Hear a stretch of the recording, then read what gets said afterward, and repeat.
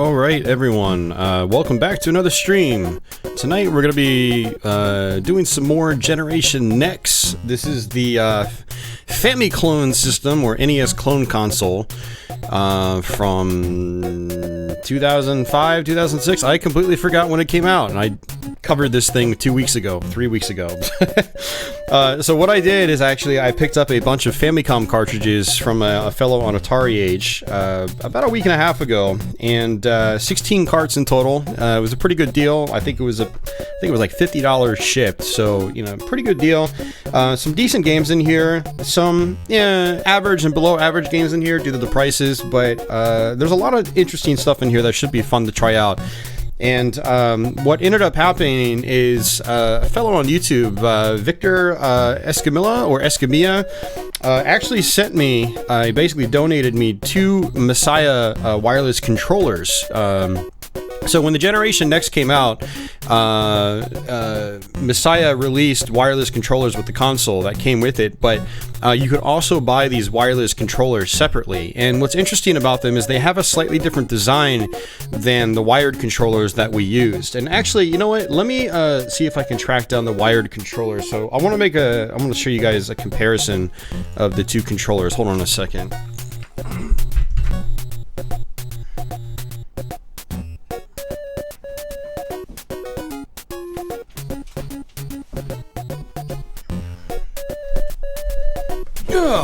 Thought I had everything prepared before doing this stream, but apparently not.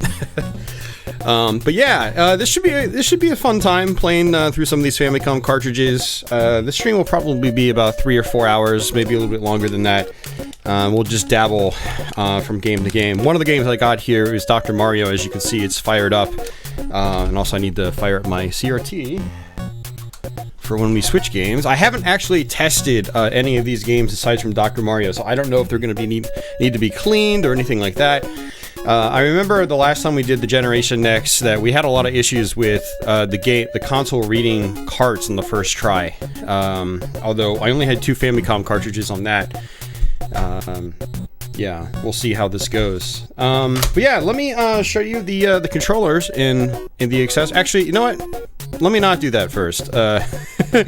First, let me do the Patreon shoutouts so we can get that out of the way first. So, yeah. So, thanks everyone that's continuing to support my channel via places like Patreon. Big shout out to Manfred Weissenbach, or Weissenbuch.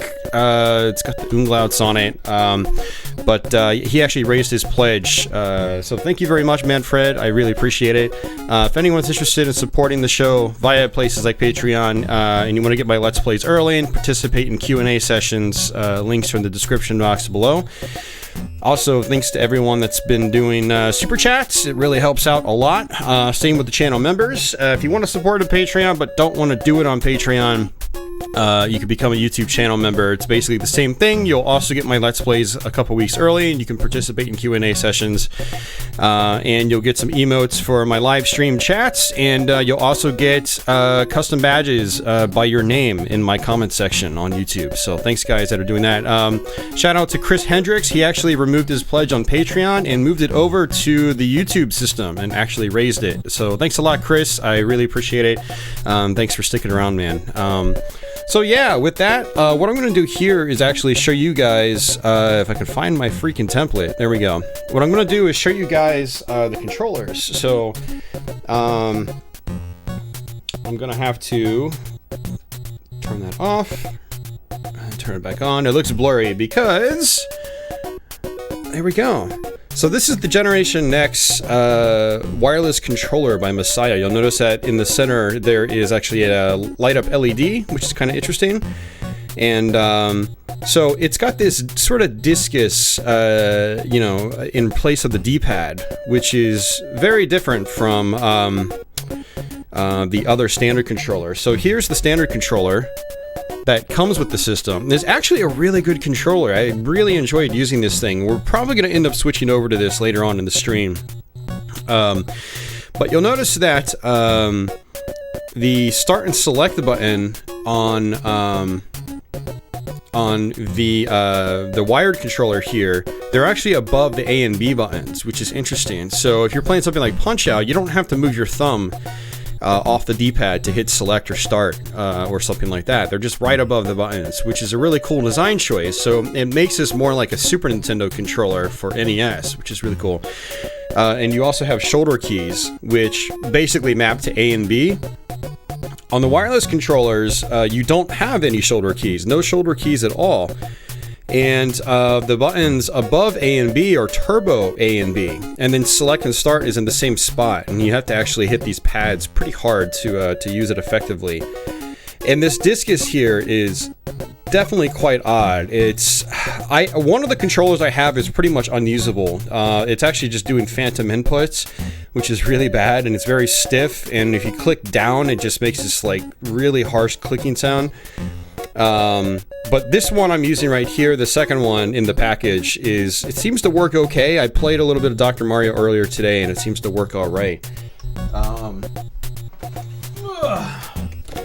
And this is actually the box that it came in. So let me actually take this out so you can sort of see it a little bit better. So here we go. It's actually nice packaging. This is a terrible webcam setup.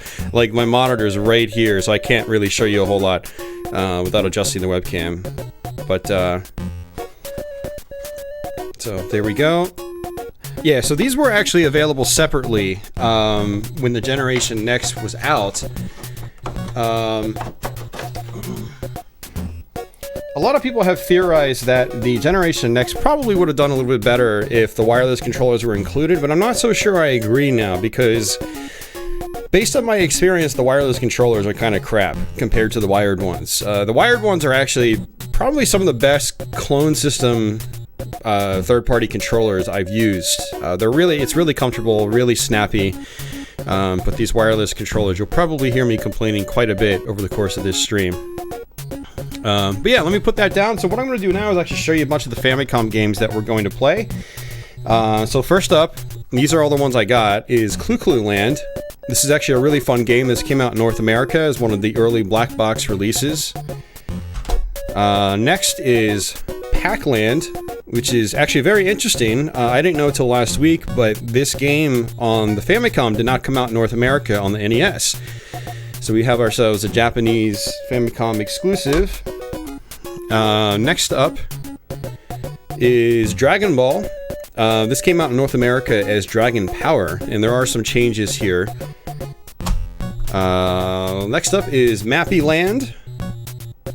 And I actually only played this once as a kid. I had rented this from a video store and don't recall really getting very far. Next is Argus, which is a port of an arcade game. It's a vertical shoot 'em up. Don't believe this came out in North America. And we have the Japanese version of Milon Secret Castle. We might not play this later tonight because we actually played the North American version on the previous stream. The next one is Sqoon, which is actually a really cool side-scrolling shooter by IREM, or published by IREM. And this is one of the games that actually has an LED on the cartridge itself. I'll be interested to see how that lights up. Star Force, which is a shoot 'em up by Tecmo, I believe. No, Hudson. Yeah, Hudson. Did Tecmo might have published the North American version. Interesting. So it's a Hudson game, but Tecmo published it in North America. I'm learning stuff here. Next is another one that didn't come out in North America on NES, but it's Exed Eyes. This is actually a port of an arcade vertical shoot 'em up by Capcom. We actually played the arcade version on the Capcom Classics Collection stream. So this is Gradius. Awesome game. Very awesome game. We'll definitely play that later tonight. And next up is Mickey Mouse, which in North America it was called Mickey Mouse Capade. I'm actually kind of looking forward to playing this one. I used to play that one a lot as a kid, even though it's not that great. Next is one I've always wanted to play, which is Tetris Flash, and I've never played the Famicom version, so we'll see how that is. And this one's not going to last very long, but it's Arkanoid. This was designed to be used with the Valse controller, which was basically a spinner controller for the NES, and I don't have one of those, so it's really hard to control with just the D-pad.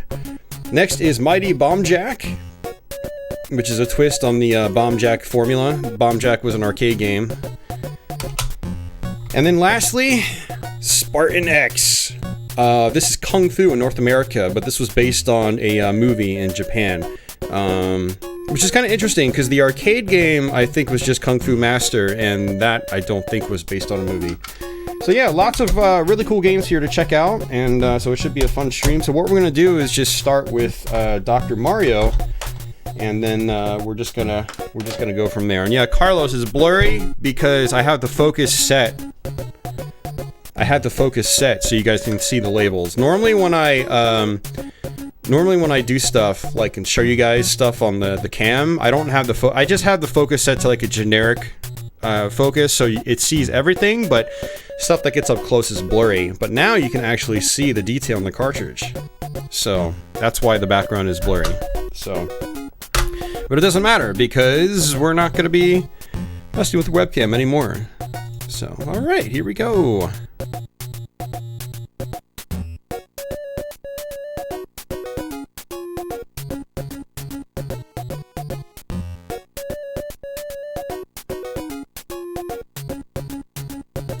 Okay. Sorry, I had to blow my nose there. So, all right, we're gonna start with some Dr. Mario, and I'm gonna actually put the virus level up just a little bit. We'll put it up to level 10. Put the speed to low, and we'll do chill. All right. So, but yeah, kind of a slow start tonight. We got Carlos, we got Tony, we got Office. Thanks guys for stopping in. John Smith and Akello's maybe back.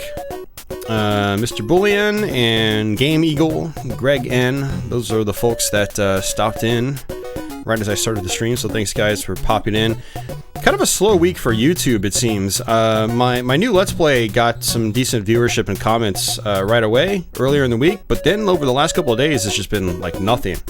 Didn't really have any, you know, feedback on my recent channel post or community posts, and it seems the live stream tonight is relatively slow, so it's kind of odd. I don't know what's up with YouTube, but yeah, we'll see. Normally we have a lot more people popping in early on in the stream, so. But all right, let's go ahead and just start playing. So, all right. So Dr. Mario. I'm sure most of you guys out there have seen this game. And it's kind of it's like a twist on the, oops, that was my controller right there. That was bad. My controller just moved on its own. Okay, so the thing about these wireless NEX controllers I found is that you have to be very light with them. And I don't know if it's just because these things are old or if they've been used a lot. When I did get the controllers, they were actually kind of gunky. And I had to clean them pretty heavily. What I'm thinking about doing is trying to open the controllers and you know, trying to get under that discus of a D-pad and see if I can clean it up a little bit, see if that helps it. Because like I said, the other controller I have was actually completely useless. The D-pad is just completely busted. So. But yeah, Dr. Mario is a, you know, pretty simple game. You basically line,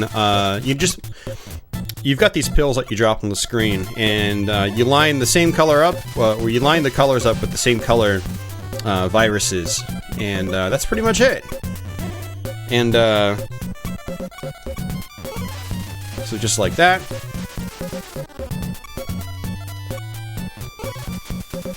Office says, oh yeah, done with Castlevania Chronicles. Looped it out. Even went through on Nomis. What is Nomis mode? Yeah, what is that? I'm not familiar with that, Office. Nomis. Is it like a special mode you unlock to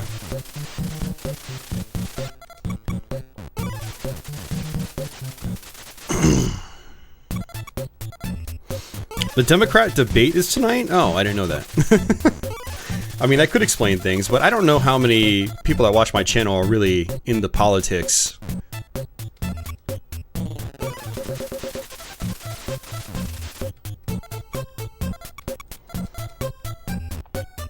Yeah, Dr. Mario is actually one of those games that I grew up with. My parents just got this for me one Christmas in the early 90s. It was probably 90 or 91, I'm guessing. Or maybe it was later, I don't remember. But they did get it for me one Christmas, and I was like, what is this? Puzzle games it was something that was still relatively new at the time. So you had Tetris, which was big. But then aside from that, there wasn't really much else that I was familiar with. So yeah, Tetris, and then Dr. Mario. Those were pretty much my first two puzzle games, and I never actually owned Tetris myself back in the day, but so many other people owned it that I just borrowed it from friends and, you know, played it a lot that way. Oops, I had that rotated the wrong way. I'm still trying to wake up, mind you, so don't mind me. I'm gonna make that excuse. I feel like I'm justified. Oops, I didn't mean to do that either. It's okay. Game Eagle's not into politics. Right on, Game Eagle. I'm gonna intentionally just drop these on their sides so the other ones fall down, hit the viruses. And I'm gonna squeeze this in here, just like that. And I can't really do much with these. Oops. One of the nice things about Dr. Mario is you can take out the viruses, not just from, you know, the top, but you can also take them out from the bottom and the side. So what I'm gonna do is squeeze this in here just like that, so we got that virus sort of from the top and from the bottom. And I'm gonna try to get rid of these red pills over here. We'll probably just do this one round here, because I think I actually played Dr. Mario on an NES variety stream a little while ago, sometime in the last year. So playing Dr. Mario is probably a little redundant, but it's okay. It's not a big deal. It's a fun game. I like going back to it every now and then. Alright, so we're going to try to kill this guy from the side, actually. So, ooh, 2 for 1 deal. That was actually really solid. And we're gonna try to kill this guy from down below. Bam, just like that.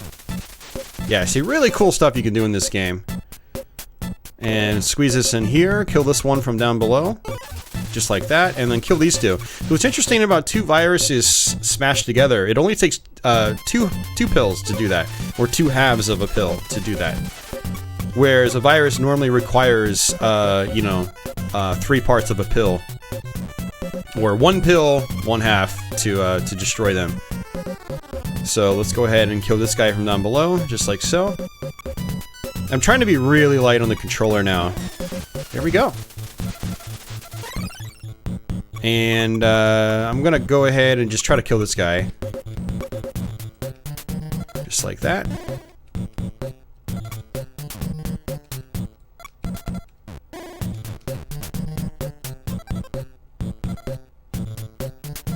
Oh, no miss mode is... Okay, I didn't know about it, no miss mode. See, now I'm gonna have to try that office. I might have to fire that up this October and give it a shot. That sounds like a lot of fun. Okay, I'm gonna just try to kill this guy from down, from the side.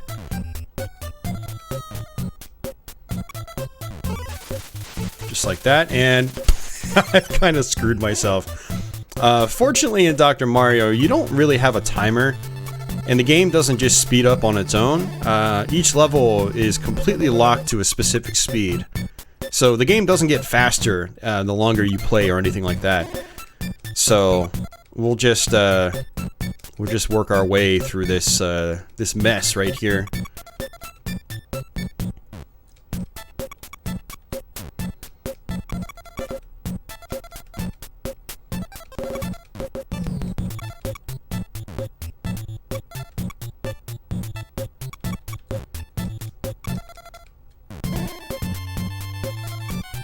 Ooh, why did I do that? Why did you do that, Austin? Not paying attention. My brain is still trying to wake up. My brain is like, I'm not ready to play a puzzle game right now. I need to shoot 'em up or something like that. Give me something to blast. Don't make me think.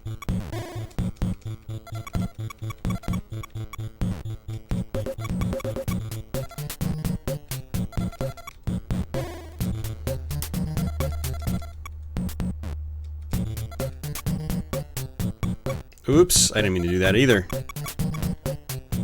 Actually, you know what? It actually feels like it's getting a little bit faster, and I don't know if it's just me or if it's actually getting faster. It might just be me.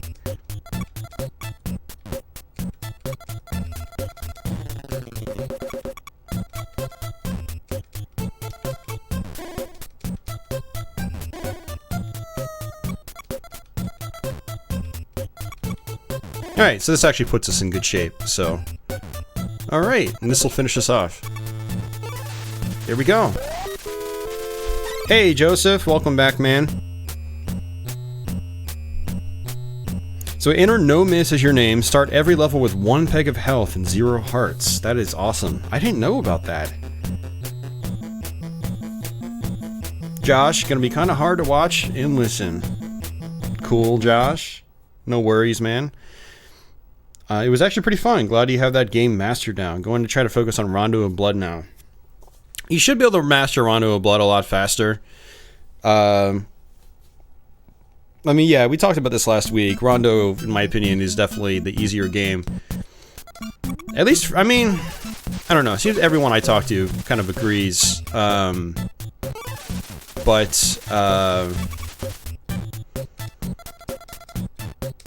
The thing about, you know, what's interesting about Chronicles is that you can play really aggressive like you do in classic Castlevania, you know, Castlevania 1 or Castlevania 3 or Castlevania 4. Whereas Rondo is like, there's not as much going on in Rondo, if that makes sense. So it's like, I don't know, you can get into these like zones with Chronicles and Castlevania 1 and Castlevania 3. Maybe it's due to the higher difficulty you can get into these zones. But yeah, I don't even know what I'm saying, so never mind.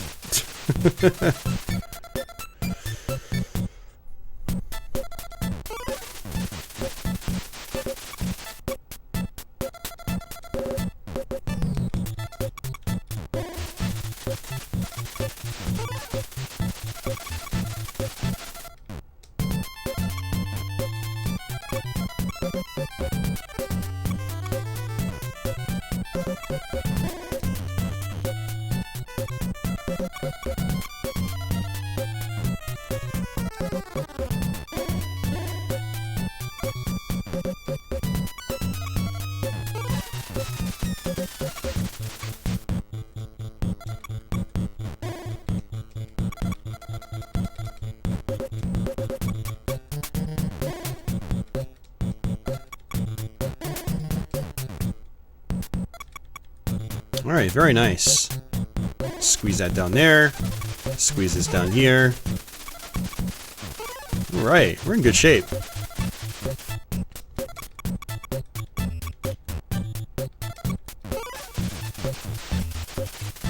And let this fall down here, just like that. And then what I'll do is I'll clear this guy out. And then what I think I'm going to try to do is clear these guys out too. Look at that. Very nice. And let this one fall.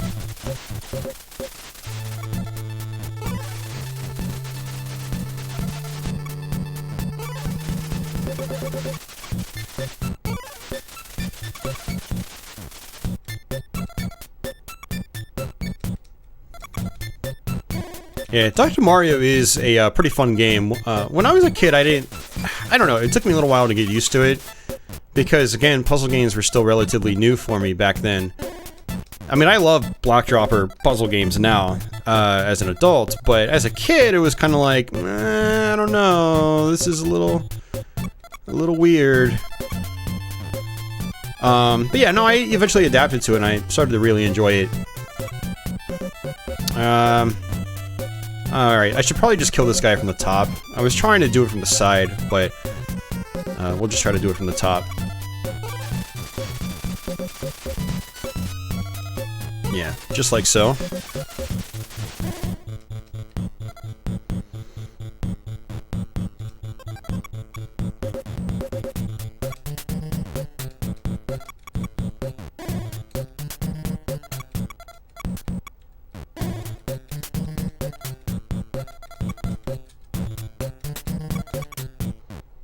just kind of get these out of the way. And then kill this guy.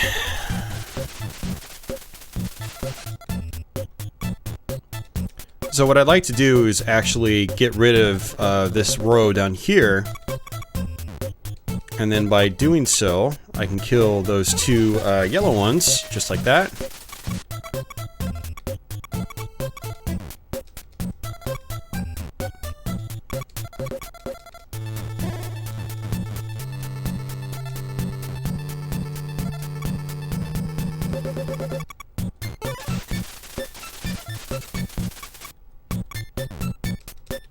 Hey, Victor, how's it going, man? I showed off your wireless controllers you sent, so thanks again for that.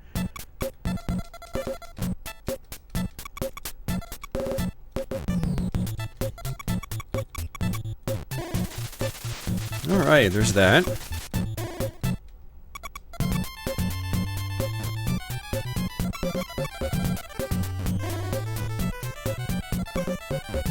You're not in the best shape here.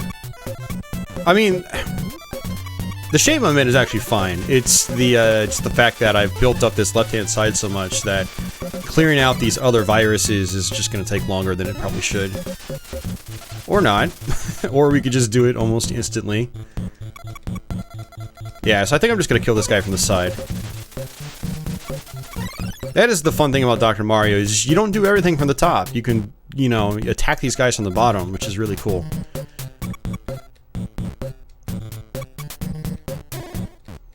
It's like all I need to do instead of trying to hit this guy up top is just stack one to the side, and then he's dead.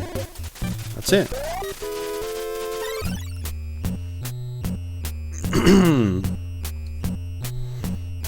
Yeah, so let me actually go back to this. So yeah, we are actually using the wireless controller here. One of them is kind of unusable. The D-pad is just like doing stuff on its own. It's super, super sensitive, but this second one seems to be working fine. Granted, I still have to be very light on the directional pad here. But yeah, for anyone just stopping in, this is the wireless controller that we're using. Unlike the normal controller, which I have right here, this is the one that actually comes with the system. This wireless controller actually has different face buttons and a different direction pad, and there are no shoulder keys, which is interesting. So, yeah. So, okay. I think that's enough Dr. Mario.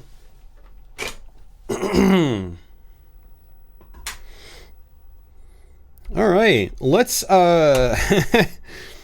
let's see how well this works with a shoot 'em up. I don't have high hopes for this.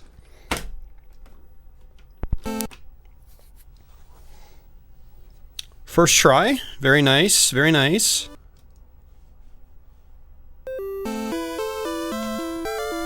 Oh yeah, John. Dr. Mario is very addicting. And if you play on level 20 and you manage to beat that, you'll start getting like ending screens or special like cinematics. And then you keep going up from level 20 and the game gets harder and harder and harder. It's pretty cool. So yeah, this is Sqoon. This is a very interesting game. I haven't played this in probably a year or so, if not longer. So I'm gonna have to try to figure out how to play this game again. Hey, Snazzy Crowd, thank you for that super chat. So yeah, the goal in this game is to just shoot stuff and get points, but also at certain moments in the game, little guys will appear in the water that you have to rescue, and then you bring them to the top of the screen. There we go, and there's some right there. And then just send them away, and then you get some points, I'm pretty sure. So at various moments in the game, a ship above water will come out, and then that's when you can drop off your guys. This is I'm having a really hard time doing diagonals here with this controller. Holy crap, we might have to switch over. Yeah, the diagonals are really bad on this thing. But yeah, one of the purposes of this stream was to try out these controllers, and you can see, you'll notice that my ship is only moving in 4 directions mostly. I'm really struggling with diagonals here. Yeah, we're probably gonna have to switch over to a regular controller, which is a bummer. I was hoping these wireless controllers would work better than they do. See, now it makes sense to me why they didn't include these with the system, because they're really not that good. Oh yeah, you have to press the B button to let them go up. There we go. Yeah, and it looks like we got an upgrade. Alright, I have to switch off this controller. This is bad. Yeah, we're gonna switch back to the wired controller now. Well, we used the wireless controller for all of 10 minutes, so...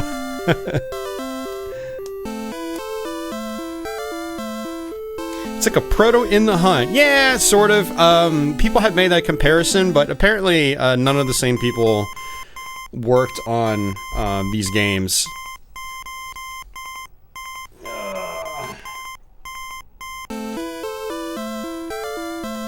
Basically, it was just a coincidence that IRM had published 2 underwater shoot-em-ups. Okay, so now I'm using the original NEX controller. Oh, this is way better. I can actually move diagonally now, without any effort. I had to really smash down the controller to move diagonally on the wireless pad, so... Yeah, we're going to be sticking with this for the rest of the stream, but if people would like to see the wireless controller on the webcam later on in the stream, I can show it off again. What I'm going to have to do is actually open up the wireless controllers, and see if, like, you know, the D-pad is just gunked up under the, you know, under the casing. And see if it can be fixed, and see if they can function a little bit better. You notice that I've got these bombs that I'm using. Very good weapon in this game. It'll cut through multiple enemies, but also certain objects can only be destroyed with bombs. Oops, I actually just died. So apparently your fuel counts down. I don't remember how to get more fuel.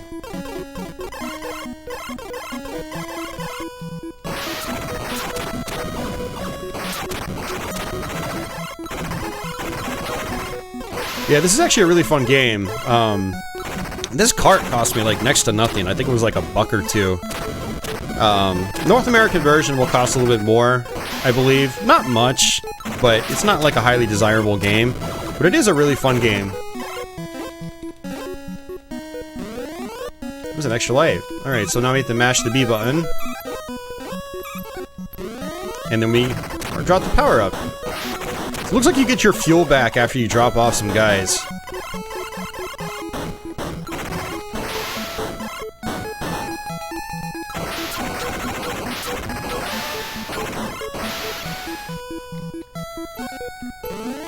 Oh, okay, yeah, so you drop off a guy and then your ship drops fuel. Okay, so that's how you keep your fuel up. Like I said, it's been a while since I played this one. Actually, you know, it might have been a couple years since I last played this one. I remember trying to play this, I think, when the AVS came out. I probably played it after that. But I remember trying to learn how to play it because the AVS has the ability to connect to the internet. And you can upload scores to Nintendo Age. It's like a proto Deep Blue. Well, Deep Blue is a crap game. This is a good game. Yeah, Deep Blue is not a good game. Deep Blue is fairly infamous. Looks like we have a panda down here. Oh, it's extra life. Okay. There are a lot of extra lives in this game.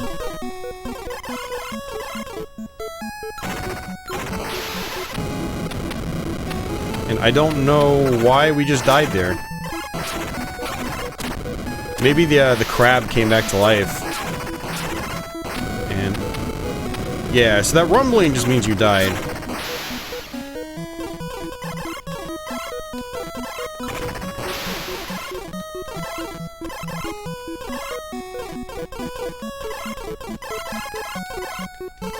You have to watch out for these whales too, because if any rescues appear in the water, they snap them up and eat them. Yeah, so I think what was happening earlier is the crab came back while I was on top of the object. Okay, that's game over. I'll go one more time. Oops! I hit the slowdown button instead of the actual start button. So, on the wireless controller, the start button is in the normal spot. I think there's a one up here, too. Where is it? Yeah, you just touch the cross on the church or the hospital.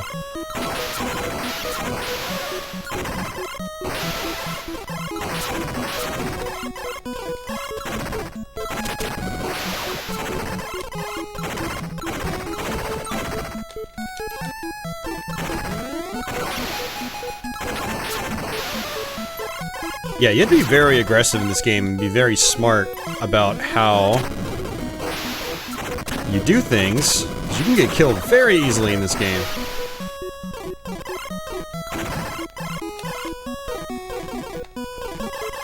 But yeah, as I was saying, the start button on the original wired controllers is actually in a different location than it is in the wireless controller. So on the wireless controller, the start button's in the normal location, and on the wired controllers, the start button's actually right above the A button. Hey, E11, what's going on, man? Yeah, Sqoon is a pretty tough game, but it's fun, man. I like it a lot.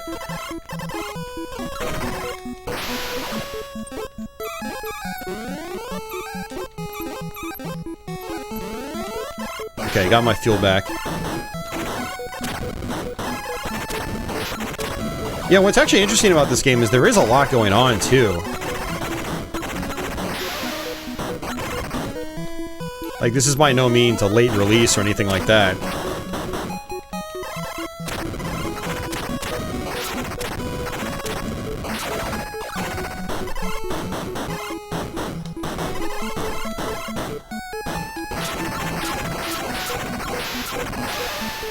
Okay, so it looks like killing the crabs is actually really important. Because that's what makes the ship appear up top, occasionally. Hey, Phantom Photon.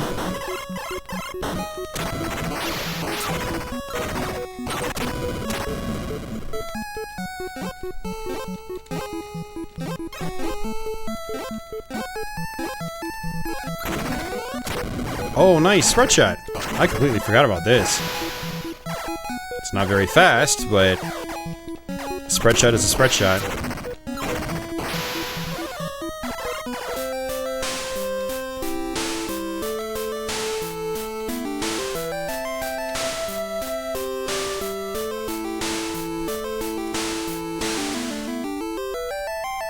This isn't in the hunt, Carlos. It's called Sqoon. And this is actually nothing like In the Hunt, for anyone that hasn't played In the Hunt. In the Hunt's a good game, though. I do like it quite a bit. I'm still a little bitter, because I spent probably about 6 hours with it on Twitch a little while ago. And got very close to a 1 credit clear. Multiple times. I got gypped multiple times on a 1 credit clear. So very frustrating. Yeah, no, In the Hunt is a pretty good game. My only issue with In the Hunt is that the replay value isn't quite as high as other shmups, because it's one of those games where you're gonna play it the exact same way every single time you play it. There's not much improvisation in that game. It's a memorizer. You memorize how things work, and how things go, and then that's pretty much it. Some of the only real, actual, like, you know, intense dodging you do is very late into the game, like final boss, basically. But if you get to the end of In the Hunt without continuing, the final boss actually is extended, so you basically fight what would be considered a true final boss, or a true final boss version of the final boss. and it's extremely frustrating.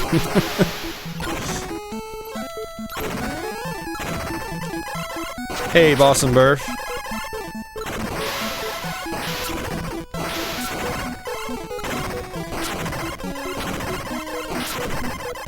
So what I'm doing right now is just mashing both A and B together.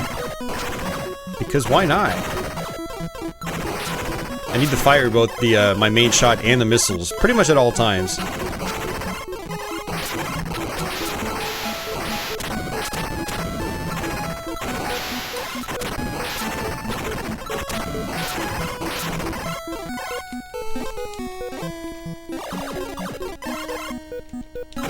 Come on.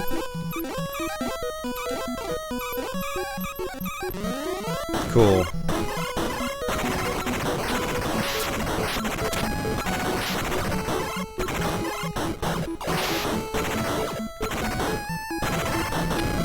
Oh, that's not good.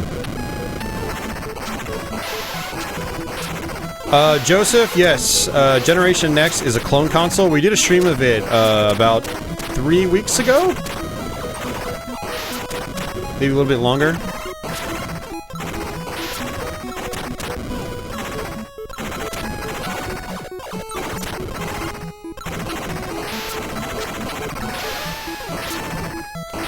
Yeah, so I think it's a I think it was 2005 it came out.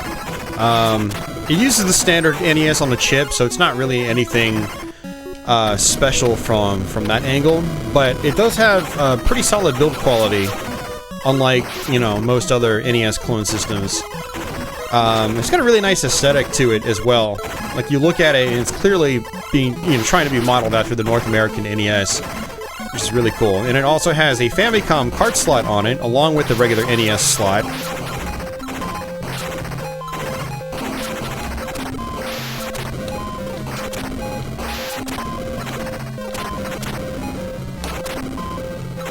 Yeah, so it can play both NES and Famicom games.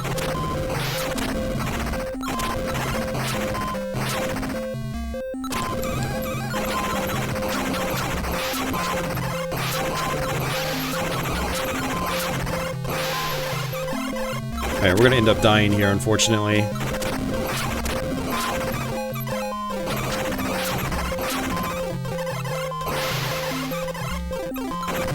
So my fuel is at 1!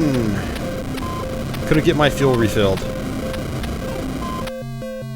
Oh, I had an extra life. Nice. I did not know that. Thought that was game over. It does kind of look like a flattened NES, yeah. It's a good way to describe it. Oh, we just died. So those little worms in the beginning, if you shoot them a certain amount of times, you'll make a point icon appear. But yeah, Sqoon's actually a really cool game.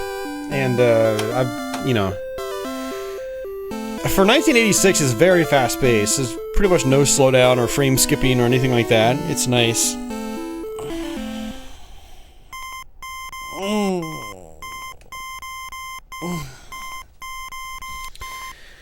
The bare-chested mermaid's got past the Nintendo sensors.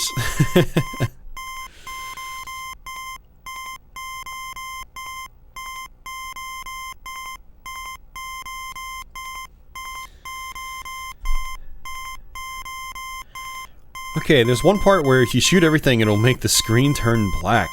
Oh, I didn't know that. Interesting. Alright, so let's go ahead and switch games. So that was Sqoon. Oh, actually, hold on. I need to turn that back on. Okay. Yeah. So what's actually pretty cool about Sqoon is that it's actually got this LED up top, which lights up when you turn the game cartridge on, or you turn the console on. So it's pretty cool. So fairly interesting.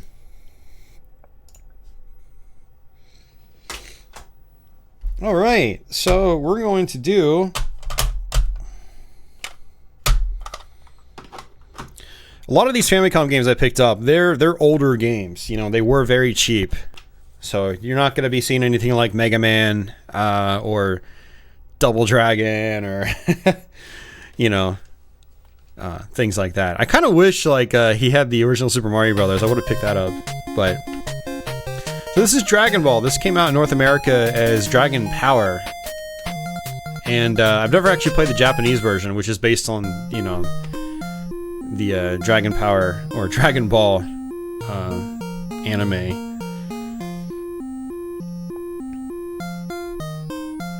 Fuel thing reminds you of Subterranea. Alright, so this is going to be completely in Japanese, but you don't really need to know the text in this game if I recall correctly. So it's a top-down game, and you can jump, and you can punch. You've got secret rooms, which we'll find one coming up here shortly.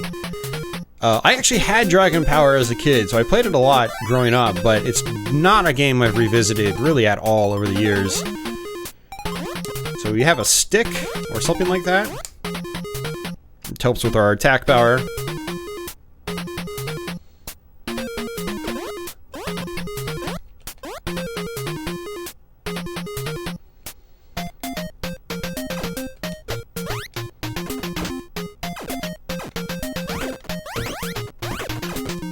I can't even remember how I used to fight this guy. I think I used to just like jump kick him in the face. That seemed to be safer. Yeah. Less likely to take damage.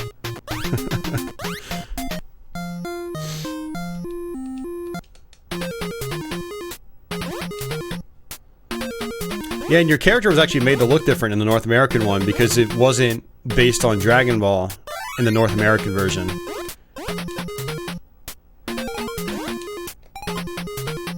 So, I mean, yeah. I know pretty much nothing about Dragon Ball in general, so...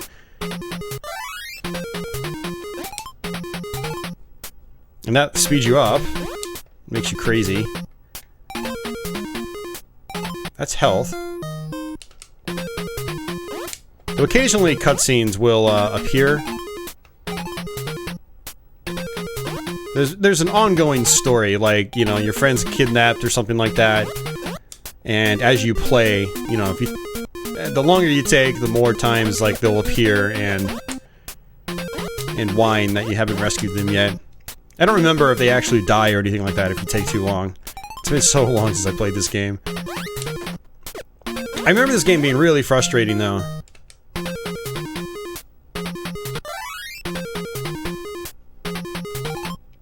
Like, it was one of those games I never finished back in the day. I remember making it pretty far into it, but I never was able to actually beat it. Okay, and there's actually something we need to do here to open up this door, and I don't know what. I don't remember.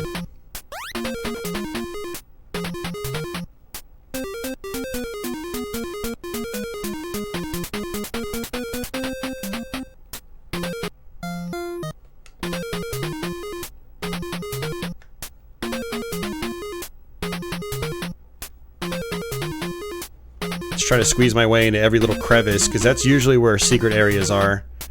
And I might need some kind of key or do something specific to open up that door. It's not this.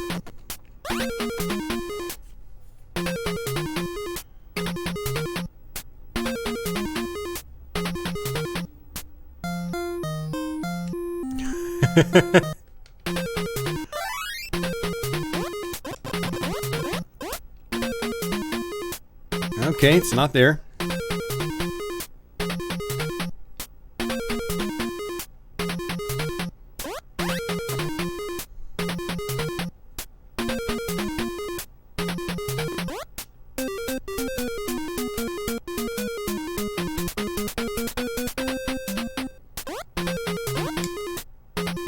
I mean, we've already gone through all these areas.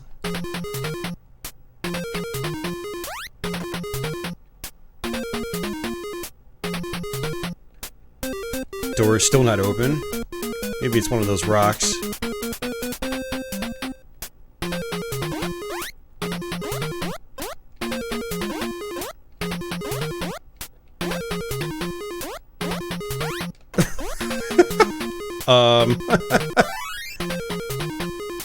Help?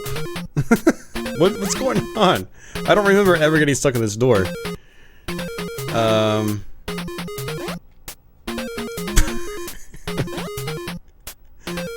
Unless they patched it out of the North American version.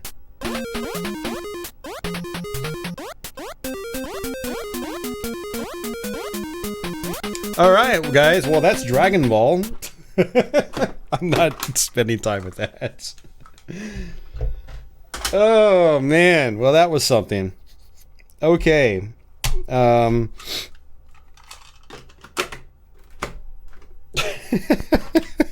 was actually hoping that would last a little bit longer than that.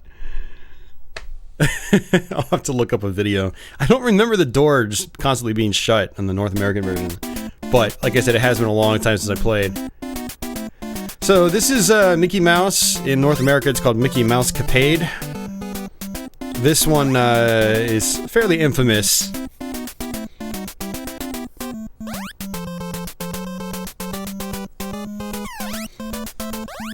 Hug the Wall, the game.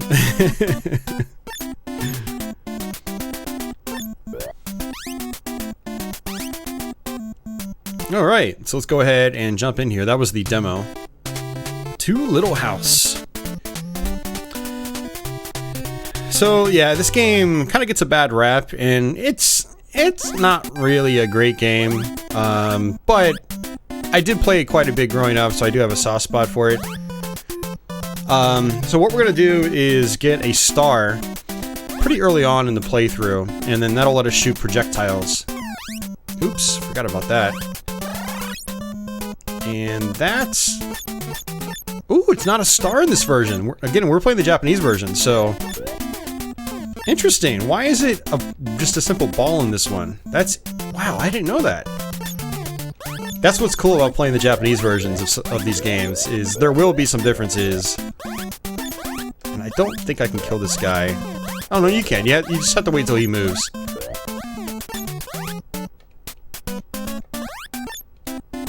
Interesting. Yeah, so in the North American version, you shoot stars.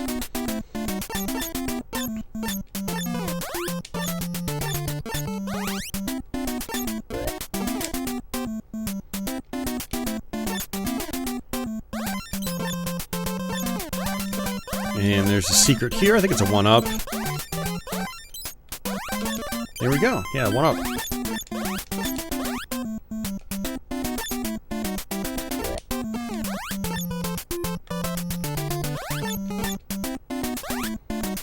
Wait, what? Huh?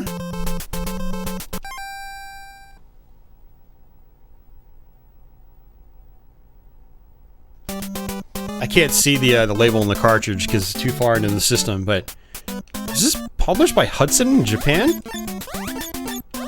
It was Capcom in North America. Because we just got the Hudson B.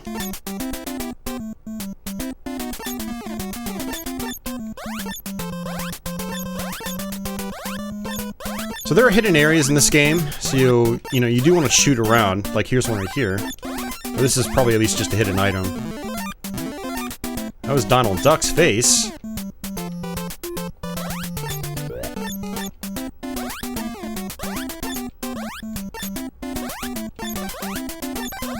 Another one right here. The key.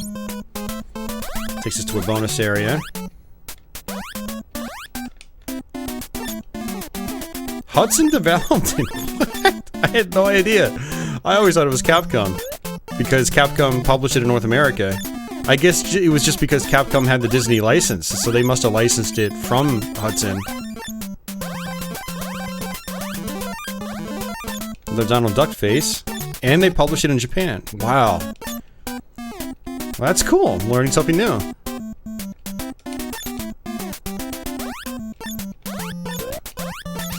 Oops.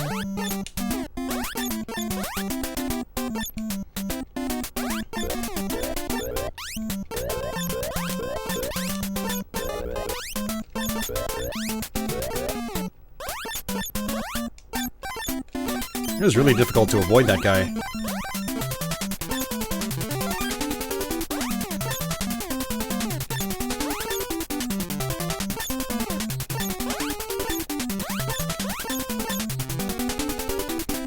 Yeah, and that's like the fairy from Adventure Island.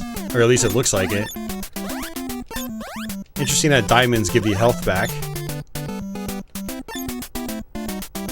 I feel like a bunch of these enemies were changed too for the North American one.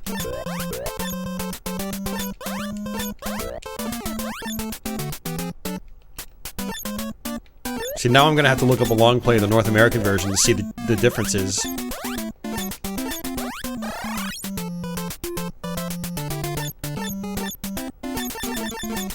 I mean, it might be Tinkerbell. Okay, so this actually lets Mini shoot as well. You can do a lot more damage.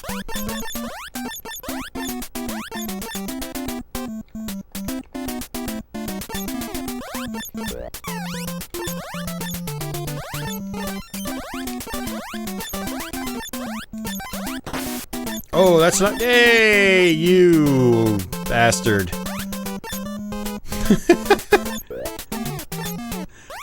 You took Minnie away. I don't remember how to get her back.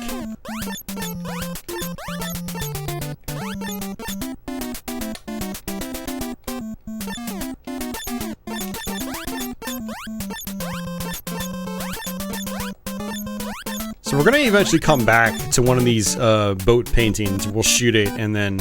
Actually, I don't even know if we'll shoot it. But we'll have to go through it, and that'll take us to our next level. It's the Cheshire Cat. Uh-oh. There's no ducking in this game. It is nice that you can jump really high in this.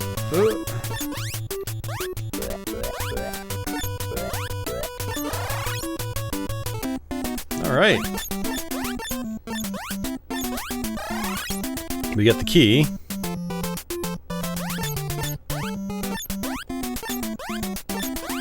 IGN rated this the 86th best NES game.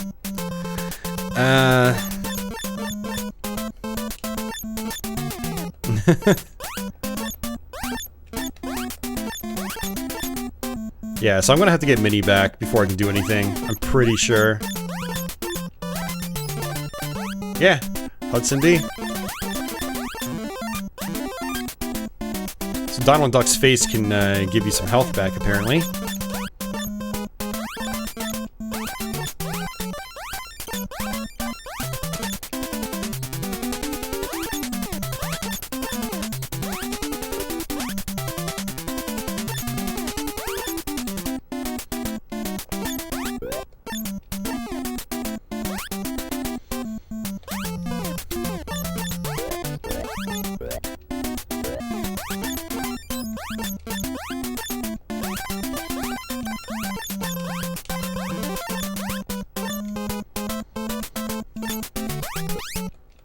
The whole game's an escort mission now.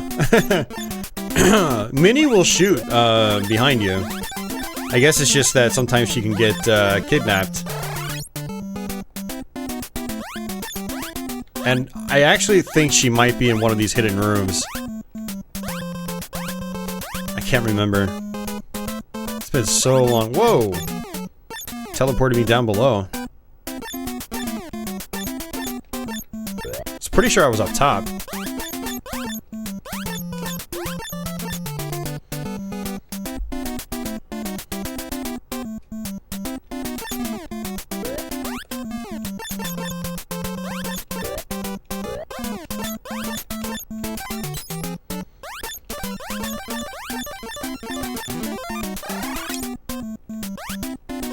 Nope.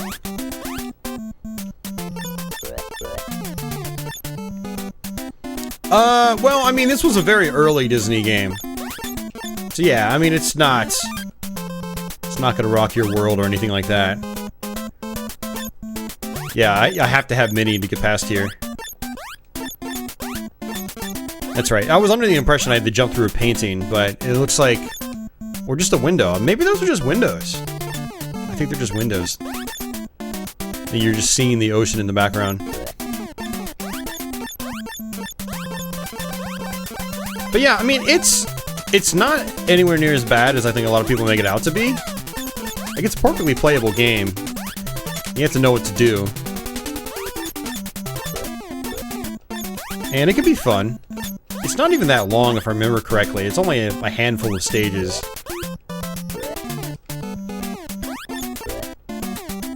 But yeah, it was also an early game. This was well before, like, all the Capcom stuff. So, before DuckTales, before Chip and Dale. Well before Darkwing Duck.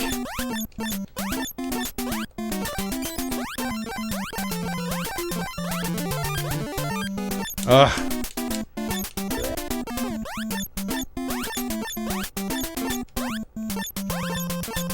This is getting kind of annoying, though, having to search around for Mini before I can leave.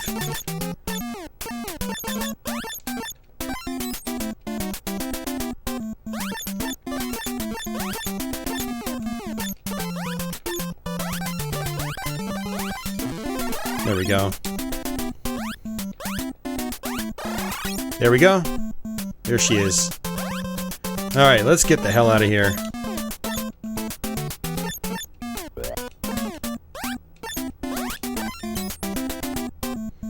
Yeah, so Minnie is actually, she's more like an option from Gradius. She basically just replicates whatever you do, and as long as you get the extra power-up, she can also shoot. That's kind of what she's like. I don't remember if a second player can control her or not. If anybody knows, let me know. I played the Famicom Goonies, the first one. Yeah, I played it just a tiny bit on my flash card. Ending is different depending on whether you're playing the NES or Famicom version. Okay, very nice.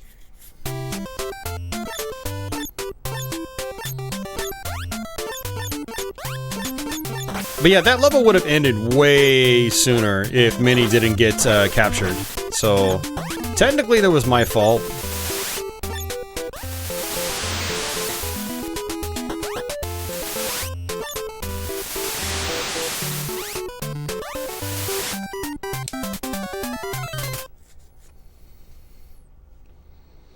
Yeah, it's an earlier game, yeah.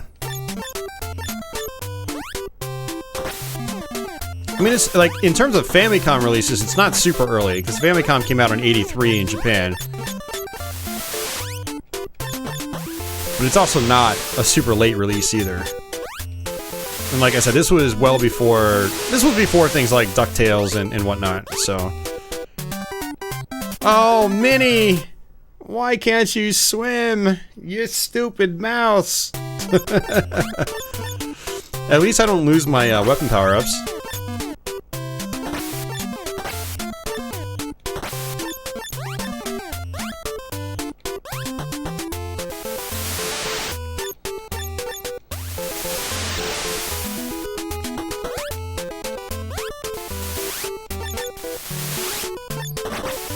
I don't remember those waves shooting out jellyfish.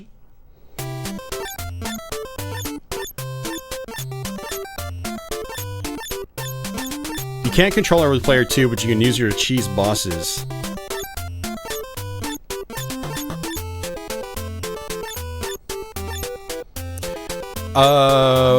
Alice in Wonderland crossover. Really? Oh, that makes sense. That's why we fought the Cheshire Cat on the first level. That kind of makes the game a little bit better, having that crossover. I remember a lot of the enemies being a little weird in the North American version.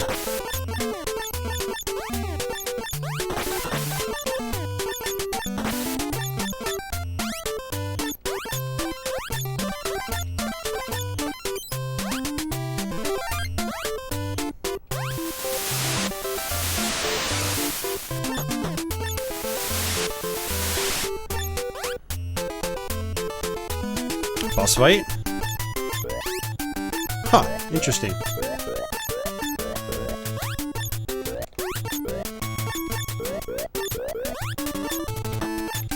Jeez, there's a lot going on here.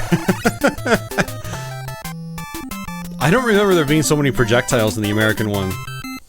Maybe Akella can tell me, since he's played both. Oh, it's got some Peter Pan too, okay.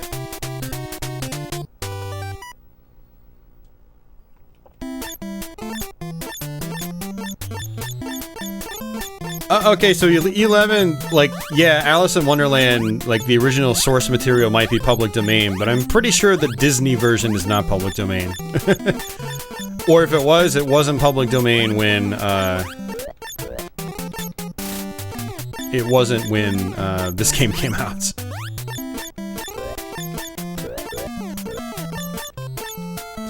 Alright, so remember this level being really annoying. It's just a total maze. You've got to pick the right path, and I don't remember the right path. So we're just going to be looping around endlessly until I get a game over. Or I just reset the console. You have to know exactly where to go here. And there are some hidden doorways, too. Alright, so that's the second one.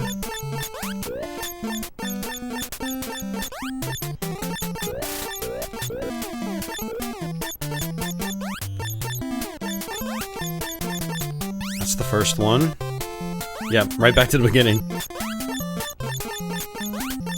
That boss was a crocodile on the North American one. Okay.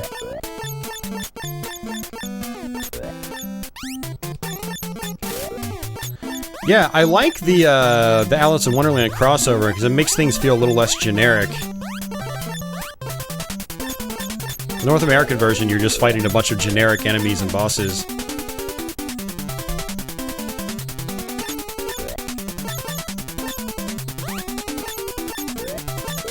I mean, a bunch of these guys are still in the North American one. All these... yeah, most of these enemies, pretty much.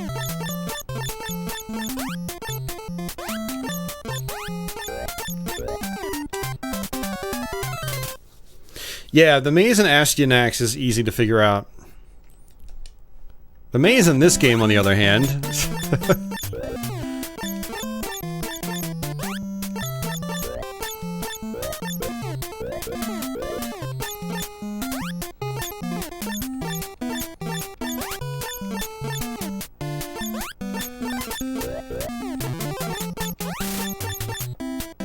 Do you get the Donald heads in the North American one? Oh, these were bears in the American one. Interesting. I'm glad I've got the Famicom version now, because, yeah, it's quite interesting. Hey, Mario.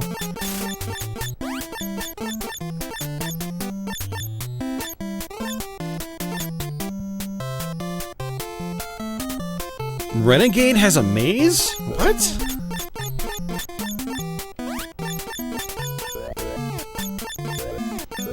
I always thought Renegade was just like a straightforward beat-em-up. I didn't realize it had a maze section.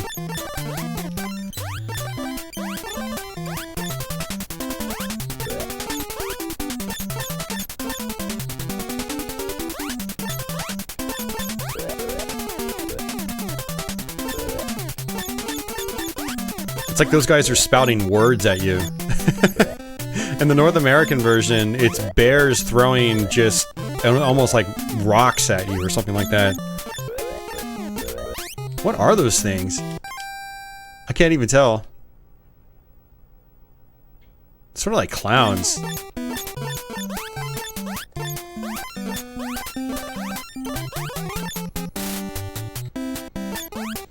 Alright. Cool. I have no idea where to go now.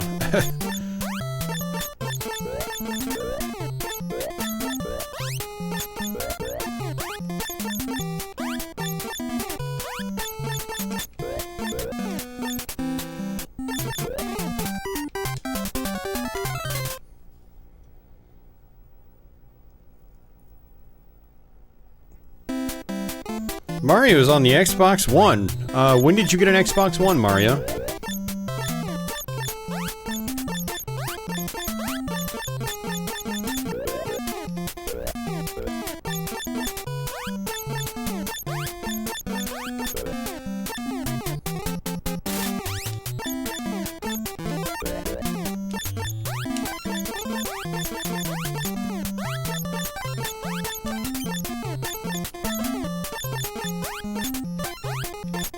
Renegade's last level's a maze. Wow.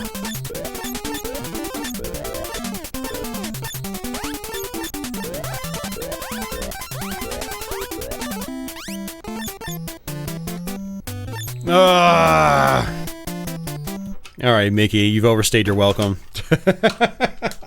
I got warped all the way back to the beginning. I was like, no thanks. No thanks. This game would be fun. This is a great game. Renegade's final boss kills you in one hit with a gun. Wow. Are those the card guys from Alice in Wonderland? Didn't look like it.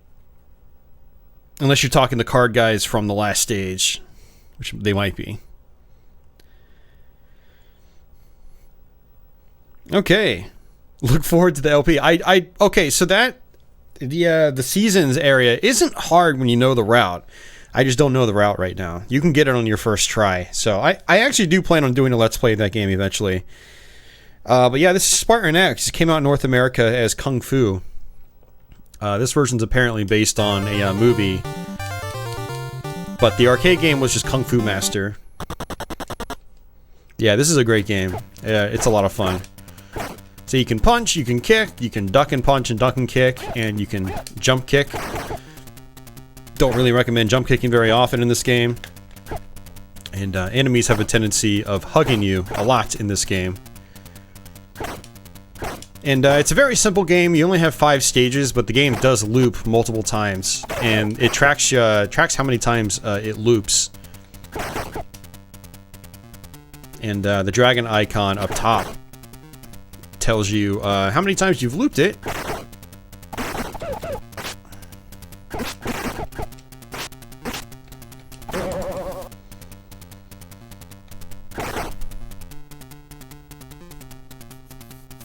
It's stuttering to play it smoothly on the Edge Mario, don't use the Edge browser. Download the YouTube app on Xbox One.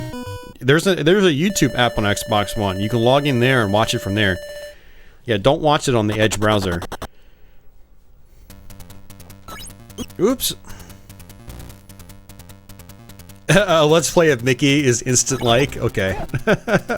I'll make sure to do a Let's Play of it soon then. Well, not so soon, because October's coming up. Although some people would probably look at Mickey Mousecapade as a scary game.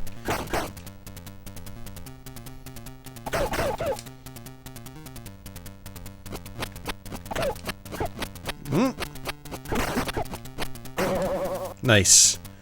Boom. That kick is very satisfying, but hard to pull off. Hey, T-Bone. Welcome to the stream. How many loops until it stops getting harder? I don't know that one, Office. But you can't chat.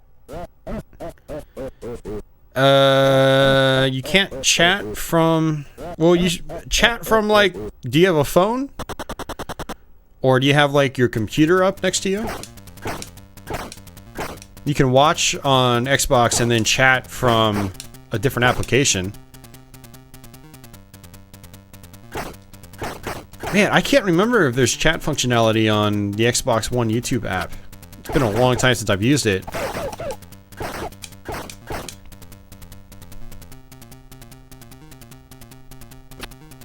Yeah, I think actually how I used it in the past was I would watch on the Xbox and then just like type from my phone to chat. Oops, I didn't mean to do that.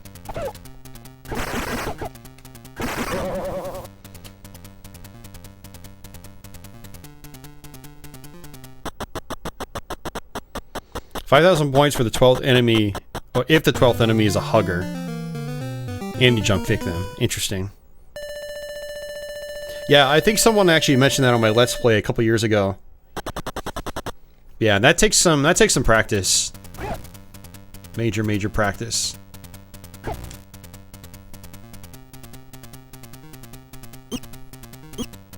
Thought I could jump over that guy.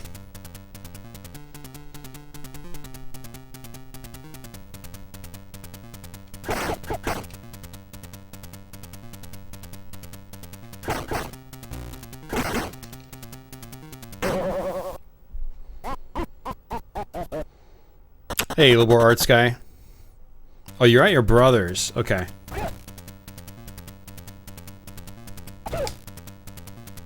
Well, I mean, you don't have to chat, Mario. You need to figure out if you value chatting more than a smooth stream. You could also try lowering the video quality on if you play it in Microsoft Edge. So try that, see how it works.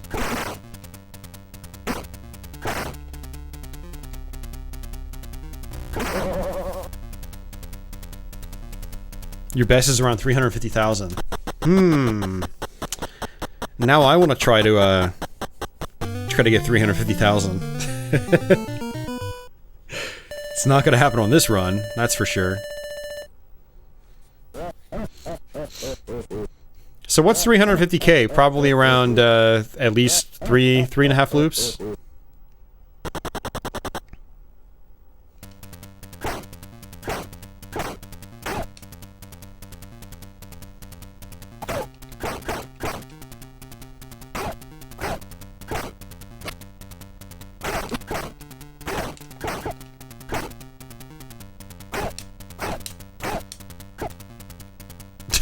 Just jumped over that guy. Whee!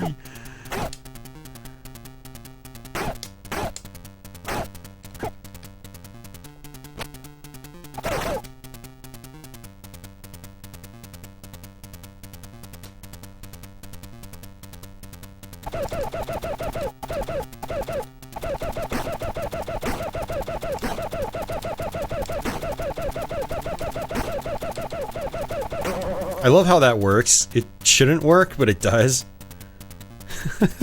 3 or 4 loops. It's possible to get a bunch of points even in the first loop if you point press with the 5,000k thing. Oh, 5k thing. Yeah, definitely.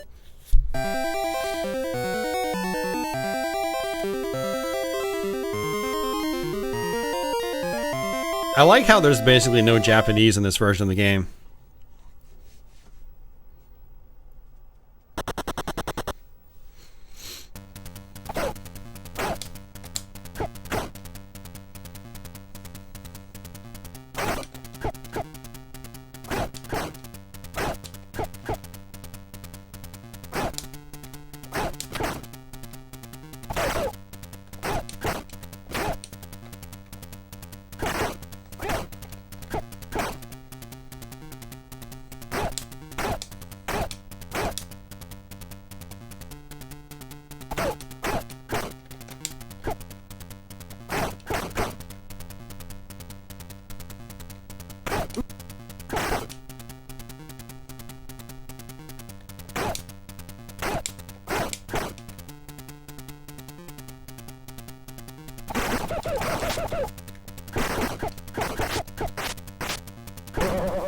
Nice.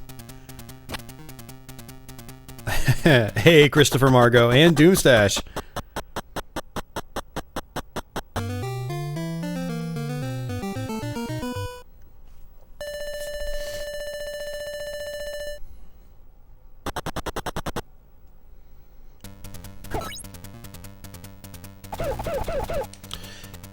So I think the reason a lot of Japanese games have English text in them, especially in these early days, is that it was a lot easier to display English text than it is to, make Japanese characters. Takes up much less memory, most likely. That's my guess anyway. Oops. Yeah, one thing about this NEX controller, though, is I am accidentally doing a lot of diagonals that I don't mean to do. So that is kind of an issue, but it's not a big deal. Yeah, and I mean, a lot of these early games, they were very small ROM sizes, too. So space was probably at a premium. Were the characters talking Japanese anyway? Yeah. That was just laziness.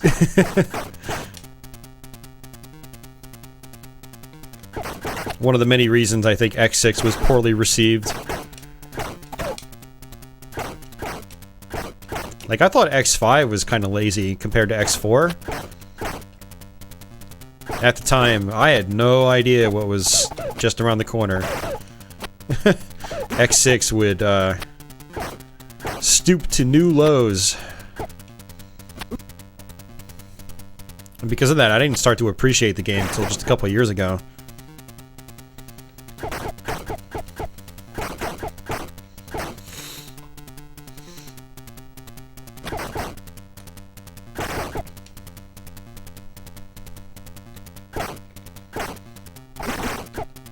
Oops.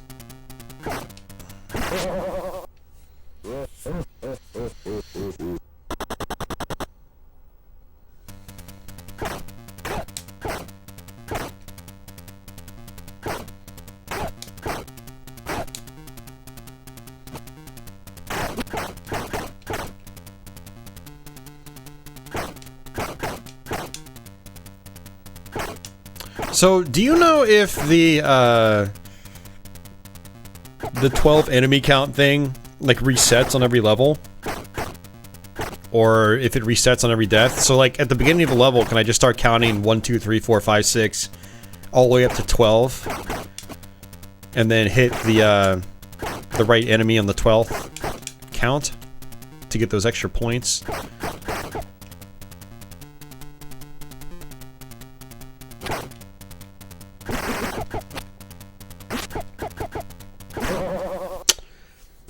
My controller's not helping me out right now.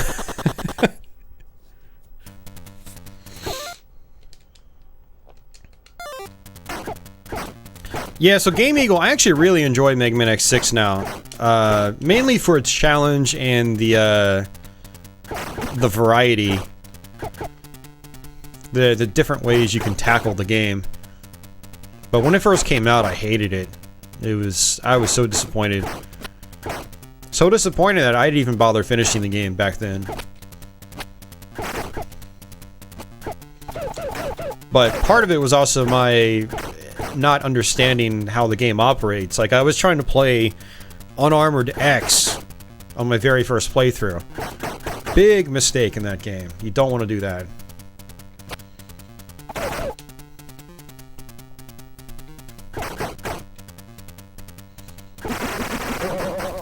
There we go. Could really go for an extra life right about now.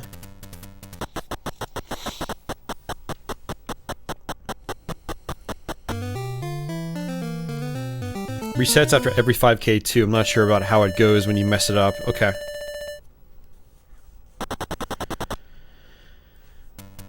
Boston Burf says, early games usually didn't have kanji, but the simpler katakana and hiragana alphabets. Okay.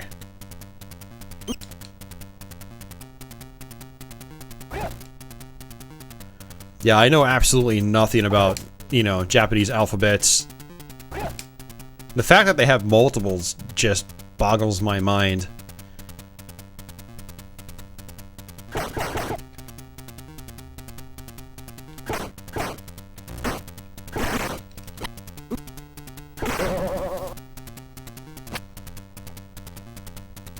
Alright. Not doing too bad for a first try.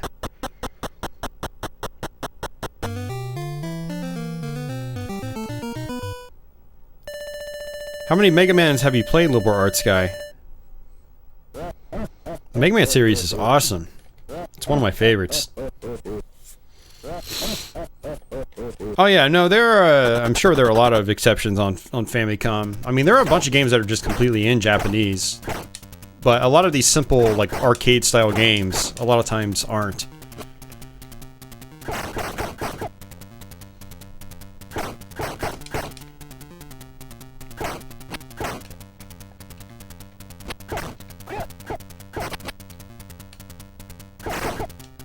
Although I guess you guys were probably talking about, like, using one of the specific alphabets as opposed to one of the more simplistic ones.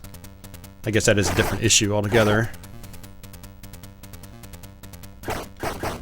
Alright, let's see if we can kill this guy.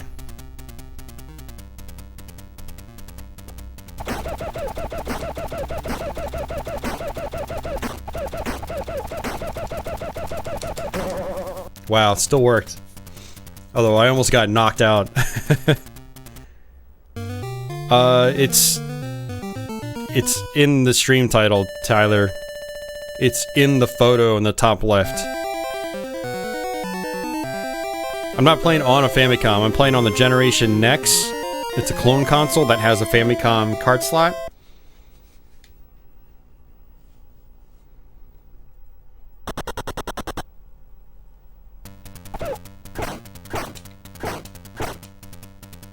Alright, so E11's gotten 350. Is that it? I feel like you probably should have gotten more.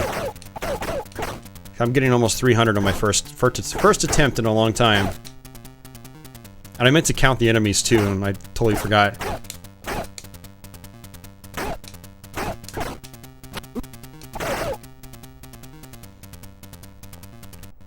Although I don't think we're gonna make it past this stage.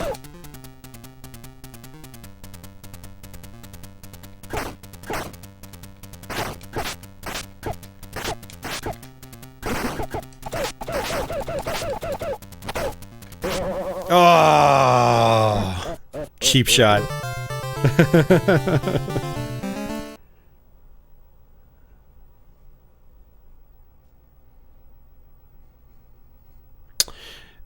Well, I mean, Christopher, you will eventually be able to,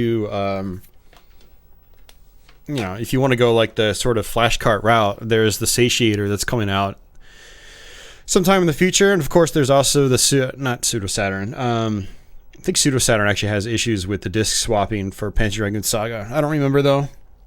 There is the Rhea and Phoebe, which replaces your disc drive. You can try that too. You can play Panzer Dragoon that way. Dragoon Saga, I mean. Oh man.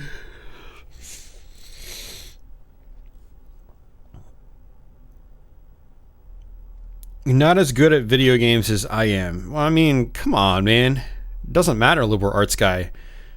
Do you know when I beat the first Mega Man 2? I was like 8 or 9 years old, man. Like, if 8 or 9-year-old me could beat it, you can beat it, liberal arts guy, because you're not 8 or 9 years old anymore. So quit selling yourself short. Yeah, you might not be as good as me, quote unquote, but it doesn't matter. You're good enough to beat Mega Man 2. It's not really a hard game. Especially with all of your other video game experience. I just don't like it when people make excuses like that. I'm not as good as you. Oh, whimper, whimper. Teardrops from my face. Like, who cares? Just keep playing. Have fun. They're great games. And they get easier the more you play them. Especially Mega Man's, because they have so many different abilities.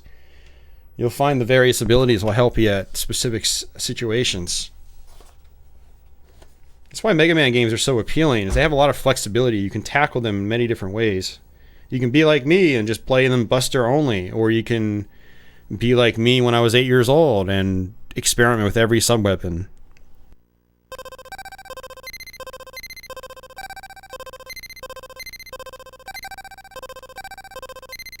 Alright, so this is Arkanoid. Again, this is meant to use the Valve controller, which I don't have. So, if I remember correctly, the D-pad controls on this are not very good at all. So, we're probably only going to play this for a couple minutes and then that's it. Alright, E11, you need to go play the Mega Man games now, man. You've done like every hard game on NES, but you haven't done the Mega Man games. That's just sad. He's done Battletoads. He's done all the Castlevanias and Ninja Gaidens, and he's got like the world record score on Marble Madness. Yet hasn't beaten a Mega Man game. He's probably beaten Cobra Triangle, and I'm pretty sure he's done Snake Rattle and Roll. I did not one credit clear Ninja Gaiden before I could spell, actually.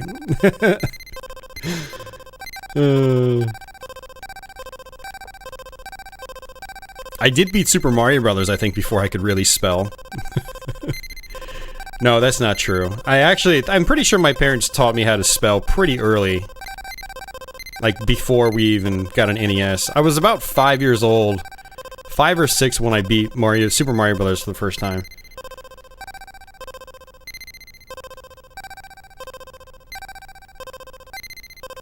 Yellow Devil always stomps you in Mega Man 1. Well, the thing about the Yellow Devil is, like, the pattern is the same every single time, so you just need to learn the pattern. And then he won't stomp you. You learn the pattern, he won't stomp you.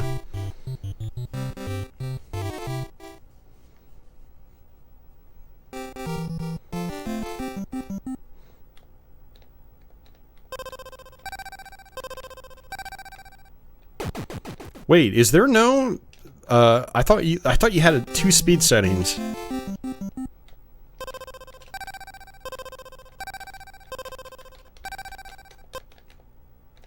Interesting. I thought... Huh. I wonder if that's just the North American version? There aren't any speed settings here. But I'm actually... Did they change it in the Japanese version? This feels a lot more manageable. I'm not... Like, in the US version, you just move super fast. Like, did they actually tweak the movement for D-pad controls in the Japanese one? Oh. Laser is what you want. Here, I'm gonna actually reset. Because we're only on the first level.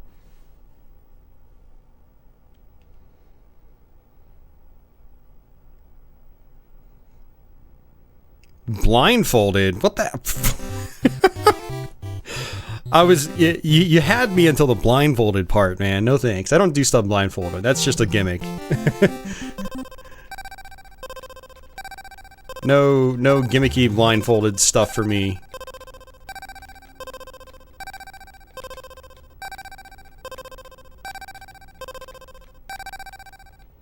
That was the slow power up. Slows down the ball for a little bit. Beat Clu Clu Land on 1 life? Yeah, I've barely gotten anywhere in Clu Clu Land. Probably not happening. We are going to play that tonight, since I actually have it listed as the game title. Maybe we'll play it next.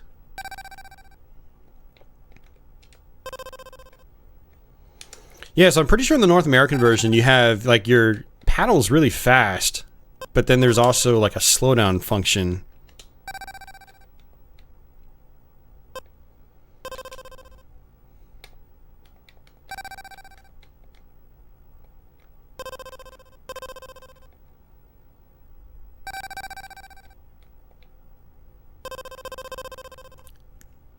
That slowdown lasts a long time, too. I was pretty sure in other versions that once you pick up another power-up, the slowdown goes away. Like, I thought slowdown could only be in effect when you have 1 ball in play.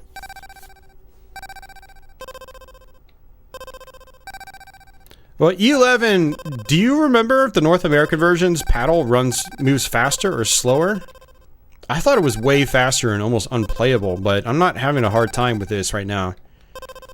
Granted, when the balls really speed up later on, I think I'm gonna struggle trying to get to them.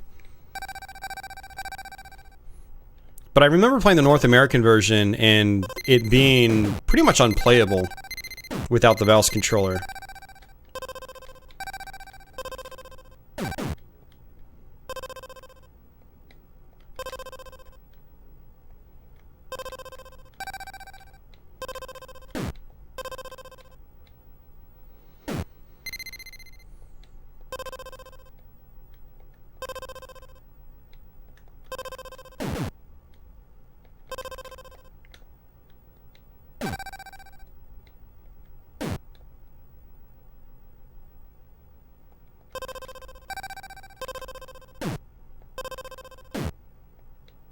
Too many enemies.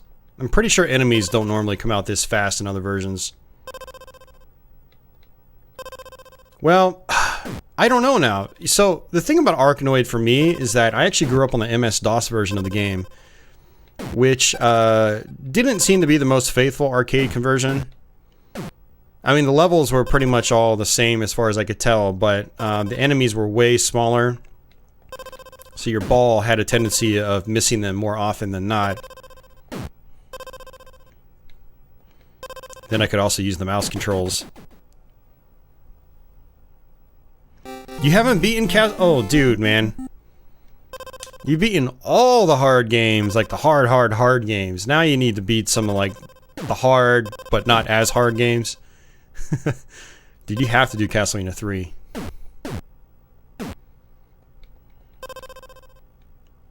I mean, you've done Ghosts and Goblins as well, right? You've done lots of really difficult games on NES. Castlevania 3 is a must. There we go. Yeah, I like hard games the best, too. I mean, I like hard but fair games the best. Like Dr. Jekyll and Mr. Hyde, for instance, is a kind of hard that I don't really appreciate. I've been playing that these last couple weeks. Oops. Hey, Justin, what's going on? The boss splitting the two, my brain was like, I don't know which way to go. Which one do I hit? I'll just hit none. Thanks, brain.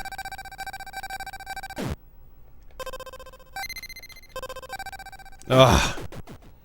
Alright, last battle. Hey, Mark. You haven't done Ghosts and Goblins? I thought you did do Ghosts and Goblins. It's pretty sure I thought I had seen you post something on Nintendo Age about that game. Maybe I'm just probably confusing you for other people on that site that have beaten that game.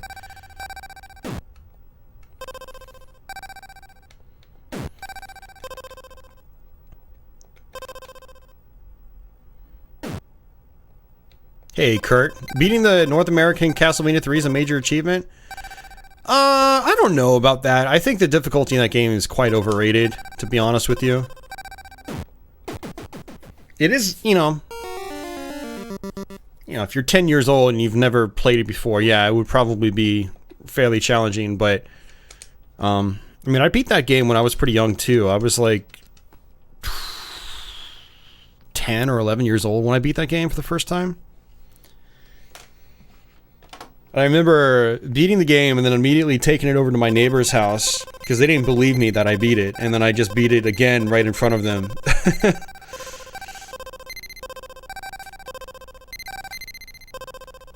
Ugh. But, you know, Castlevania 3 is one of those games where, like, there's not a lot of randomness in the game. So, as long as you know just kind of what to do and take things slow, it's actually a lot easier than people make it out to be. Oh, but yeah, that was Arkanoid. Yeah, a little bit harder with the D-pad than I gave it credit in the beginning. Alright, let's go to another fairly well-known game.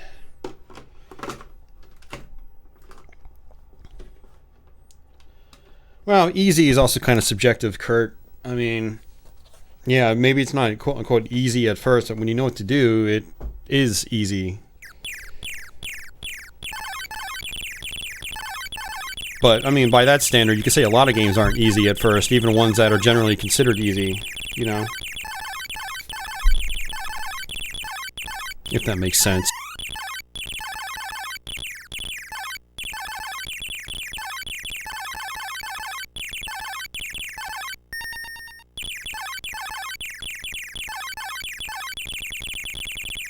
Speaking of hard games, Gradius, yeah. Well, the big part about Gradius is the first level. And it wasn't until probably about 2 years ago that I finally figured out how to get past the first level.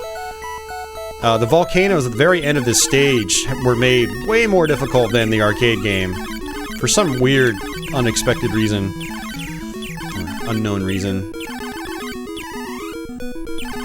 But again, it's a situation of knowing what to do, when and where. Like, it's like a puzzle to be figured out. Was the game really that hard once you figured out the solution? If it's something repeatable 100% of the time, is it hard at that point? That's the thing about games with repeatable patterns, is that if the pattern can be repeated pretty much 100% of the time, then is it hard? You know, it's not like Ghosts and Goblins or Ghouls and Ghosts, where you've got lots of randomized enemies, so every playthrough still requires you to be on your feet at all times, you know, be on your toes. But Castlevania 3, it's not really a game like that. I mean, some parts are, don't get me wrong, but it's kind of the exception to the rule in that game. And as long as you take things slow, and you play smart, then, yeah. It's not as bad. Ooh, I almost died.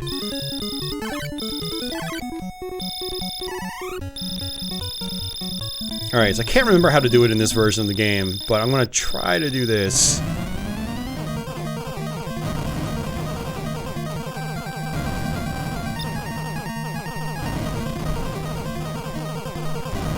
See? Look at this. It's so hard. It's so difficult. I literally just sat up there and pressed A a bunch of times. So again, one of the situations where, like, if you don't know what to do, it seems impossible. When you do know what to do, it's easy.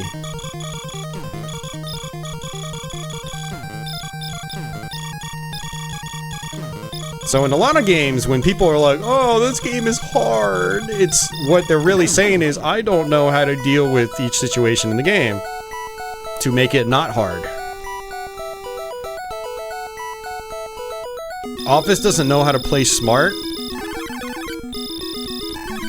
Well, I don't know, man. You beat Castlevania Chronicles.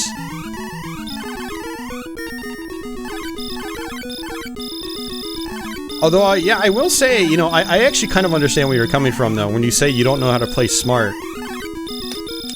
And that is something that I was terrible with for a very long time. It wasn't really until I started streaming, that I got much better with that. You know, playing more disciplined. It wasn't until I started streaming and really focusing hard on the Let's Plays.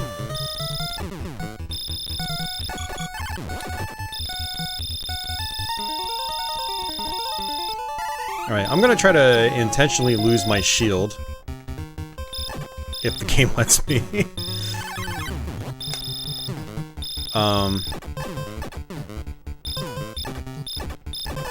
I wonder if your shield is, not like its own hitbox in this game. It's not absorbing the bullets.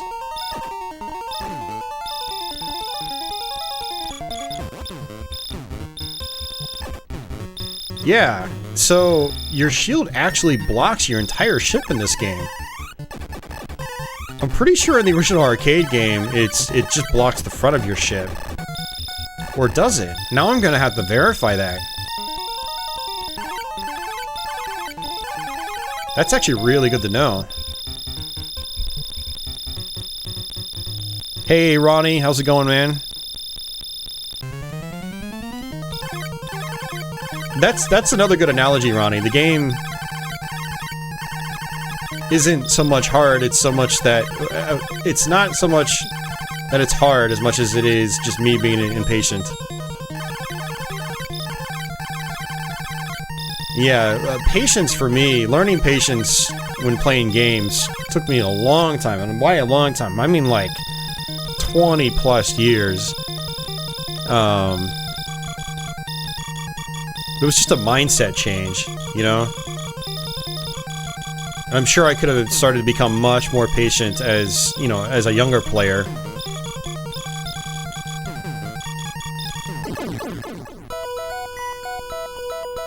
Hey, Anson, how's it going, man?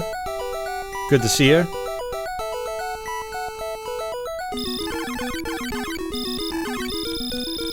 Bossum Burf? Yeah, no, totally, man. I couldn't figure out the safe spot. I think I might have even had to watch a video to figure it out. But, you know, I think there's no shame in doing that. Guides and, you know... tutorials and tips have been around ever since I've been playing video games. In various forms or another. You know, I grew up with Nintendo Power, and we lived by that thing back in the day. So, you know, I really have no shame looking up a guide or a walkthrough.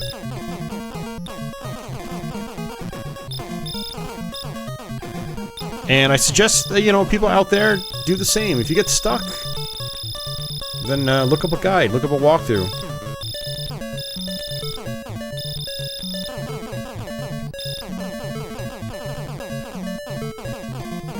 And then just try to replicate what you see.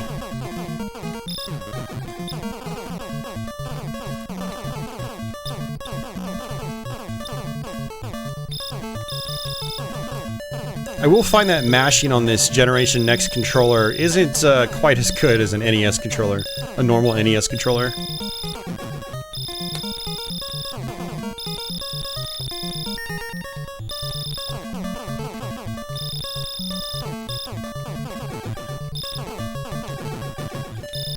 Nice.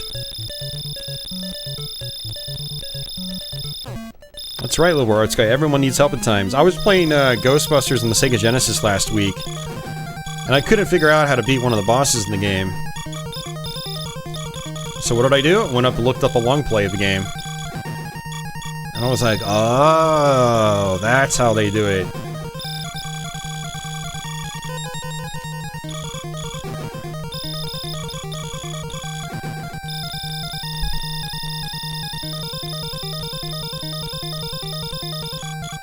Patience doesn't work for Puyo Puyo.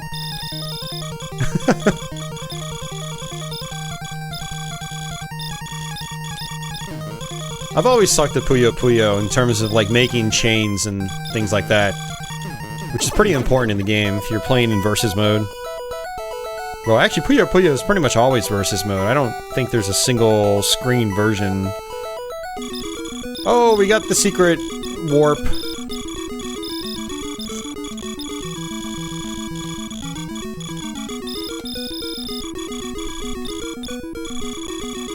I've actually found it's,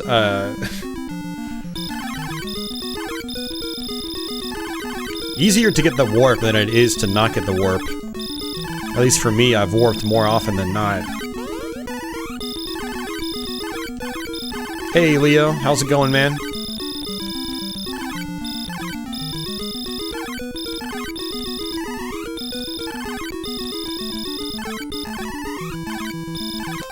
Okay, wait, what is Office saying?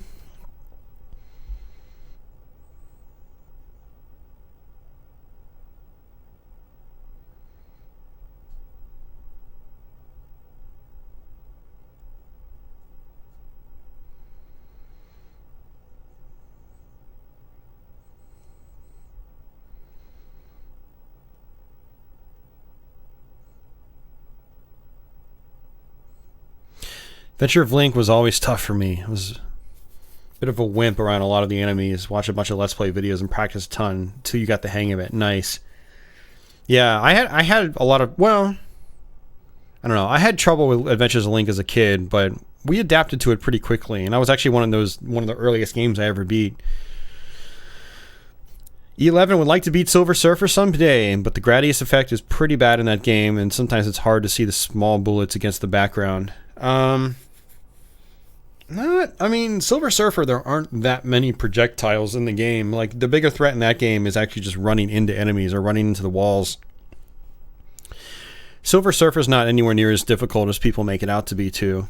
Especially once you're powered up. You'll get it, man. Trust me. Stay roughly in the middle until she throws 8 blocks from around the clock. After 8 blocks thrown, she'll start the number. Wait, what are you talking about, Office? Oh, you discovered a way to make the werewolf fight easy. Okay. Stay roughly in the middle until she throws 8 blocks from around the clock. After 8 blocks thrown, she'll start doing the numbers and another 3 blocks around the clock itself. When she starts throwing the numbers, she'll just stick to one side of the screen. You're able to jump over all of them. Yeah, no, that makes sense. Sit in the middle. Do you just jump over everything she throws, or do you just try to dodge some and jump over others? I've never played Scourge, but I know what you're talking about, Anson. I think that's one of the ones with like the unique covers. Am I liking the wireless pads, Leo? No, I stopped using them during the second game we were playing. The diagonals were pretty much non-existent, which made playing Sqoon a little difficult. And one of the pads is just completely busted, basically. Like, the D-pad is unusable in one of them. So... yeah, so we're not using the wireless controllers anymore. I am using the original Messiah NEX controllers, though, which are a lot more comfortable. No, not more comfortable, but they are much easier to use.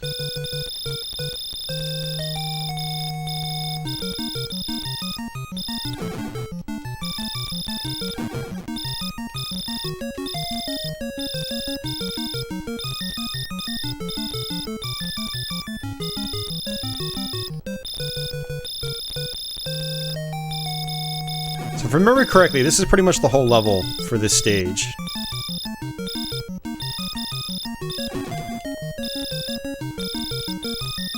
And you want to shoot the little red balls. That's what their weak spot is.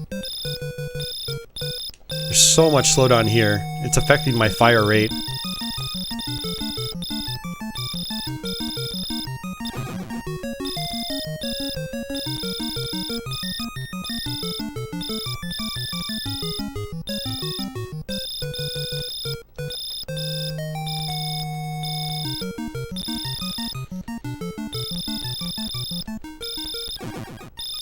There we go.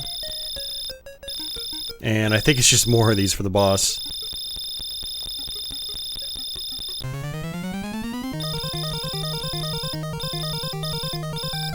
I think I might just be able to shoot the cores here. Yeah, I think that was the strategy.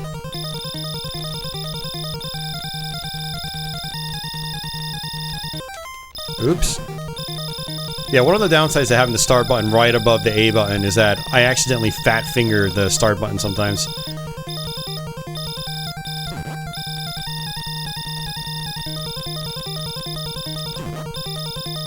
Is that it?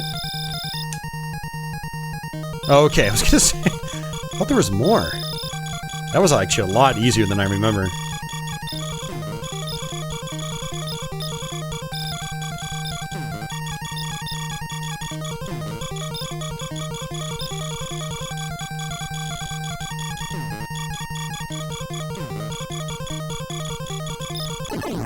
There we go. Belmont's Revenge for the Game Boy. You should do Bloodlines. Bloodlines, bloodlines, bloodlines.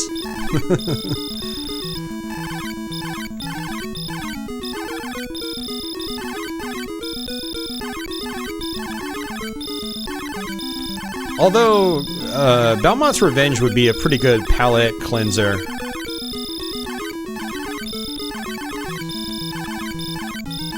And then you can go back to the 16-bit ones.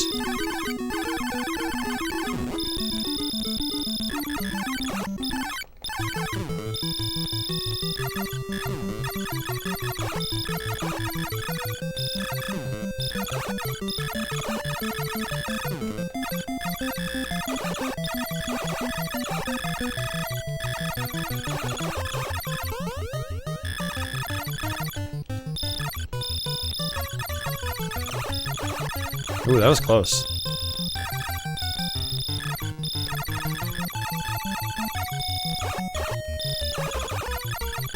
So I'm trying not to pick up these power-ups because my current power-up is on my shield.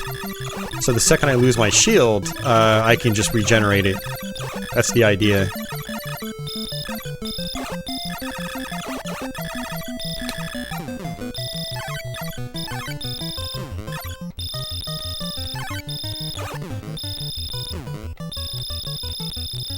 Boss time already!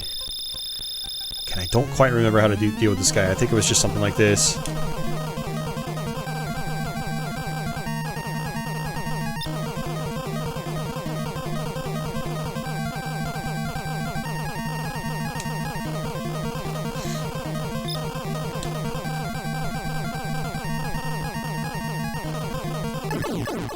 There we go. Nice. Bloodlines is your favorite, if you can make up your mind.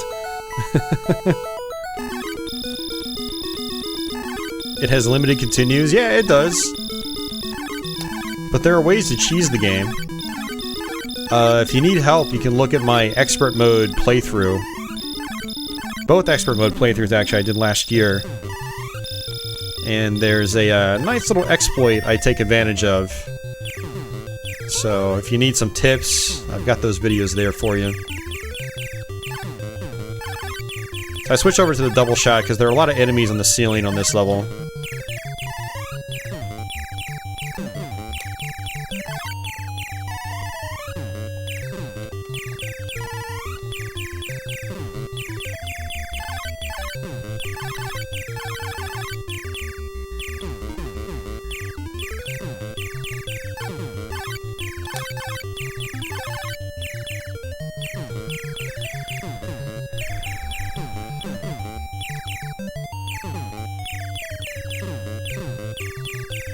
Oh, that's just cheap.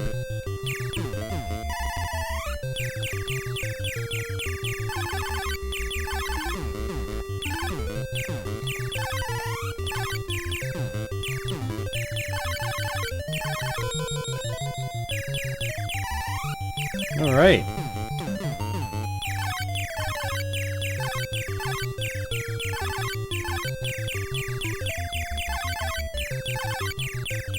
Yeah, you have to get up front like that, otherwise you get blocked out. Yeah, this is it. We just actually beat the whole game. Although the game does loop, it does get significantly more difficult.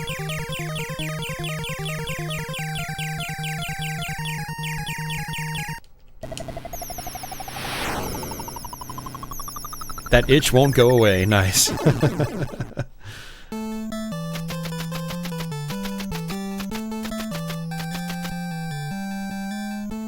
Kangeki! Does anybody know what Kangeki means in Japanese? Yeah, so we just beat the game. Now we get thrown into Loop 2. But we're not going to play it on Loop 2 because we've got lots of other games to play.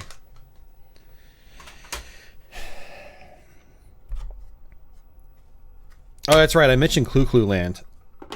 So we'll go ahead and fire that up. Man, all these games are working on the first try. Kangeki equals thanks. Okay. Thanks, Maps. Akela goes brutal final boss. I know, right? But hey, the brain comes back in Salamander. Alright, see ya, Phantom. Take care, man. Oh, you go sticking around for Clu Clu Land. Okay. Alright, so I'm not very good at Clu Clu Land. Contra Hard Corpse.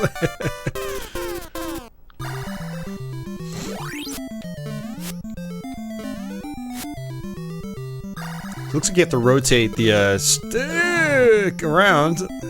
Didn't mean to do that. You can cook and watch at the same time. Oh, that's right. There's a pattern you have to make on each level. I completely forgot.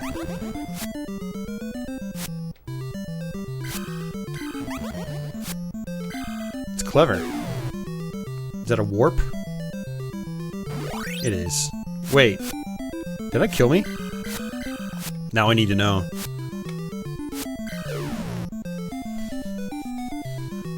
That killed me! Okay. Let's try that again. Oh, that's right, it doesn't tell you what the pattern is. But it tells you how many more you need. Okay.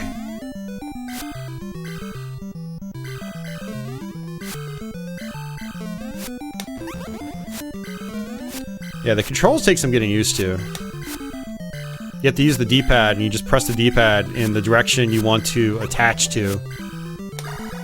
It's definitely weird. Ugh.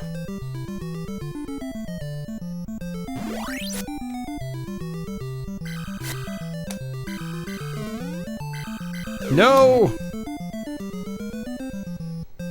Yeah, so the goal is to basically color in these patterns with these rupees. I'm gonna call them rupees because they look like the rupees in Zelda. And you don't want to get hit by the enemies that are running around the playfield.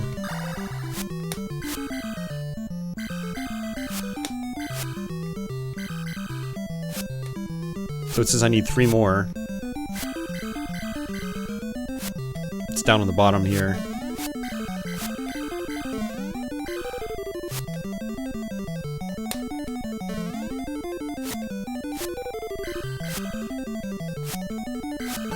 There we go.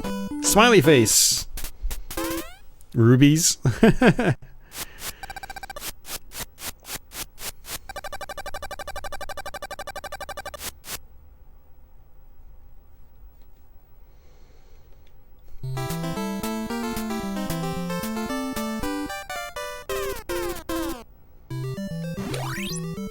Oh, just much faster. Do we really need to be this fast this early on? I'm still trying to figure things out.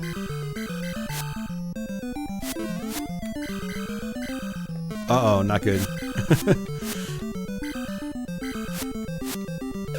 Oh, Death Pit. Death Pit will be the death of me.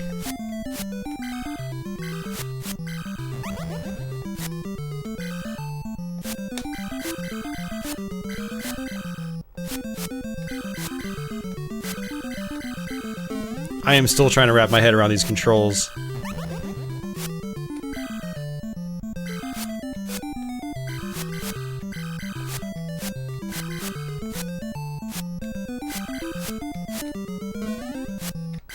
No!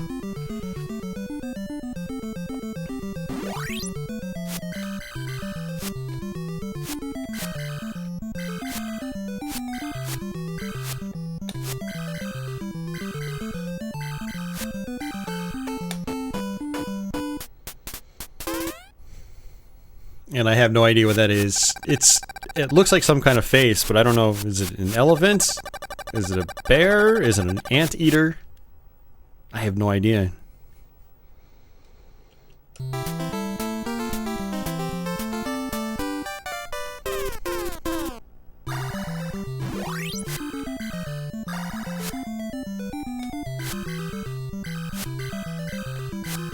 I guess this is kind of a strategy.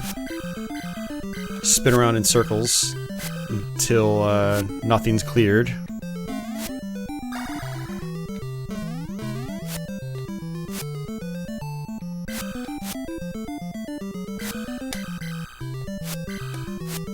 No! Okay, that's actually really good to know. Knowing that you can spin past the death pits. Alright, we'll go again. We'll go one more time.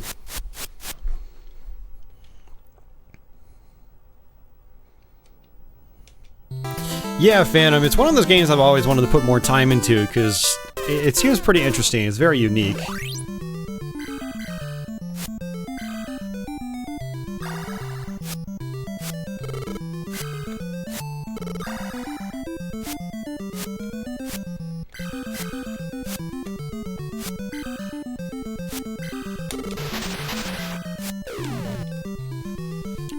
So, you can shoot them...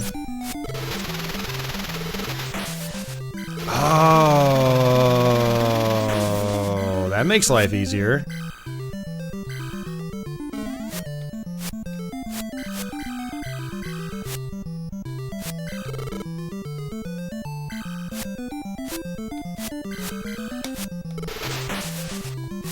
Nice. I like that.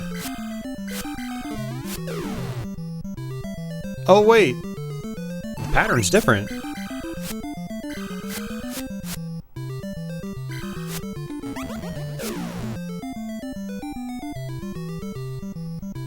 The pattern was different on that one.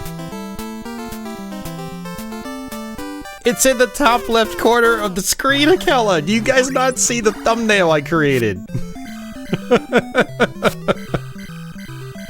Holy crap. You guys have been killing me lately. Does nobody look at that thumbnail? Ever.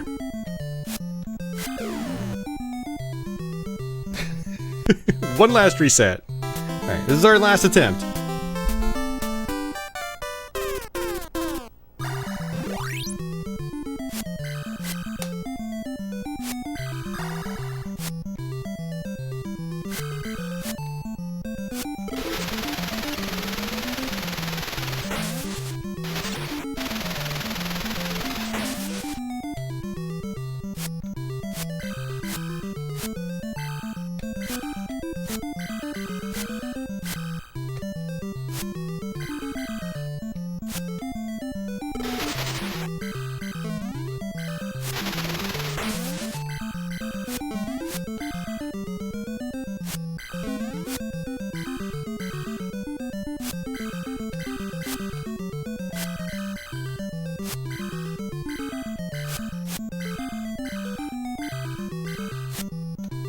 Oh, why didn't I shoot? Yeah, Justin, it is pretty fun, but it definitely takes a while to get used to the controls. I don't think it's taken me this long to get used to a game's control scheme in a long time.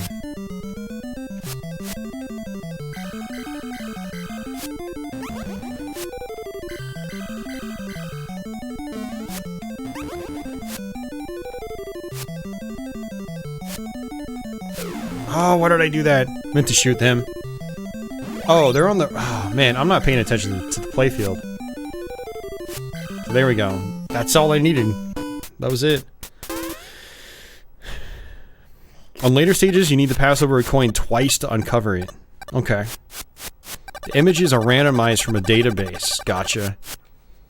So I guess there's a limited amount of possible patterns, but they're just randomized from level to level.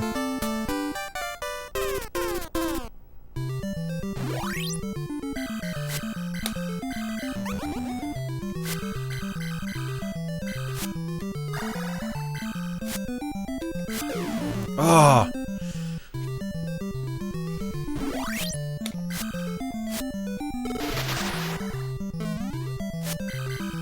Looks like this is... Is this the robot? No, it's not.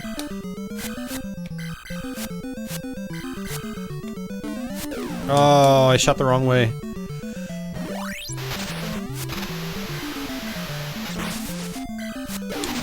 Oh, come on! Alright, well that's it. That's Clu Clu Land. I will definitely be playing that some more sometime. It's a fun game. Very unique game. Very unique. Alright. Alrighty. Yeah, in North America that was an early black box game. So I'm trying to mix things up here. I've got a couple, I've got 2 more shooters, no, 3 more shooters. Bomb Jack, Tetris. Let's try Argus here, which I've heard isn't very good. But we'll see.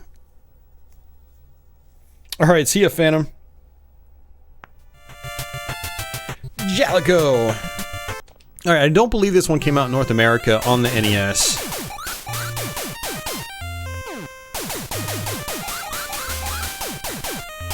Okay, so it looks like you have bombs like in Xevious. You can bomb down to the ground.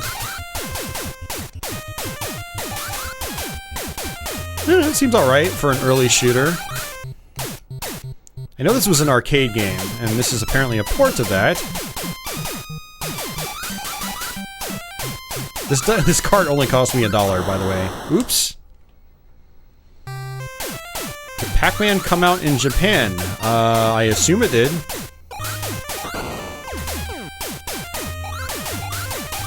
I would assume so.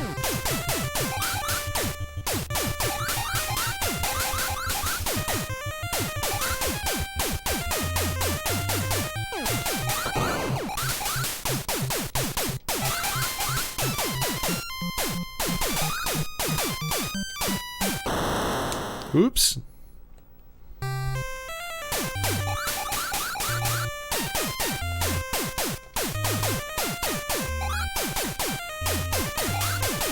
Mark, yeah, Clu Clu Land.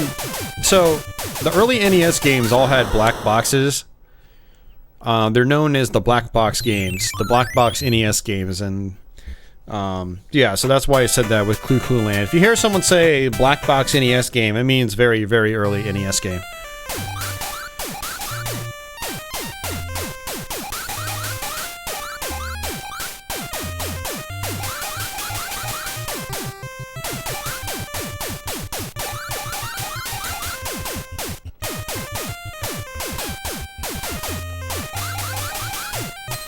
So I noticed that, you know, partway through this level, there were some P icons on the ground. I assume I have to shoot those. I hope they're power-ups of some kind. Oh, I ran into an enemy. Come on. Yeah, it doesn't seem bad, Mr. Bullion.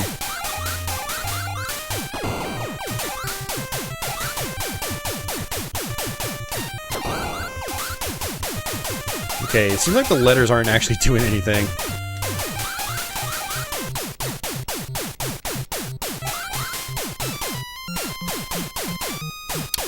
This is Argus.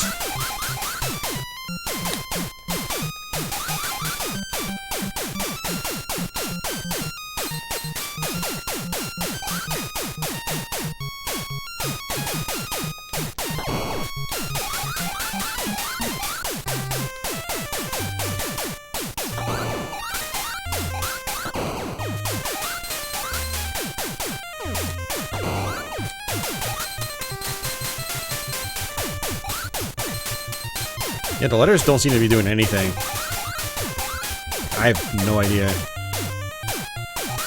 Well, I mean, I do see it says P2, B2. Oh, okay, you have to hit them 3 times to get powered up. Okay, I see. Cool, well at least you get powered up. So you have multiple paths too, it looks like. You can go left or right.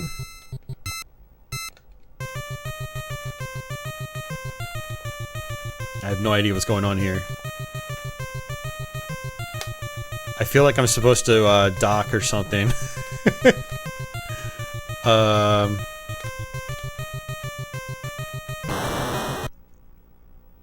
What? The hell is going on?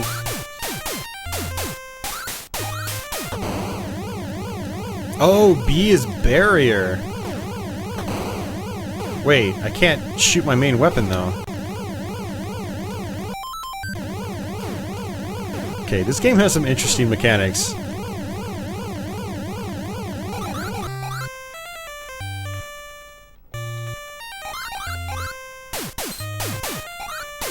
We got a reflex shot as well.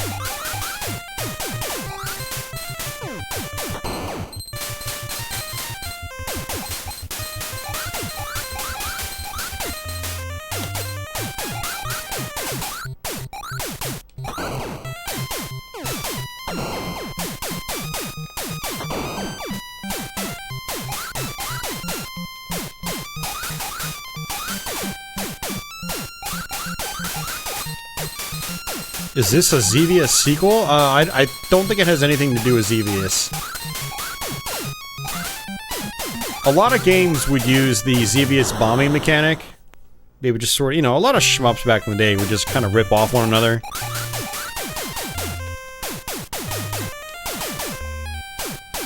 I'm not really liking this side-to-side reflex shot.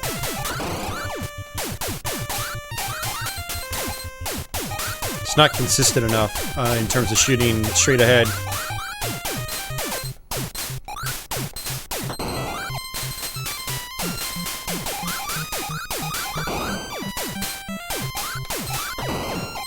Yeah, the game is pretty cool though. It's actually a lot cooler than I was expecting.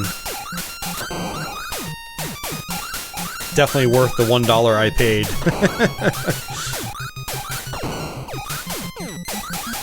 So normally I don't buy cartridges, but the reason I bought these Famicom carts is because the Generation NEX doesn't recognize my flash cart. My flash cart's basically incompatible with the console.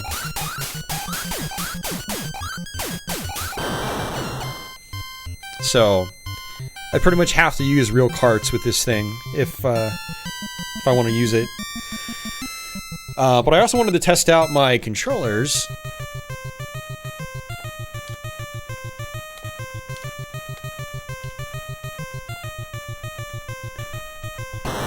Okay, so it looks like you just hold up and down to try to dock or land, not dock. I'm not playing Cobra. Sorry, not Cobra Triangle. We're not playing Captain Skyhawk here, where you actually have to dock.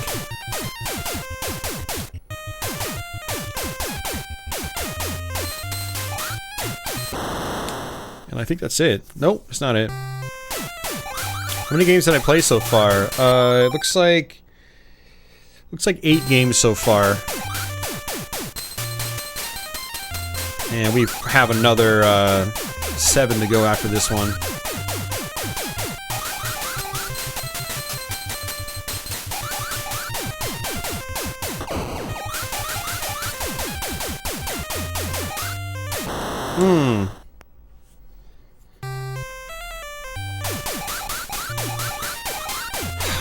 Well, I mean, some 16-bit stuff is more expensive, but I mean, there's a lot of expensive 8-bit stuff too, though. Yeah, that's it. That's Argus. Actually, pretty fun. I will definitely play that some more later on. Trying to get better at the game. Yeah, apparently it's an arcade game, and there is actually... there's actually an Arcade Archives version available, so I'll have to try to pick that up sometime too. Alright, let's switch back to something that more people are probably familiar with. This is Tetris Flash. Wow, this is 1993? Huh. I thought this was an older Tetris game. I didn't know it was 1993. Is this Tetris 2?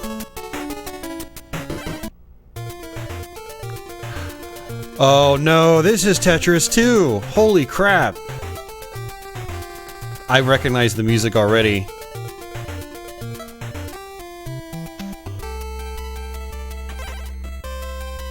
Oh, I was wondering, like, man, it'd be really cool if I had Tetris 2.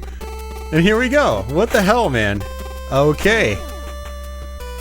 I thought Tetris Flash was something completely different. Okay, so we are playing, what is known in North America as Tetris 2. But yeah, this is Tetris Flash in Japan, apparently. That's actually really funny. So, kind of a similar match 3 mechanic to Dr. Mario, but sometimes the pieces drop in sort of Tetronimo formations? And if pieces aren't stuck together, then they can actually drop all the way down. It's a pretty neat little mechanic. And I probably shouldn't have put it on such a high level to start, because I haven't played this game in ages. I watched Solid Nate play this a little while ago, and I wanted to try to play it after watching his stream of it, but never did, but now we are. So the idea is to hit the flashing blocks down below. As long as you hit the flashing blocks, then you basically beat the level.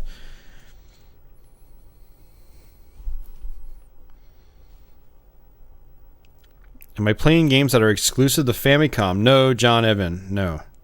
Why would I do that? I picked up 16 cartridges. Read the description. I don't like answering weird questions like that. You're playing the Spider-Man level. Like, I don't know why people jump to conclusions like that. Are you playing Famicom exclusive games only? Like, what? No, I didn't spend that much time thinking about how this stream was going to go. I just bought a bunch of cartridges with the intention of doing another next stream. Okay, so it only looks like I need two blocks touching another color.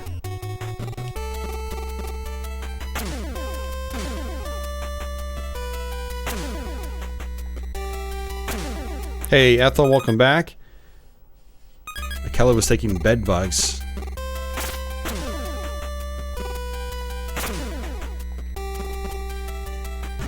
Oops.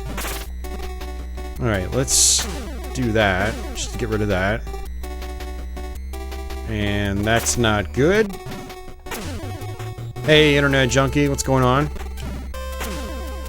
Okay, so I thought you would have to match 3 just like you do in Dr. Mario, but it actually looks like you need less. So that actually makes it a little more manageable.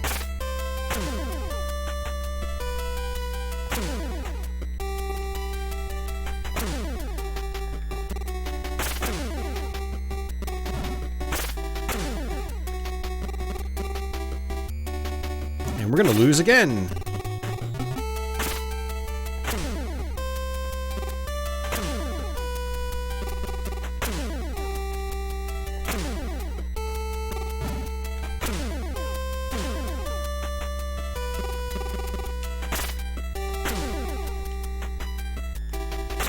Well, I guess you could technically clear our blocks pretty quickly in this.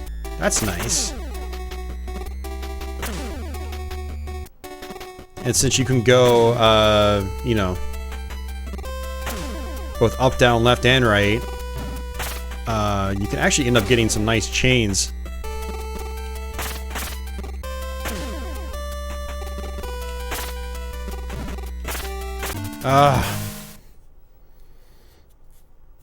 Well, yeah, there are a lot of Famicom games that never made it to North America, but you are making the assumption that I went out and bought a bunch of Famicom exclusives. Read the description, John Evan. Like, if you read the description, you wouldn't have even asked that question. It made my brain just break. I just hate constantly answering, like, asinine questions that are just, like, based on assumptions. Like, why would you even come up with that assumption to begin with? I guess that's what I'm saying. You guys have been, like, really, lately in these last few streams, just asking, like, some of the weirdest off-the-wall questions. Like, I feel like you guys are just intentionally trying to make my brain hurt. Yes, Sakella, flashing blocks at the bottom are special. Like I said 5 minutes ago, if you clear out those flashing blocks, you just end the level completely. That is why it's called Tetris Flash. I mean, what I'm asking, John, is think before you speak. Because you make my brain hurt. Stop making my brain hurt. Alright.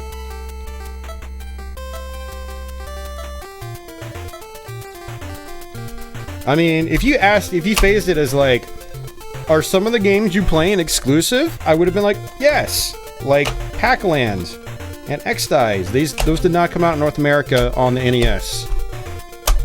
But you say, are all the games you playing exclusive? Like, what? Come on, man. I'm not made of money. I don't crap out money. I can't just go buy 1,000 exclusive Famicom games. And I wouldn't, to begin with, because, like, I've got a flash card. But the flash card doesn't work on this console. So, in order to do a follow-up next stream, I wasn't going to go out and buy a bunch of exclusive Famicom games. I found some good deals on Famicom carts, and thought it would be fun to do another variety stream. Simple as that. $50. I got 16 carts shipped to me. Some are exclusive, some are not. They're just cheap games. That's all they are. And then if we do regular NES, North American NES, I just use the flash cart in the future. As I always do. As you guys know. Like, we shouldn't even be having this conversation, basically. It is sad, Doomstash. It's the state of affairs of what I have to put up with doing this stream.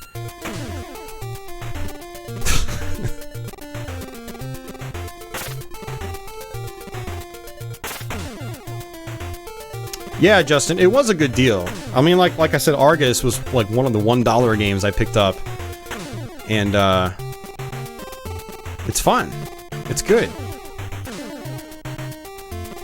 So part of the purpose of this stream was to do more Generation NEX, because people enjoyed the other stream.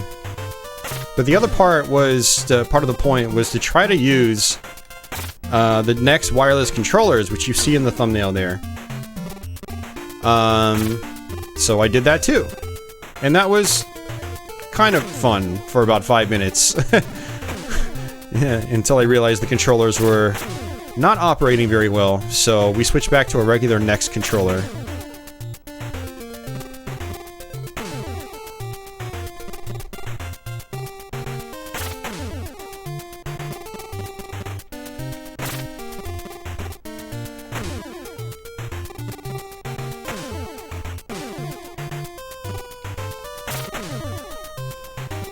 I mean, you're not on my bad side, John Evan. I'm just asking, think before you type something, man. I hate constantly answering, like, really stupid questions over and over again.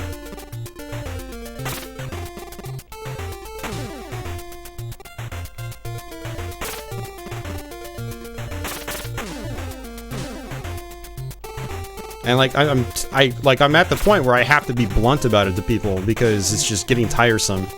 It's getting very, very tiresome.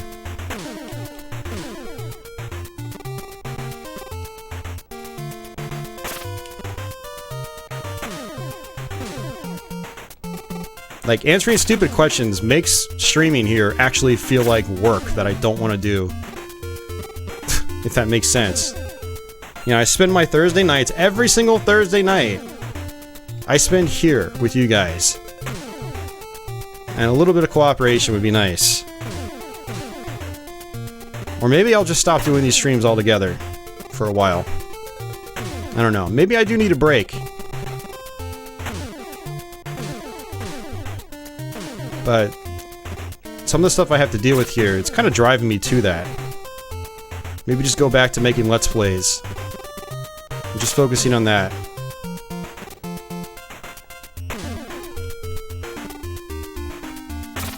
Tetrisphere is pretty cool, Ethel. I do enjoy that.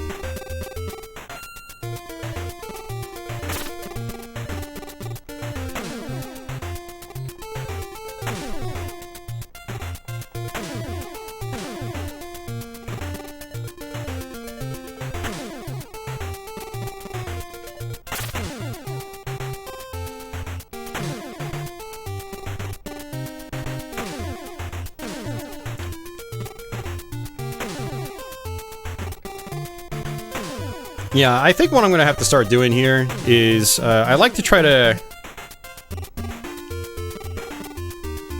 respond to everything.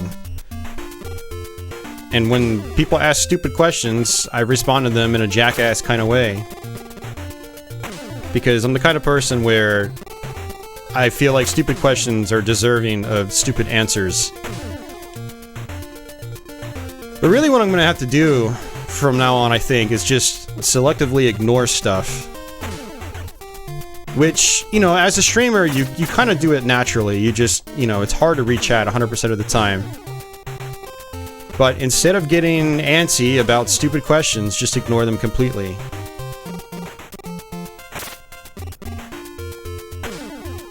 And I don't like to do that, but I think I'm gonna have to just start doing that.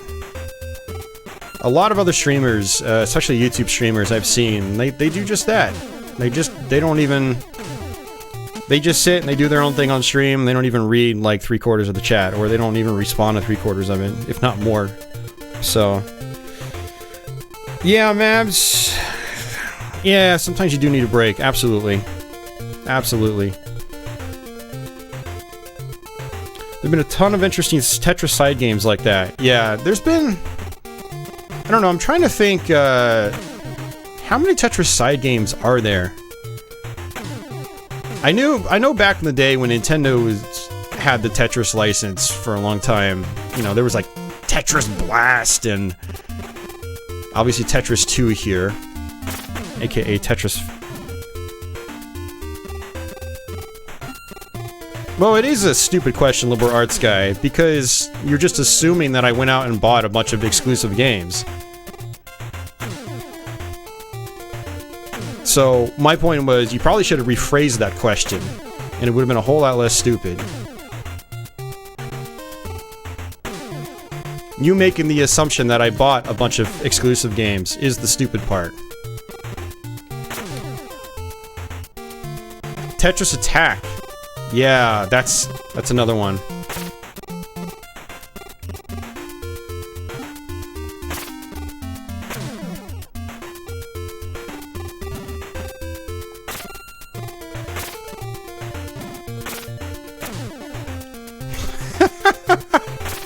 Liver Arts Guy, because it wasn't even me, because I snapped at him last week for doing something similar.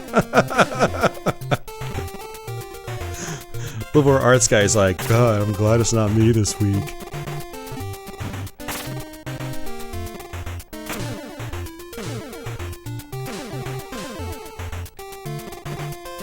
Yeah, I think my stream's at that point where I just have to start selectively, like, ignoring some chat. Which is, I don't want to do, but... Yeah, but you're not stupid, Office. You think about what you write most of the time. So, like... Do we ever get into it, Office? Very rarely.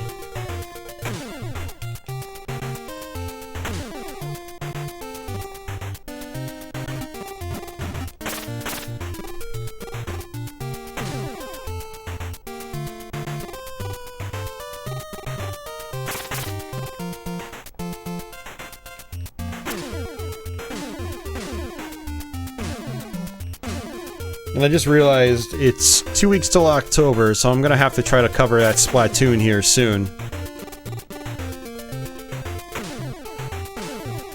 Hey, Chris Hendricks, what's going on, man?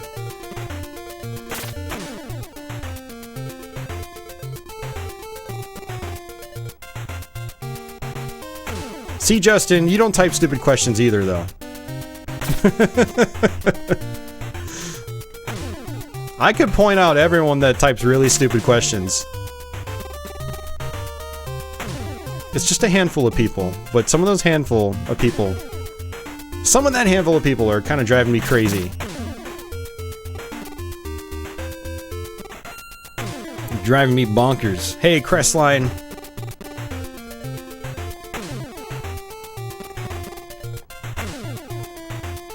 I actually shouldn't have done that.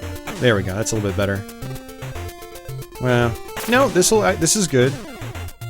There we go, and then we get some red here. Or not.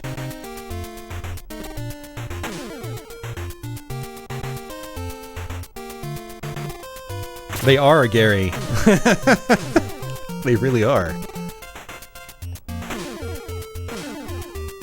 Listen, man, you work customer service for a long time. Stupid questions will be your kryptonite too. It's... ugh.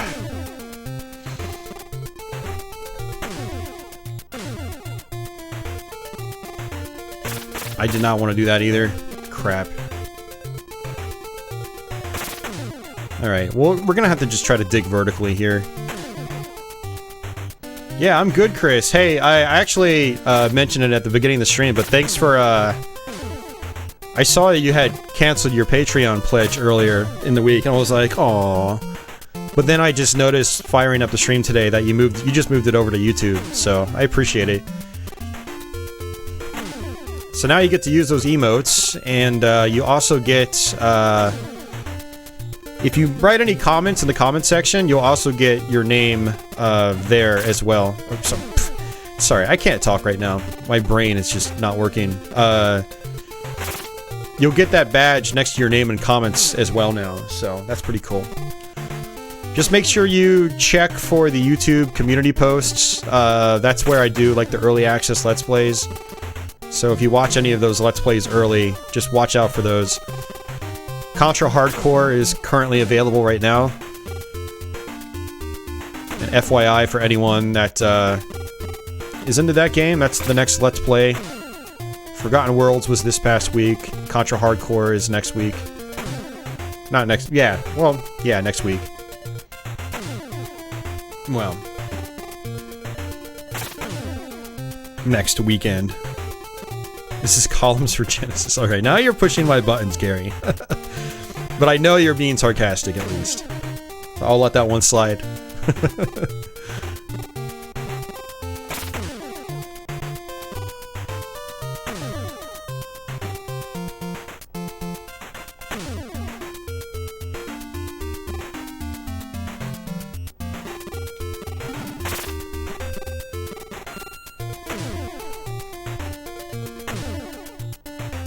Hey, Mike, welcome back. Yeah, Office. Forgotten Worlds is really fun. Really glad I learned how to finish that game. And one of my issues with this game is I find with the color combinations, it's things just become really messy really fast, and it's hard to clean up.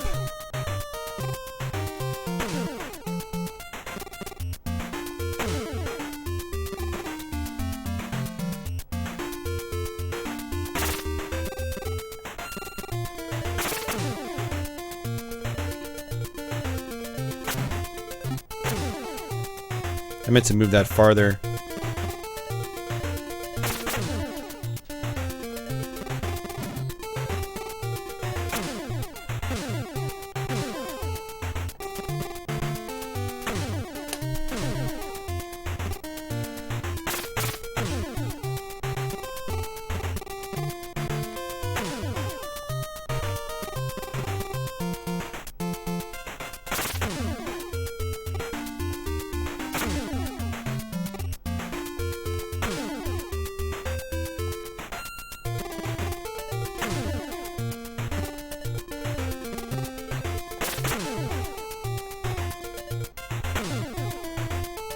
Ah, so much cleanup to do.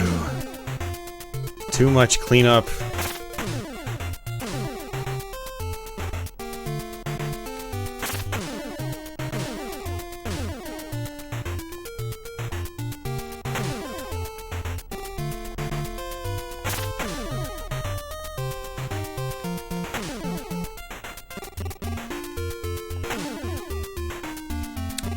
Victor, yeah. That's a really cool aspect to Famicom cartridges. For those of you guys that have no idea what he's talking about, I'll show them off next.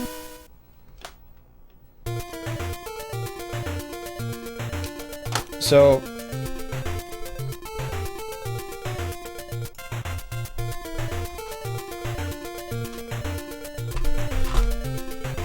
this is kind of what he's talking about. Like we have a purple cartridge here. And then we have a blue cartridge. And then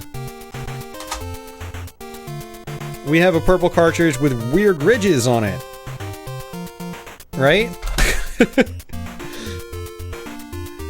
And then we have a cart with an LED in the front that lights up when you turn the console on. And it's got its own IRIM logo on it and everything. Some of them have top labels, some of them don't. It's really cool. I'm almost kind of tempted to start collecting Famicom cartridges. Just because of that. It's really cool stuff.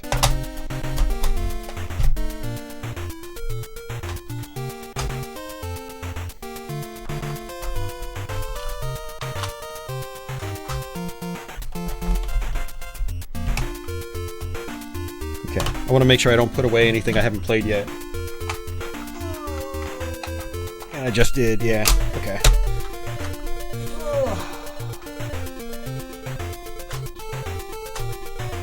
Okay, cool. We're good.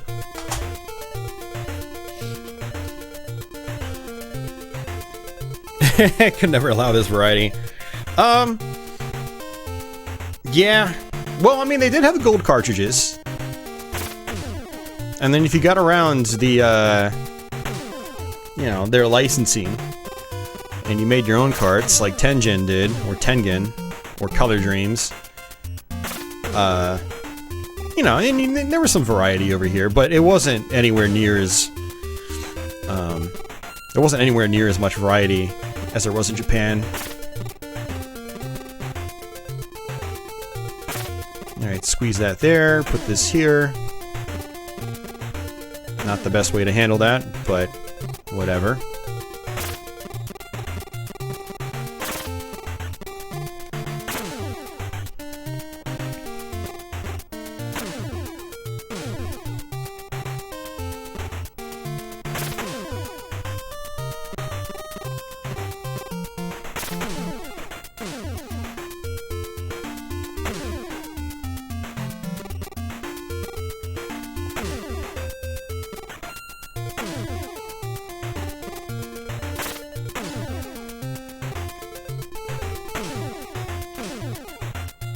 The salamander cart. I need to take a look at that. I haven't seen that.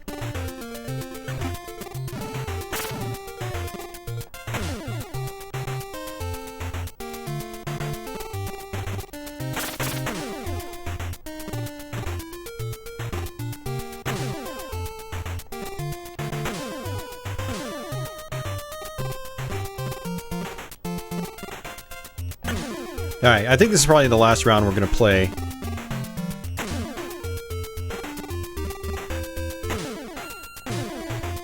And then we'll switch on to another game.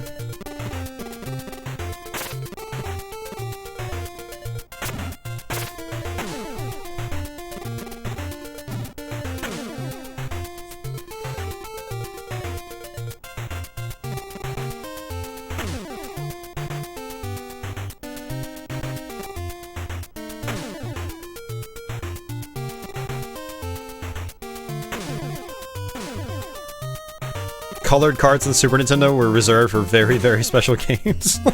What, like Maximum Carnage? Was that really a special game? But yeah, you know, Doom did get the red cart. That is pretty cool. Killer Instinct got black. Were there any other colored Super Nintendo games, or was that it?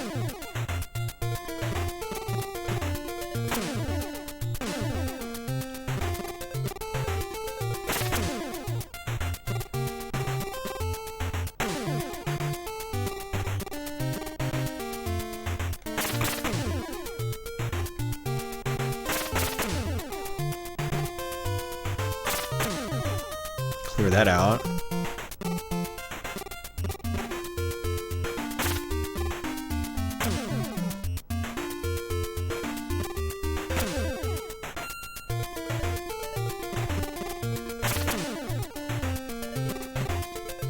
Yeah, the gray versions of Zelda 1 and 2 on NES, they were just the re-release versions.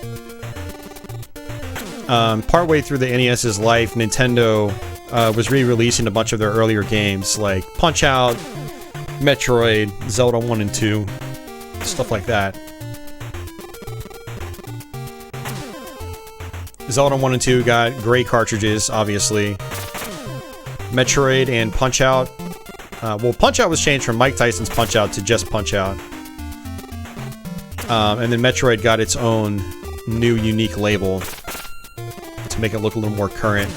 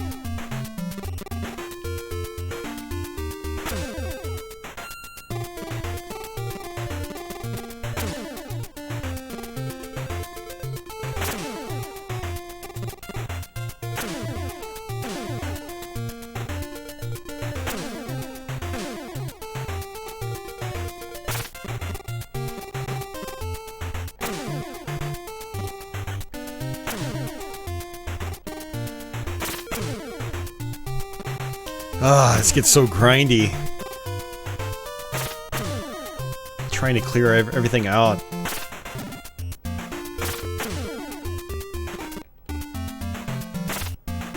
I do have to use this movement mechanic a lot more often than though. A lot more often though.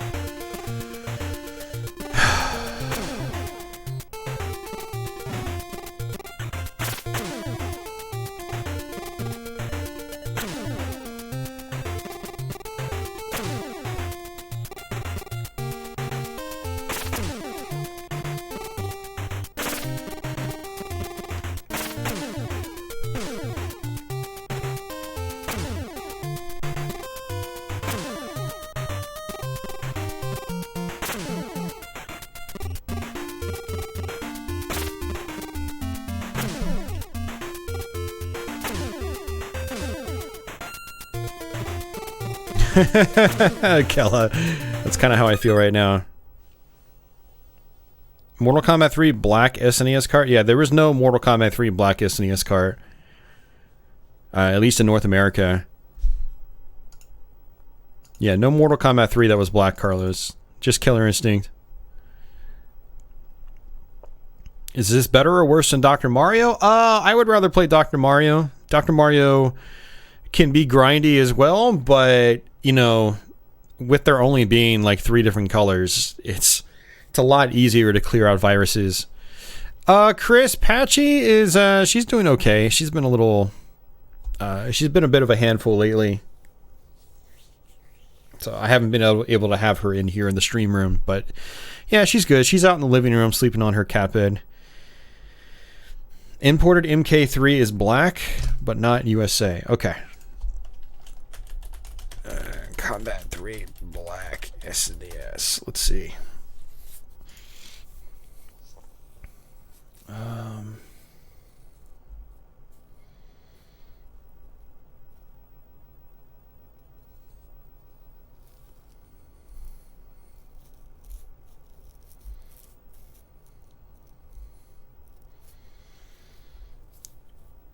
a quick Google image search doesn't show anything for black Mortal Kombat 3.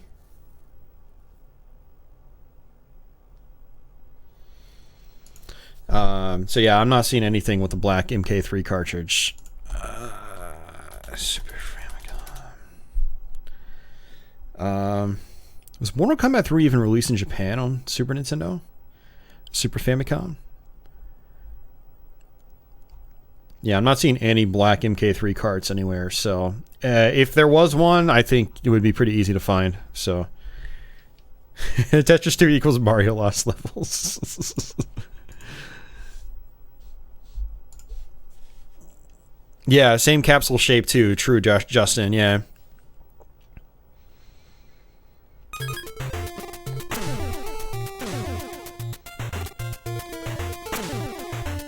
Alright, you know what I'm going to do? I'm going to actually reset.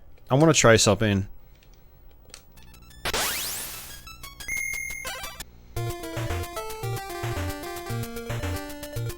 Let's try to use the movement mechanic more. So like I move this, and then I move this over. Just like that. I think that's a big part to this game. Oops, I didn't want to do that.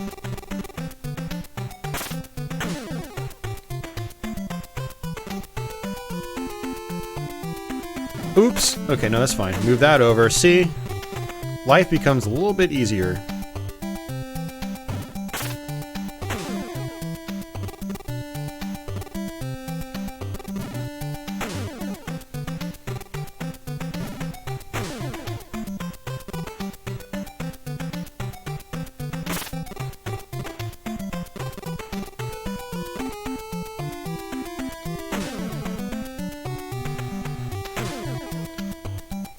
Yeah, unfortunately when... Okay, blocks literally have to not be touching each other in order to be able to move them. Otherwise they just fall straight down.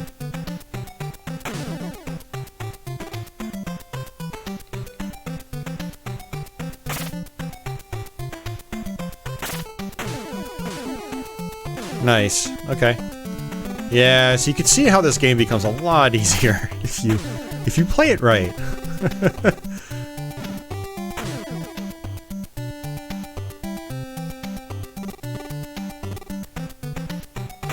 Probably shouldn't have done that. I could have squeezed a blue one down below.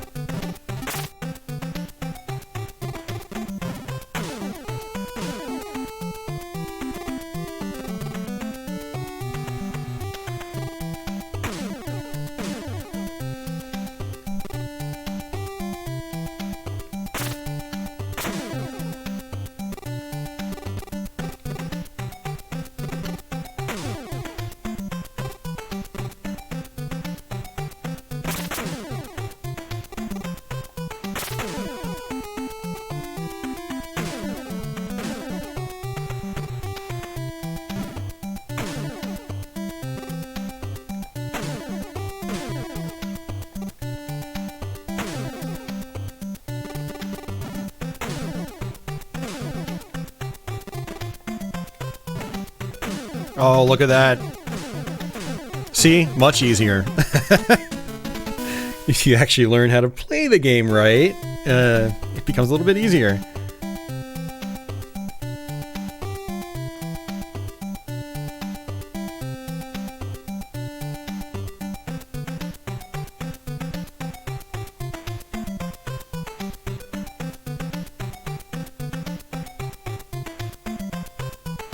Oh, man.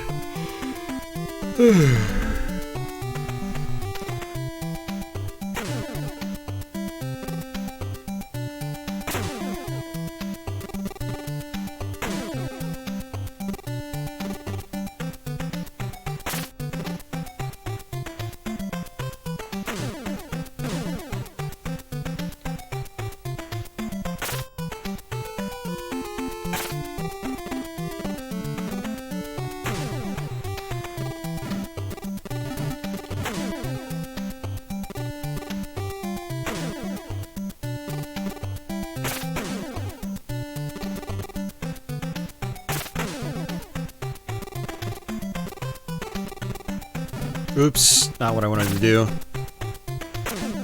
That's fine. Yeah, it's hard to use the move the blocks around mechanic when all the blocks that they're giving you are fully connected. So something like this is better. Let's see, like that. Not what I wanted to do either. But I can squeeze this down here now.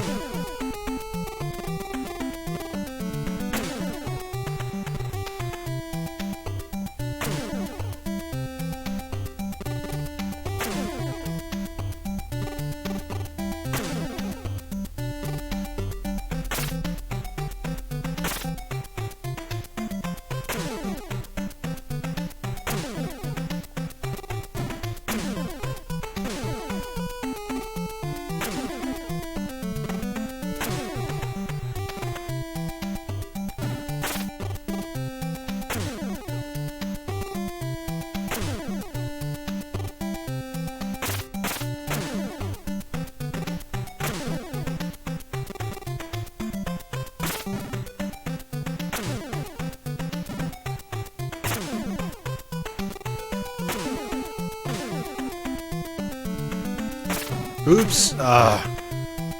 Completely messed up.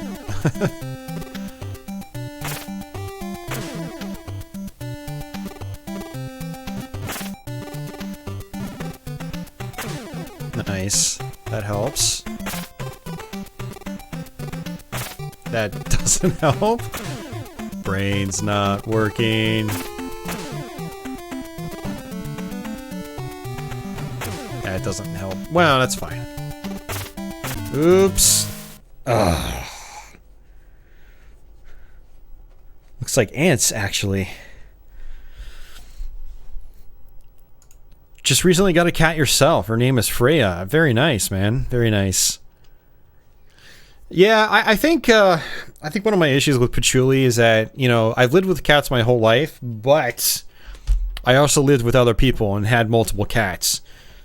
So Patchouli's the first cat I've had where I've lived by myself. It's just her and I, and she doesn't have a friend, a kitty buddy to hang out with when I'm not here. So I think that's one of the problems with having my cat, and I would like to get another cat, but I just can't afford it because it'd be double the litter, double the cat food, double the health expenses, checkups and stuff like that.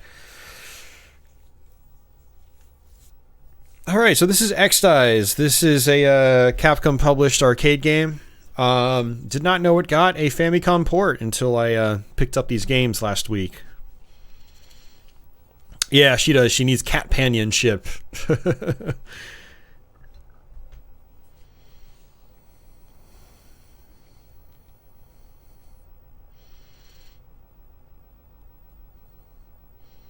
Yeah, I don't know why they put spiders in the background. It's kind of an odd choice.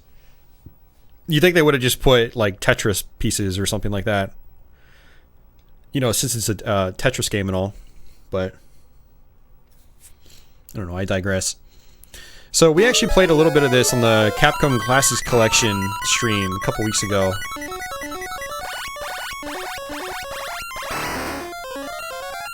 And just like in that, you can't move all the way back to the bottom of the screen.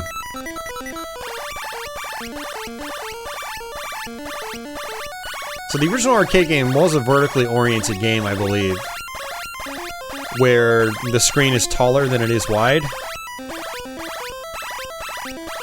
But it looks like they turned it into a horizontal game. A little more like Gigawing later on. So it's a vertically scrolling game, it's a vertical shooter, but the screen is wider now than it is tall. Lots of flicker on this one, which makes sense. A lot of NES games had a lot of flicker. Especially these early games.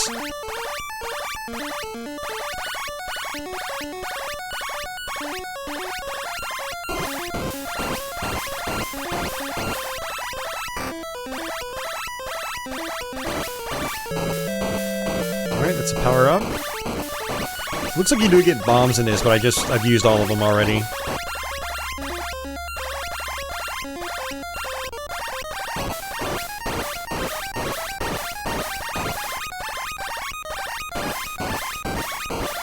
I mean, it seems like it's fairly faithful to the arcade game. It's got this skull area for points.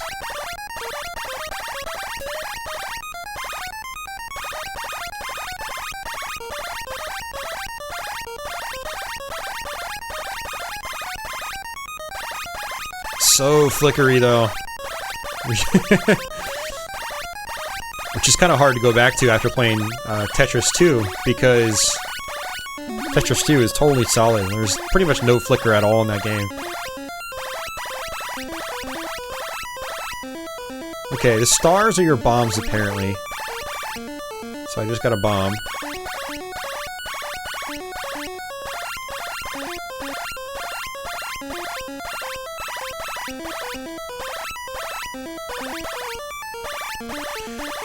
Yeah, the game's a little sluggish. It clearly runs at a lower frame rate than something like Argus. Argus was a lot smoother. This is still fun.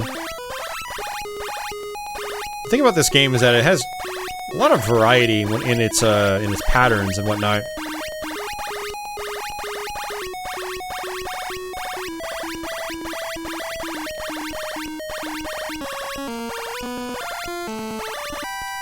There we go.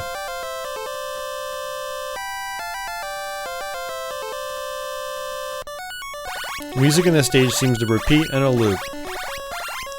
Pretty much like every NES game. Every NES game repeats in a loop. It's just a matter of how complex that loop is.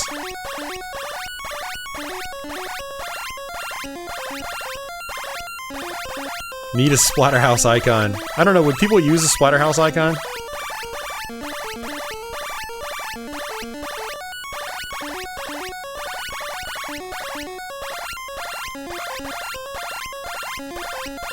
We're not at, we don't have enough channel members yet to unlock another emote, but I think we're getting close. So just hint, hint for people that, like to see extra emotes in the chat. The more channel members we get, the more emotes that we can upload and use.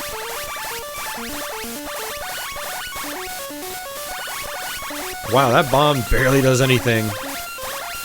Looks like it mainly just clears out bullets.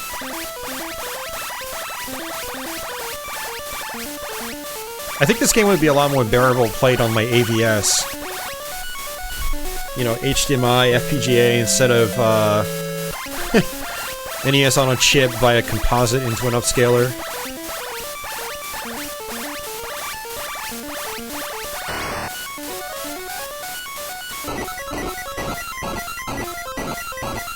Right, unfortunately, our firepower got downgraded.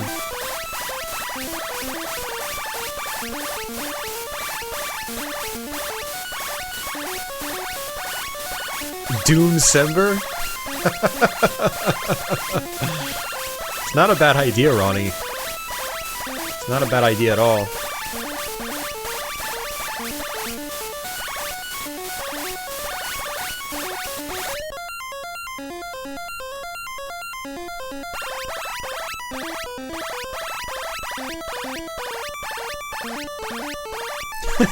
I might actually have to do that. Give myself a break.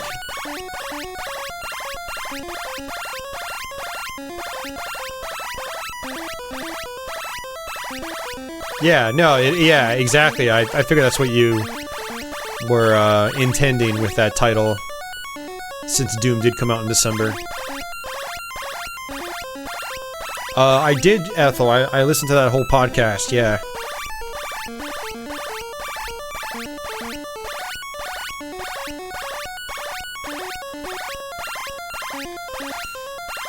You guys want some good looped music, you should play Hide Light on the NES.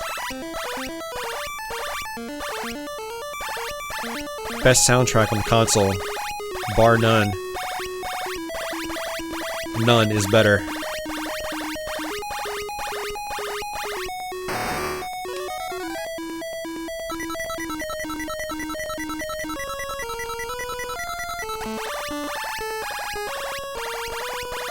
Seems like I really need to focus on the skulls in these boss fights.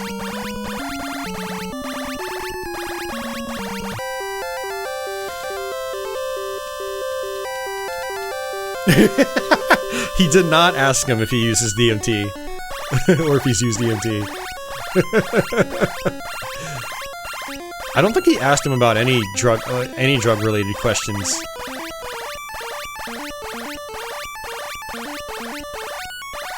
Pretty sure Carmack wouldn't have said, though. I mean...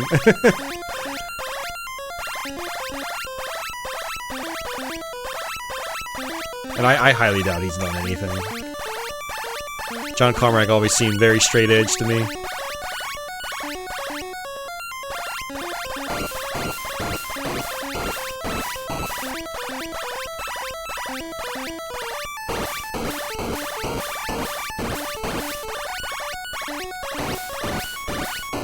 Hey, Stampede. Yeah, Silver Surfer soundtrack is awesome.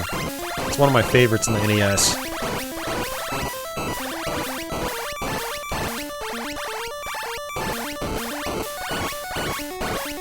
Dreamcast Doom. What are you talking about, Akella? There have been multiple ports of Doom the Dreamcast for ages, man. I have an old port called NX Doom.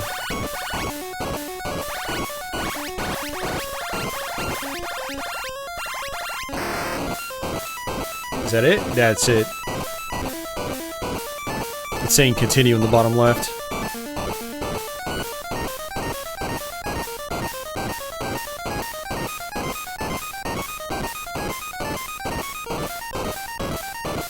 Yes, it was Liberal Arts Guy. 4 days ago now.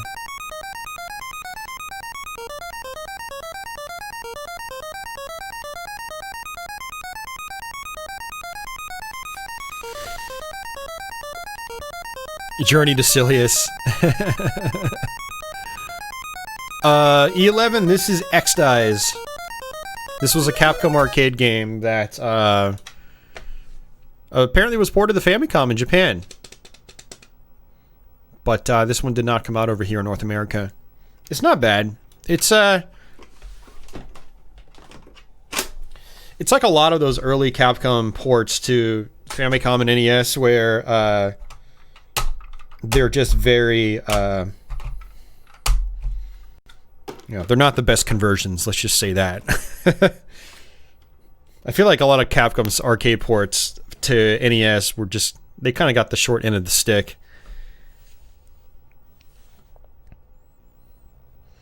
Oh yeah, you saw their Yasichi? Yeah, that's in a lot of their games.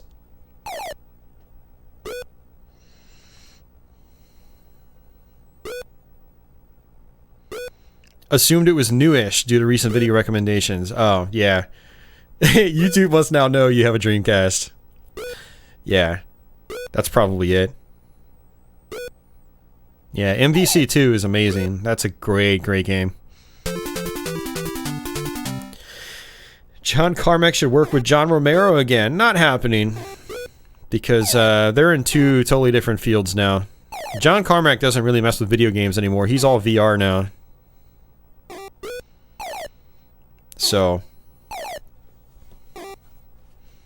Alright, so this is Mappy Land. Mappy was an arcade game by Namco. It's a fairly basic game. But Mappy Land, if I remember correctly, changes things up quite a bit. And I don't remember how to play this game.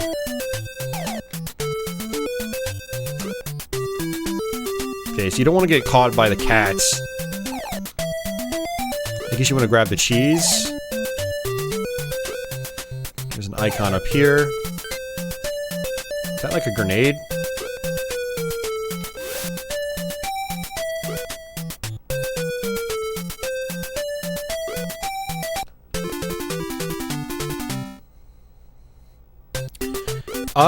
He's not even about rockets anymore, Ronnie. When he was on Joe Rogan, he says he hasn't done anything with rockets in a long time. I think it's been a while.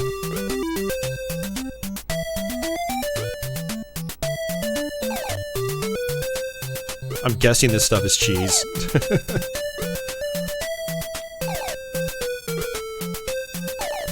grab that. Can we exit now? Huh, okay, cool.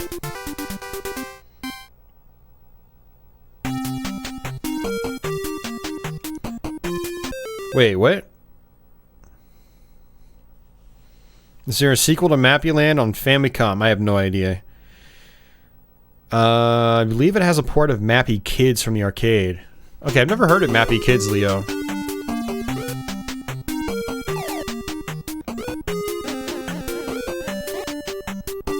Nice, so you can hit these little punching bags.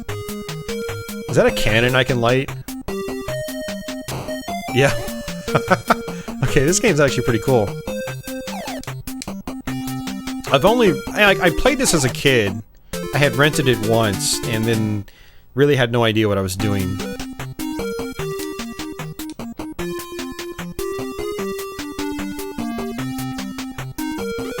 I don't know how you're supposed to like that.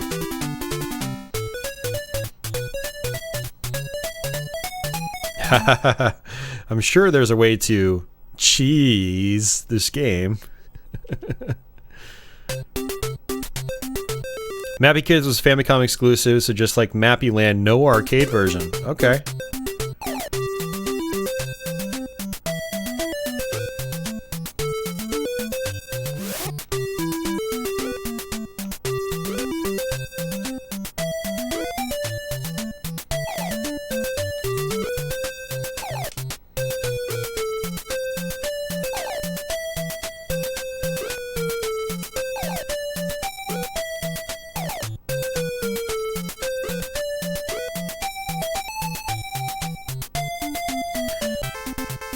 So Leo, are you're familiar with this game, right? I remember you saying when I picked up a bunch of games that I remember you had mentioned this was a great game.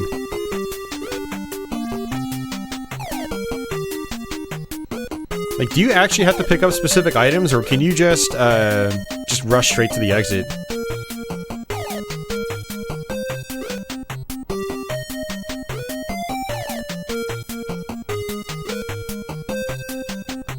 Like, I've been trying to go for all the cheese just because I can.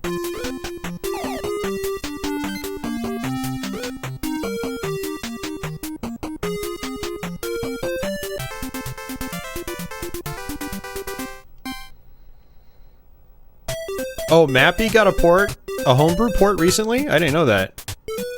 I'll have to look at that. I'm on Atari Age all the time, but I admittedly don't really pop into the 2600 section very often. There's always so much stuff going on, it's kind of hard to keep up with. That, and I don't play a lot of it.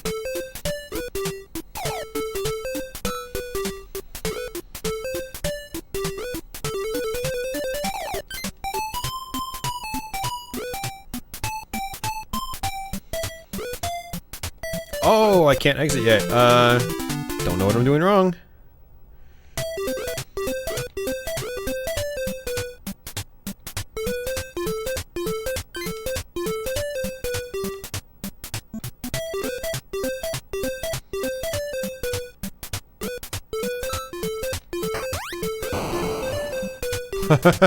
We just blew him up.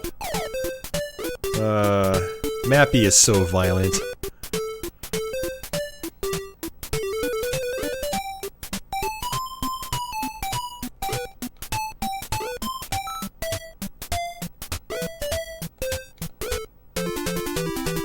Yeah, see, I don't know what the goal is here. Oh, maybe it's get all the cheese. Maybe I just missed that piece of cheese. Let's see. Yeah, it's just get all the cheese. Okay, I get it. I had missed it, apparently. Extra processor in the Harmony cartridge? I have no idea, Leo. You tell me, Leo. Yeah, I remember this. I remember Jungle theme, and I remember Vines.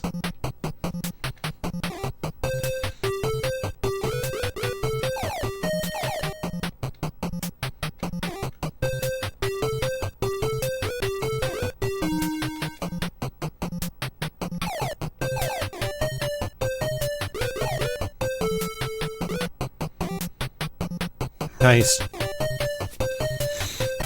Yeah, this is cool. It's interesting playing this as an adult when, as a kid, I had no idea what I was doing.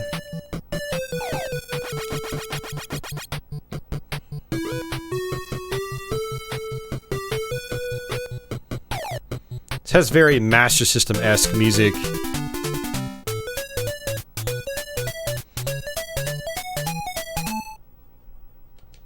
Alright, one more try.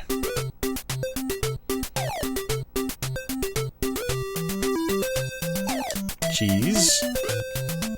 Cheese. Cheese. And that's it. So it seems like the levels can actually be really short if you just go straight for the cheese. Is he a mouse or a rat? I have no idea. I cannot answer that question.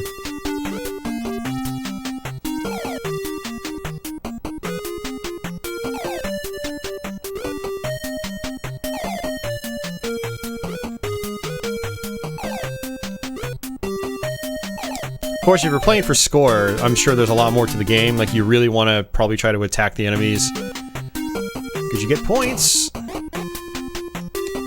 See, like that. That pretty much just doubled our score.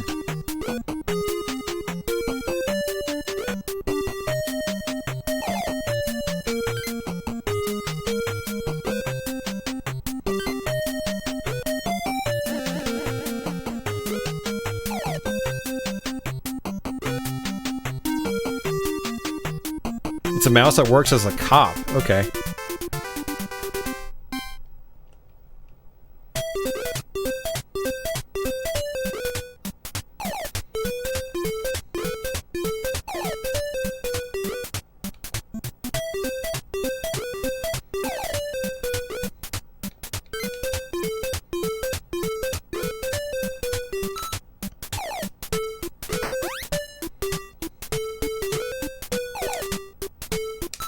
You can drop these bombs. I think that's it.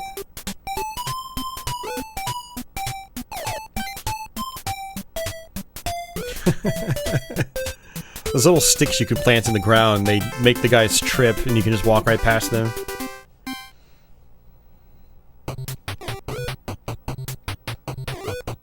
Ethel, I wouldn't think too hard about it, honestly. It's a video game. And a very old one at that.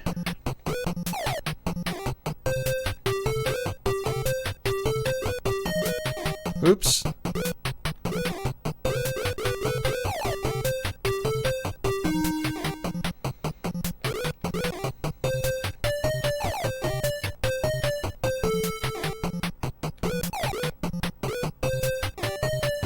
There we go. Crestline is back. Crestline always does that. He's like, I'm back! And I'm like, I never knew you left!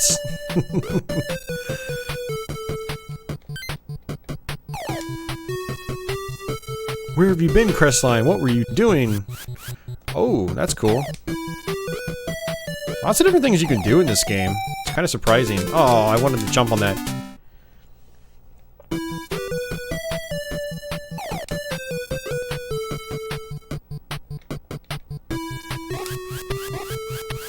Nice.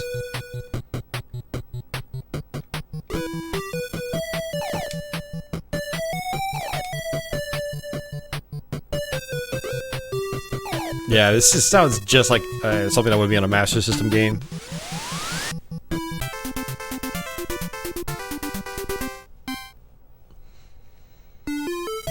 Yeah, I've definitely never been here before. Okay, so we're getting keys now. I like the spooky theme. Alright guys, next October Let's Play confirmed.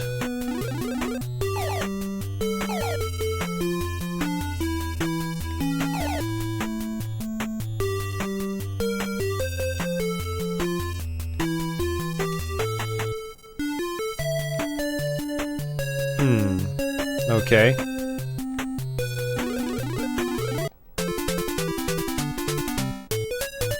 Oh,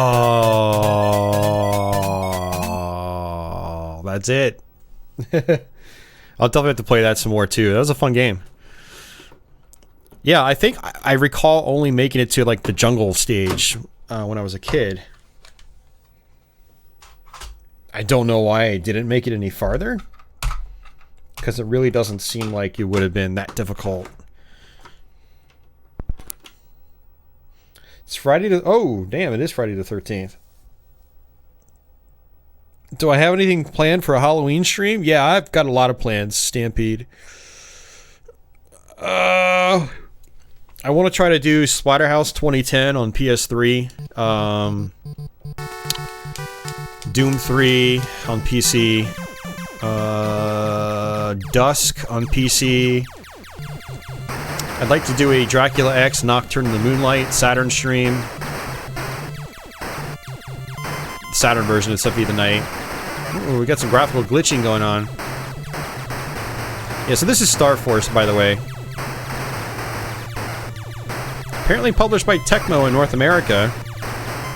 The Famicom version, I think it was Hudson, it said. Very interesting. Not the first time that's happened tonight. We played Mickey Mouse, which was Mickey Mousecapade in North America. And that was also done by Hudson in Japan. But in North America, it was brought over by Capcom. Okay, that graphical glitching is kind of killing me. Could just be dirty cart contacts.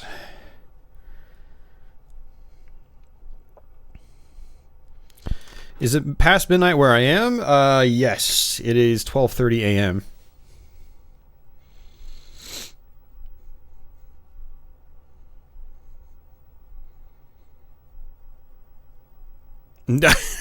Okay, I guess we're not playing Star Force, guys. Yeah, I don't have my rubbing alcohol out right now. Actually, I need to go buy some more. Bayou Billy for October? Nah, Bayou Billy isn't horror themed. But I would like to try to beat that game someday.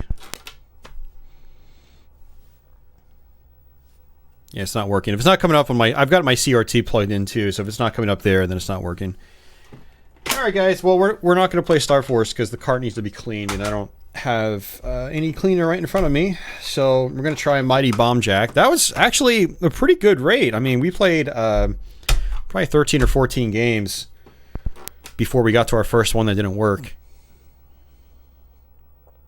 No, John Evan, it did not. It was just like the North American one in terms of gameplay. Alright, so this is Mighty Bomb Jack. The original Bomb Jack arcade game is really cool, but I'm not sure how I really feel about this one. It is a pretty different game. I don't know if I can... Oh, okay, that's right. Okay, it looks like you just land on those and then jump on them. And I want to say those icons are probably bad for you. Let's see. I have no idea what that did. Might have been a good icon, actually.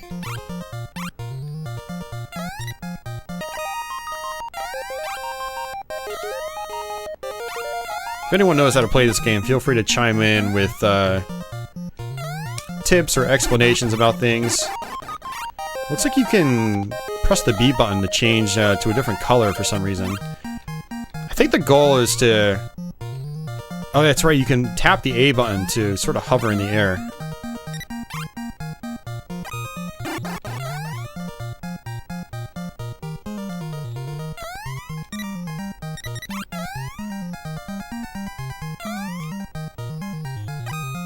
Harmony of Dissonance. Man, Chris, I don't know, man.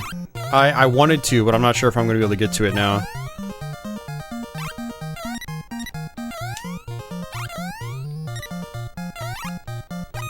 So what I've been trying to do now is, for October, I've been trying to really practice for Let's Plays. I wanted to get those ironed out first. But as far as the October streams go, most of the games I want to play are pretty long, so...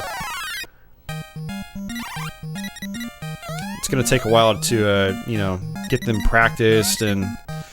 Yeah, I don't know. A bunch of my October streams are still in the air. Like, as far as, you know, the Metroidvanias and whatnot.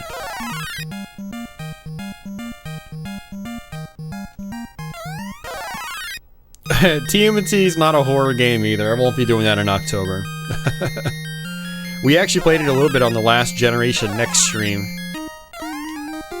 But that is another game I want to eventually try to beat.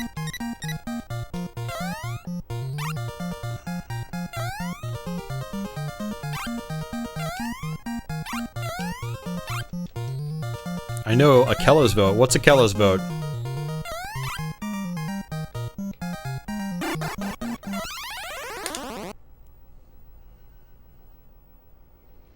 Nine mighty coins. Okay. Don't collect too many coins or you get sent to the torture room. Really? Torture room?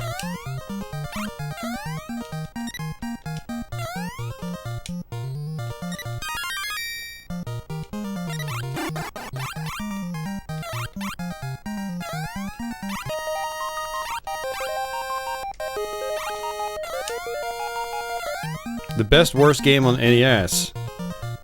Oh, Dr. Chaos. Oh, I don't know why that didn't come to mind. It should have. Sorry, Akella.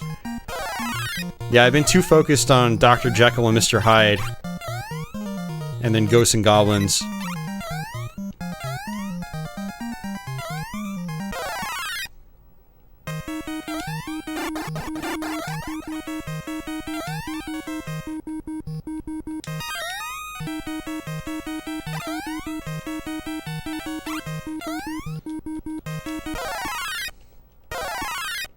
Ghostbusters 2? I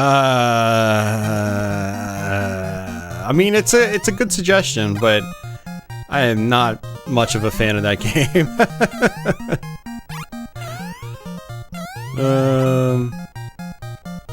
Yeah, I don't know. I've actually tried getting good at that game, and it's just a very poorly designed game. It's not that much fun to play.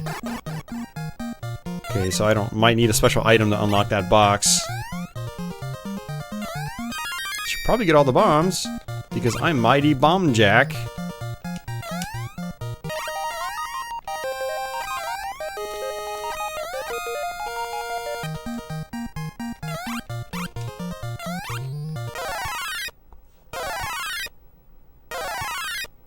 You saw the replay of Hyde? Well, I've gotten better at the game, Akella. I actually got to the last area earlier this week. But there's something very specific that you have to do if you want to get the best ending. There are 2 endings you can get. You can't even pause on Ghostbusters 2.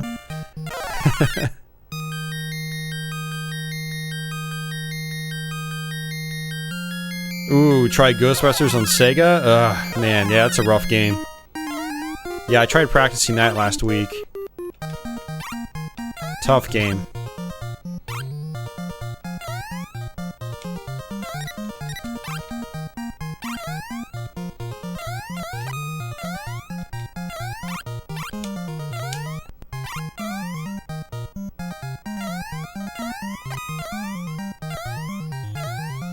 Bad Street Brawler is your favorite bad NES game.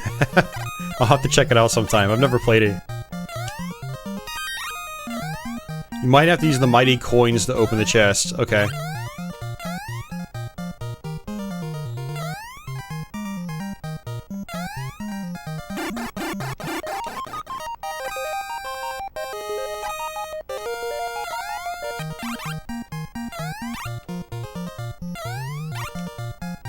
So it's interesting, in certain forms you can just walk right in the chest and open them.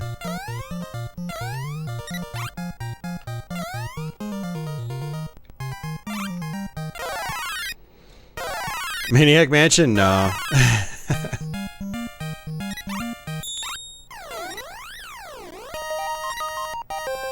So I feel like it wants me to collect these in order.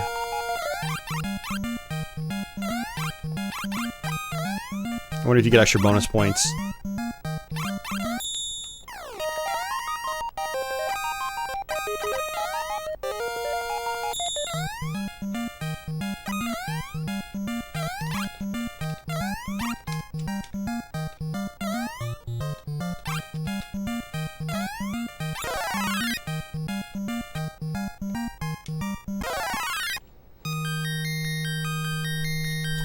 Bad Street Brawler plays like a wackier kung fu. It's interesting because you get different moves in each stage. It was designed to be played with the Power Glove, but it's probably much better with the controller. Really? I didn't know it was a Power Glove game.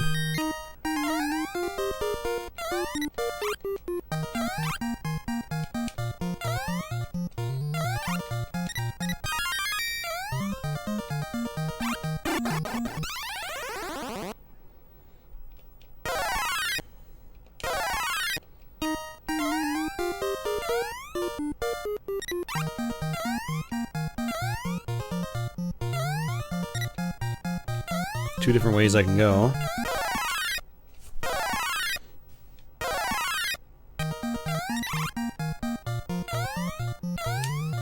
Yeah, this game seems interesting. I'd have to put more time into it.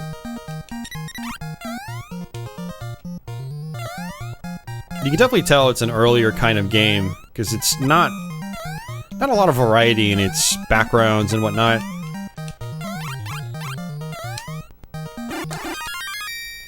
Yeah, so I guess you use the coins to turn into these different colors.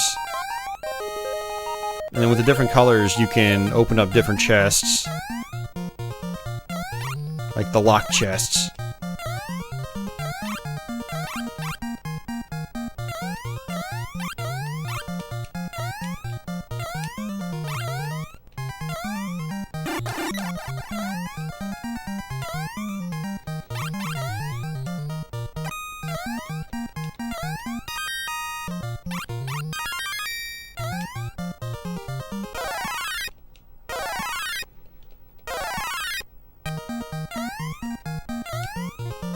This is Mighty Bomb Jack.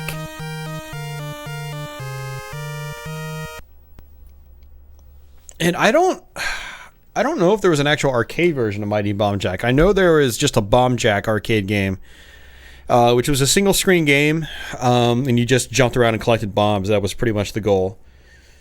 It was really cool, actually. I like the arcade version of Bomb Jack. Mighty Bomb Jack seems like, I don't know. I feel like the concept works a lot better as a single screen arcade game.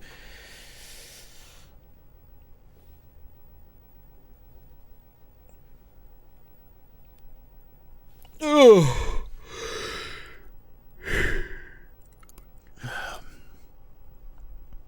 You're actually being sarcastic about Harmony. You'd rather see Portrait of Ruin, actually. Oh. Yeah, Portrait of Ruin and Harmony are kind of like my least favorite.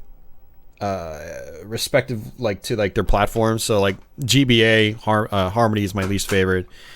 DS Portrait's my least favorite. So what I did want to do is actually try to do Dawn of Sorrow first, but I'm not sure if I'm gonna be able to get to that this Halloween.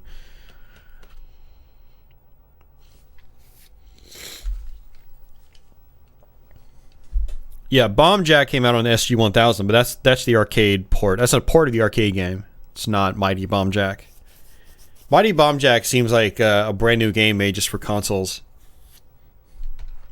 But yeah, you guys know I'll get to all the Castlevania games eventually. It's just there's only so much time.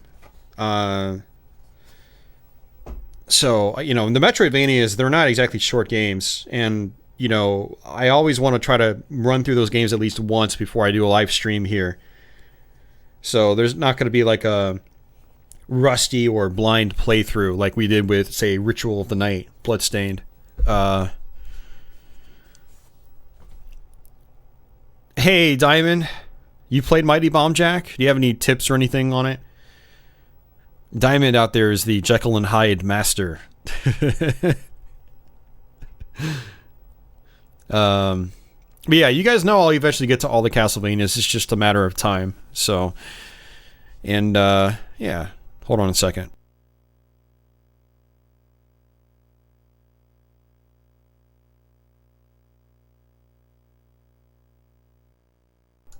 Okay, so this is Pac Land.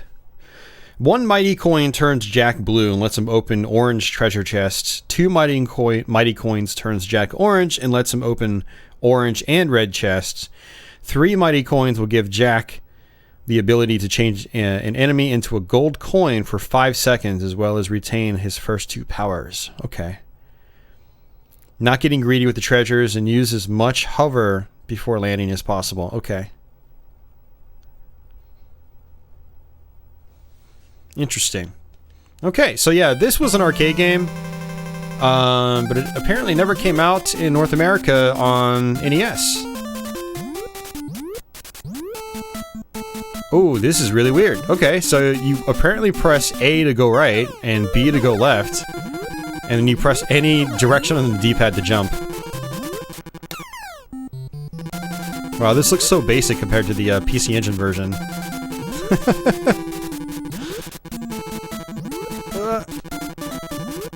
Looks like your jump height's dependent on how fast you're running.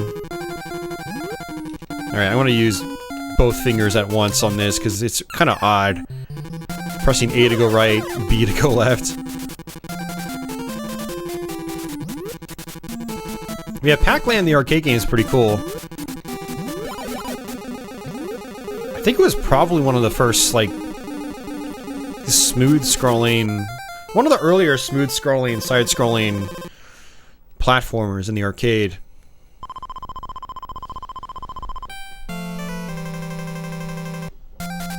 You can find Mighty Bomb Jack and Solomon's Key. Oh, nice. That's cool.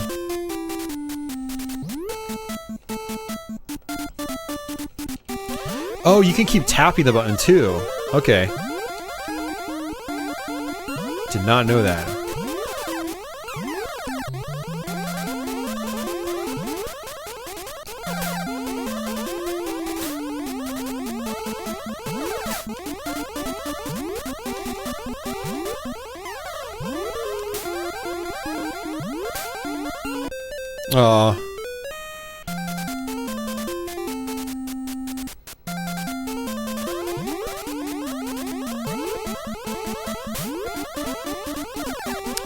Pac Land came out before Super Mario Bros? Yeah, it did.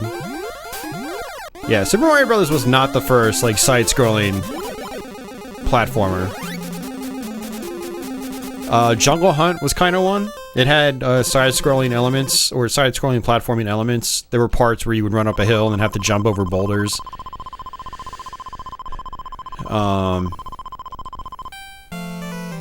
of course, you had console stuff prior, like Pitfall. But that was basically, you know...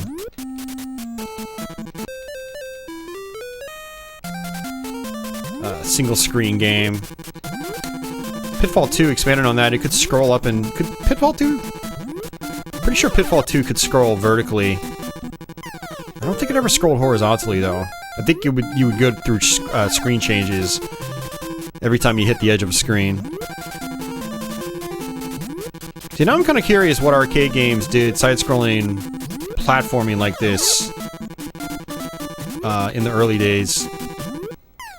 There was Wonder Boy, but Wonder Boy was after this.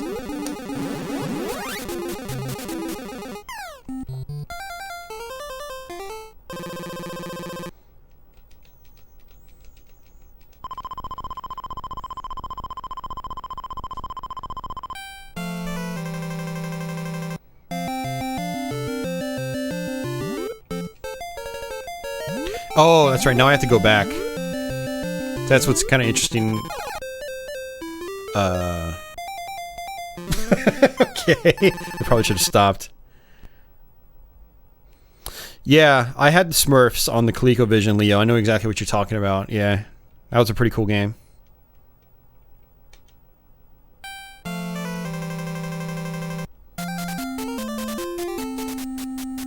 Blasphemous? Yeah, actually, Diamond Longplays was playing Blasphemous on stream yesterday. I got to watch him play it.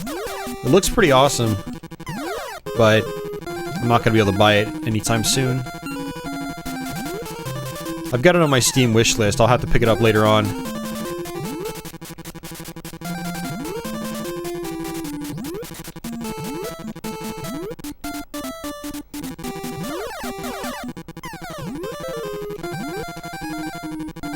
So it looks like you can actually rapidly tap the button to speed up and then just hold it and you'll keep your momentum.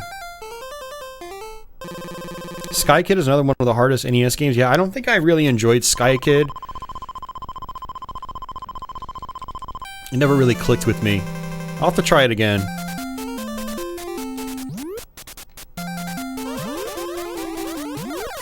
Oops.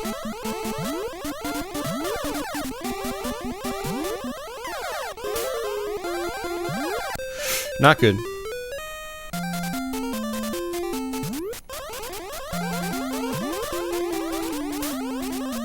Yeah, Nintendo kind of dropped out of arcades a little bit. Like, they were still in it by the late 80s, but after that, there wasn't much by them.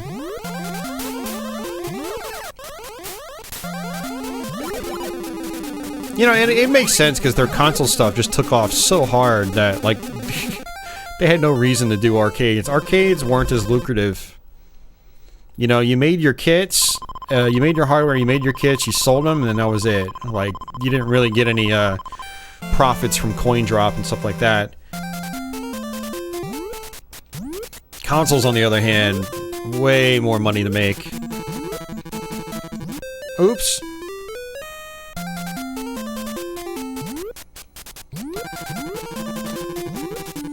Yeah, I don't think Sidekick gets a lot of love, Leo, because I thought the mechanics and gameplay were pretty weird. Kind of hard to get used to. But yeah, in the late 80s, Nintendo, I don't think really made any, actually, like, made their own arcade games. I don't know if there were really any.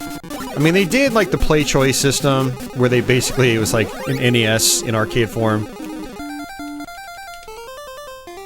They had, like, the Versus games as well, which were basically just arcade versions of NES games.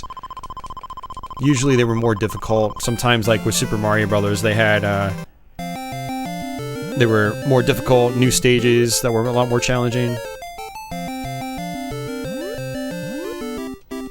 What if I just have to jump?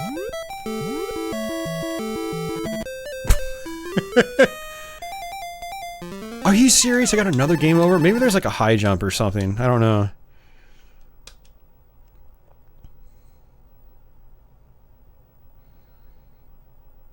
Oh, you beat the boss right after I left. I watched you fight that boss for hours, man. Alright, well, I wasn't going to do this, but since we've gone through all of our games, we'll try this out. Well, I mean, the thing is, Ethel, they didn't need to. Because it wasn't worth the money. That's my guess, anyway. Like, why maintain an arcade division when you don't need to?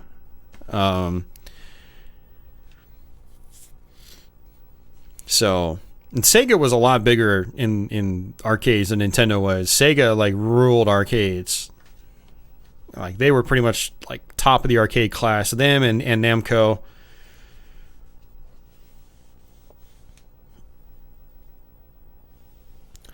Yeah, so this is a tap to float, says Wayne. Okay. So I guess I jump and then I tap the button to float. Alright, I'll have to try that again later. Yeah, so this is the Japanese version of Milon Secret Castle. I wasn't going to play this because we ended the last NEX stream on this exact game. Granted, it was a North American one. But I have a few more minutes I can hang out, so I'll play a little bit longer. Yeah, E11, that's what I thought.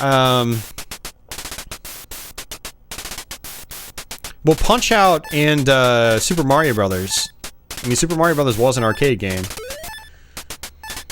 But yeah, after that, it doesn't seem like they really did anything else. They did publish R-Type in North America.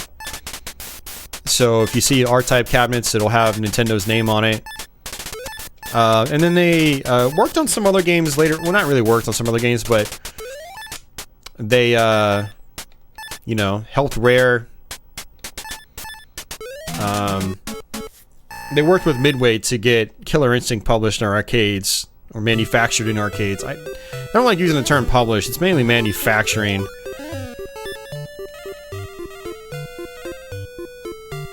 Like, Nintendo, I think, was technically the publisher, but Midway manufactured it. Which is why they're in big Midway cabinets. Yeah, so KI, KI2,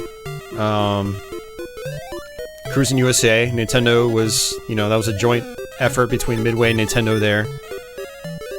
Nintendo still actually, I believe, owns the Cruisin' series, and they actually, I think in conjunction with Raw Thrills, released Cruisin' Blast. Was it Cruisin' Blast? A couple of years ago. Which looks like a really fun game. I want to play it.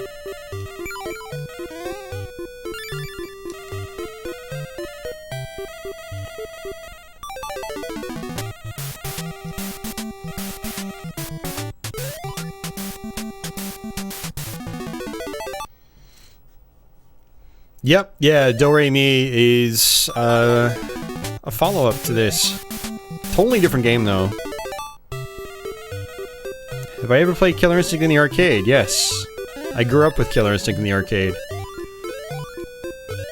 And I used to own a Killer Instinct 2 arcade cabinet. Never did buy a KI-1 board, though. I always wanted to, but never did. Now I don't really care all that much, because I'm kind of past that point. I've owned enough arcade cabs now. I did not buy the shoes. Oh, I'm an idiot. I'm not paying attention. There are some shoes you need to buy. I bought the potion, but not the shoes. And I don't have the key. I haven't shot enough enemies. Oh, no, I did. Okay. I don't think I've ever made that mistake, like not buying the shoes. There are shoes you get that let you spring on those platforms, those wooden-looking platforms. Killer Instinct on N64 is great, man. It's a port of KI2. It's not KI1. But if you like KI2, it's, yeah, no, it's a great port. So the arcade version uses this basically full-motion video for backgrounds. And it slightly, like, plays it forward or backwards depending on whether you're walking left or right on the screen. In a lot of cases. So on the N64, instead of doing that, they just redid all the backgrounds in, you know, with polygons. So it's all real-time 3D on N64, so it looks a little different. Probably, it can be a little jarring if you're used to the arcade version, but no, it's still great. It actually plays great.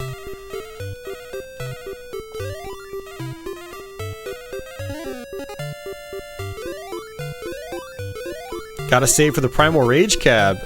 Man, I would like a Primal Rage cab. That would be cool.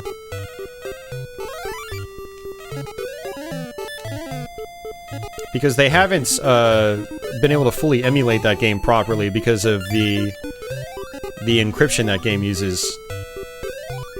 And you guys know Primal Rage is one of my favorites. I don't need to come in here, but I'll do it anyway.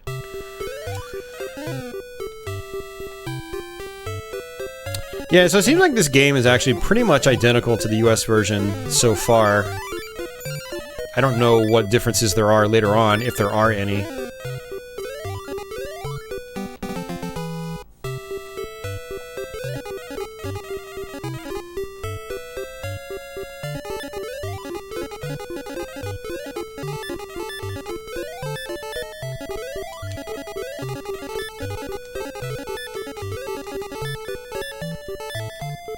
It was just a rebranded Fast and Furious game from the arcade, sans the movie license. Are you talking Cruisin' Blast, Leo? Because it looked really fun. I've never played the Fast and the Furious games, though. I did want to buy Cruisin' Velocity on the Wii. Because that's apparently a port of one of the Fast and the Furious games.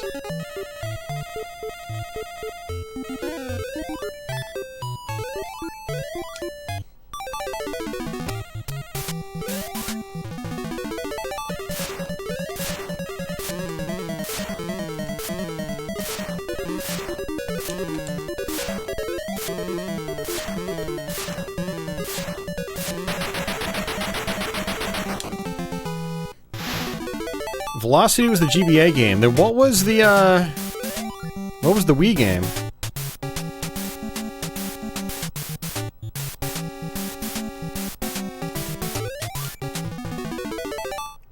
I mean, Stampede, I wouldn't have considered it cheating anyway. I mean, a lot of games did that back in the day. Super Mario Brothers did that.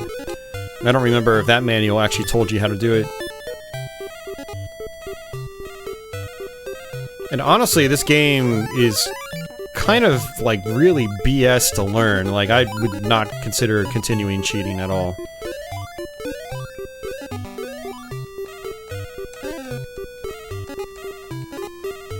The Wii game is just called Cruisin', is it? Okay, well, I'll try to pick that up sometime then. Dino Rex, yeah, that's kind of a terrible game. I have seen it, yeah. I mean, it's similar to Primal Rage in that it's got dinos, but like the combat is terrible. It's not a very deep game either, from what I can tell.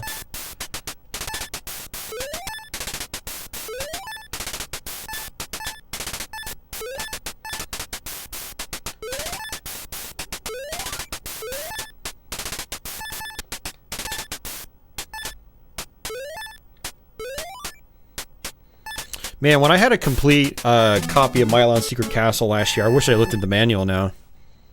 Another Raw Thrills port on the Wii you might like. Can't think of the name even, though you own it. It's a corny light gun style shooter from the arcade. Really? Okay.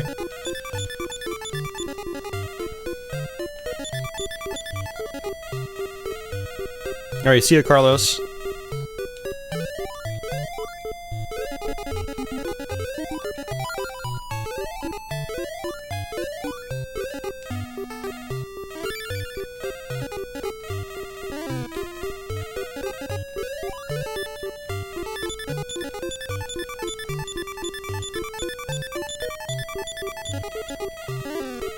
Rad Racer was the same way. It says hold A plus start to continue. Cool.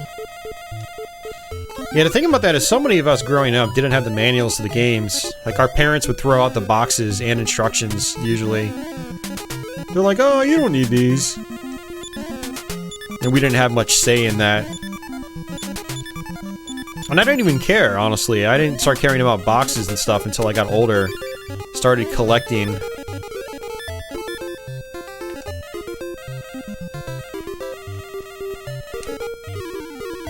Nope, there goes my shield.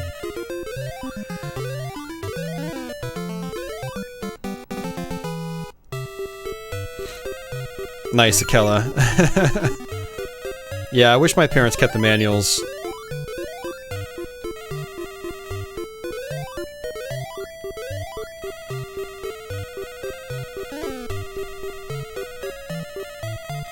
Alright, that's that.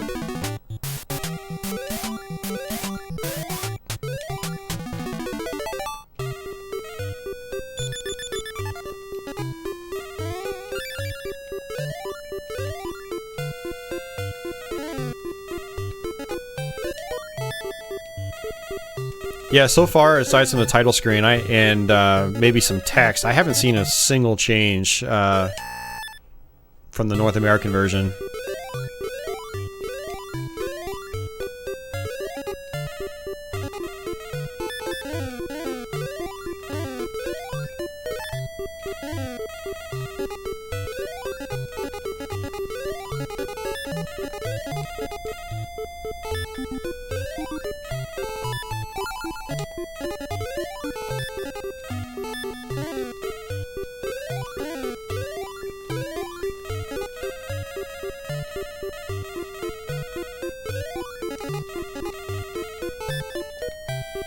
Okay, I don't think there's actually anything in there I need, so I think it's just a health refill. So we're going to grab that, and then we're going to grab the key, and then exit.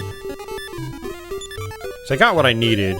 Oh, that's not entirely true. There is the music box. I need to get that too. Thought I made the key appear. I heard it. Oh, there it is. I don't think I've ever seen it appear over here. The North American one, it's always generally it's usually on the right-hand side. There's the music box.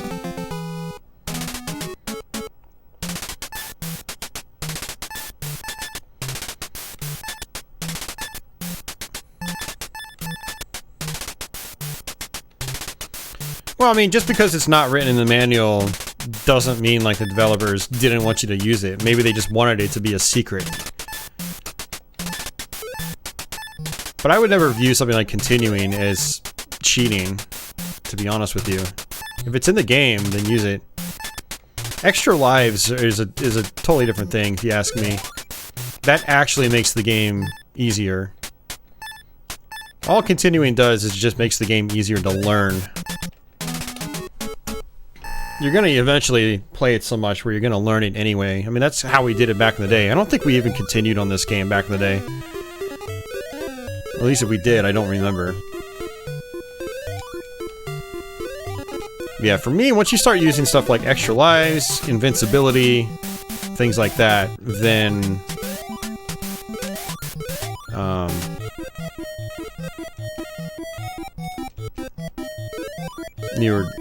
You're like blatantly playing the game as it wasn't intended.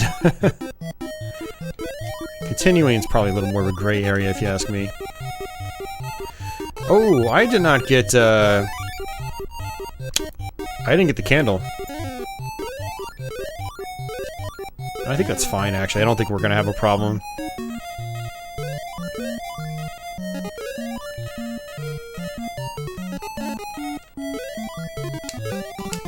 Something else to consider is, you know, the people that actually wrote the manuals. You know, a lot of times they weren't the actual people that made the game. It was like I think in some cases there was like, I don't know if it was like Nintendo, but there was like a human resources lady that would write the manuals for the games. And so like, the only thing she'd include is stuff that she knew about. If no one passed down a continue code to her, then it wouldn't go in the manual. So it's definitely not as simple as like, oh, the developer didn't write it, then it wasn't intended to be used. But like, you know, there's a lot that goes on behind the scenes, even when it comes to manual creation.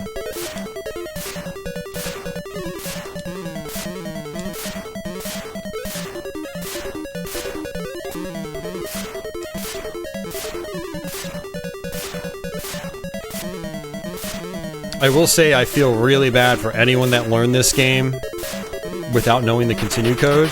It was probably a nightmare to learn.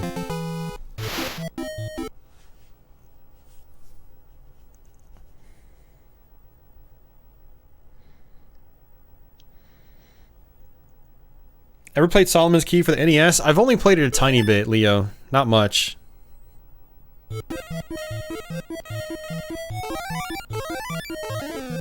Really wish I got an umbrella. I should have done that before I did anything. Yeah, I'm gonna skip that dollar, it doesn't matter.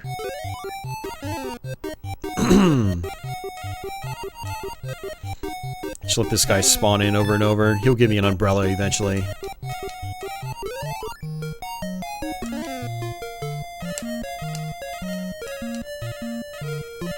You have a complete in box Tetris 2 on Super Nintendo. Nice. I'll have to fire up the Super Nintendo one, see how it compares to the NES one. There we go.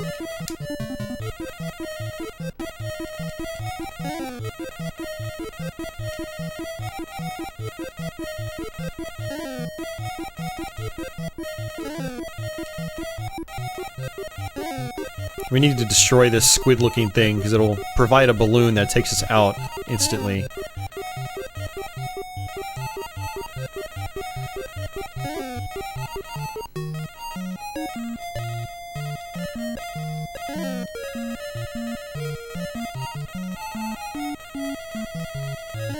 The music sounds familiar, probably because you've seen me play this game before. Not only did I do 2 Let's Plays of the game, but I streamed it on the last Generation NEX stream. Here I am, playing it again.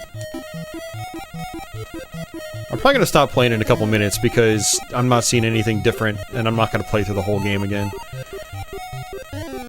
Anyway, this guy is not spawning near me, it's getting kind of annoying.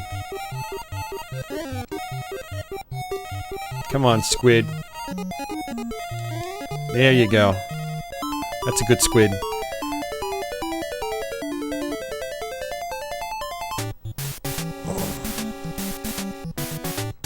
Looks like Raw Thrills did a Formula 1 game this year. I wonder how that turned out. I haven't been any 3D F1 games in the arcade. Yeah. It probably is not simulation oriented if it's Raw Thrills. I'll have to look into that. Heard it from somewhere else, like a movie or cartoon? Yeah, I don't know. Okay, yeah, that's right. We have to bust through this wall here. I always forget about that. And there we go. And we'll take that. Give us a little bit of health back. And now we can saw our way through to the boss fight.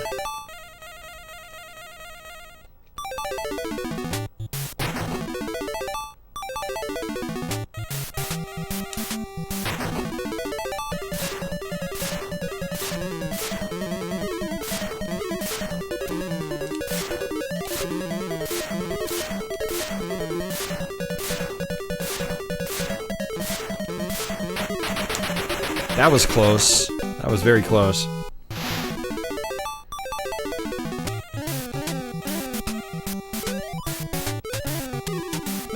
And that's a game over. That's a good time to quit. Oh, man. Alright, guys.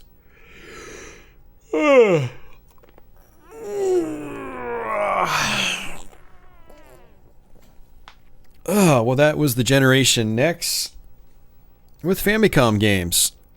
Let's actually turn it off so I can,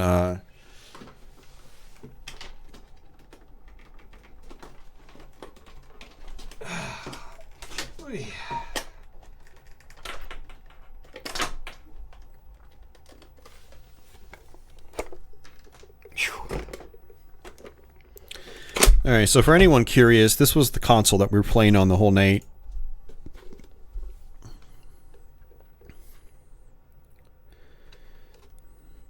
So it's, again, it's the Generation NEX. Front flap is for NES cartridges, and then top flap is for Famicom.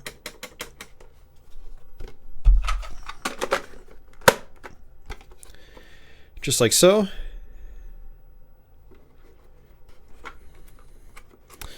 Yeah, I mean, it's for the time, it's a decent clone console. But yeah, I don't really recommend it today. Honestly, it's one of those things. It's just we're playing it because it's a novelty, and this will probably be the last time we stream it for a long time. We did 2 streams of it. Oh yeah, that's right. For those curious, so this is actually the wireless controller that I tried using at the very beginning of the stream, but it really wasn't very good at all. So instead, I ended up using the wired controller right here. This is so awkward, man. But yeah, that's the wired controller for anyone that wasn't here earlier when I showed these off.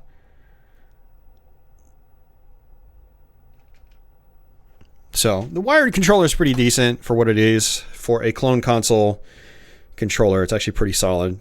It's not the best, but it's pretty solid.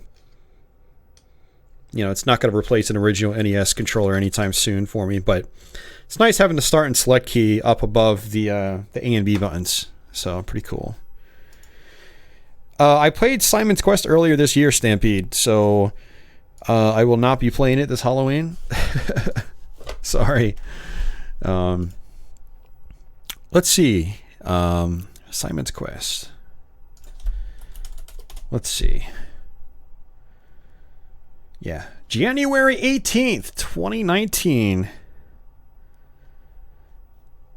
For anyone curious, that's it right there. By terrible, you mean what a fantastic night to have a curse. Although with some of these questions that people have been asking in chat, I feel like I am cursed.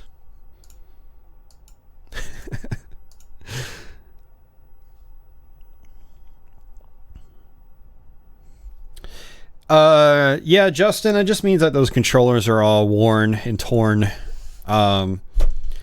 What I recommend doing is probably opening them up and replacing the rubber domes on the inside and cleaning out the buttons. Because they're probably all gunked up underneath. You know, they're gunked up in places that you can't see, basically, and it's going to affect how well they feel.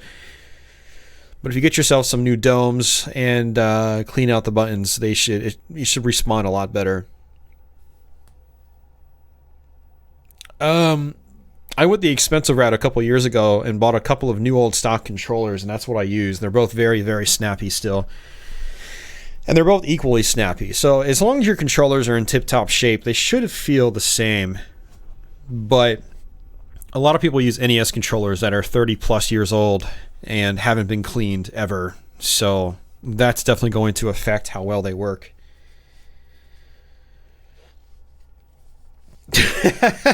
Austin's playing Fester's Quest here first.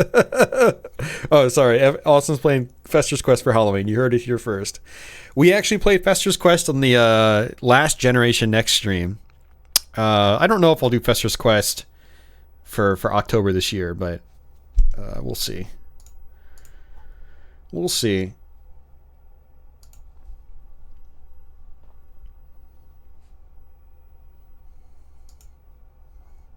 Not enough Castlevania, needs more.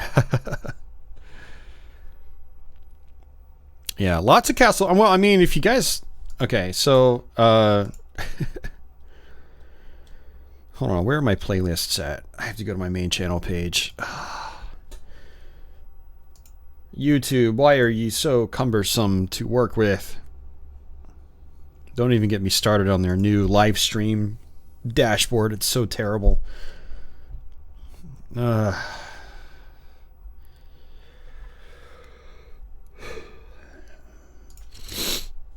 Okay, so if you want the full Castlevania playlist, I have a playlist with all my Castlevania videos.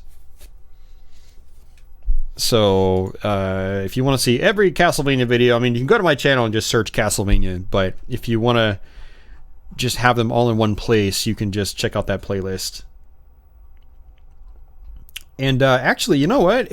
It's not every Castlevania video I've done, because I don't have my long plays on there. I'll have to add them. Yeah, I'll have to add those.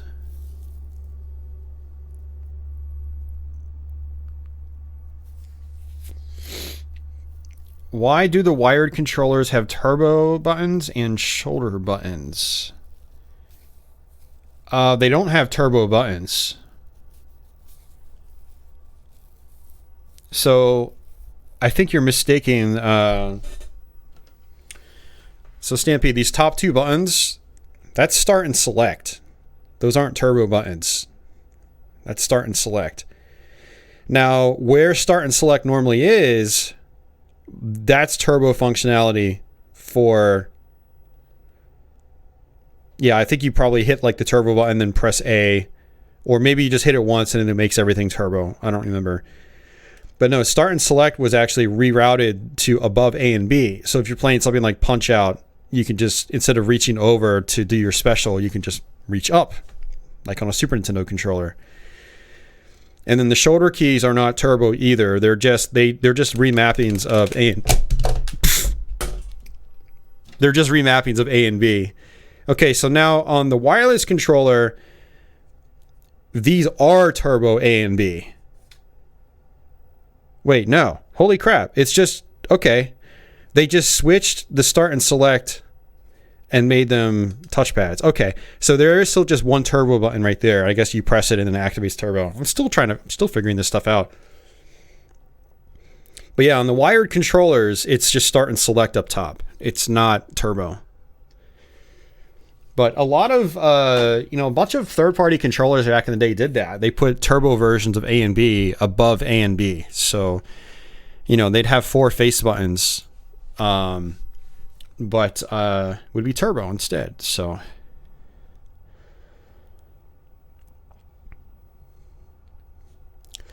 Simon Belmont Amiibo released November. Oh, it's going to release November 15th. Okay, I might buy that.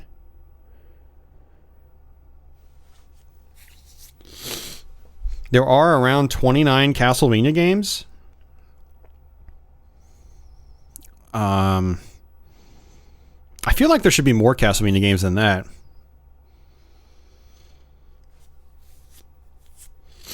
Maybe it is just 29. It feels like it would be more.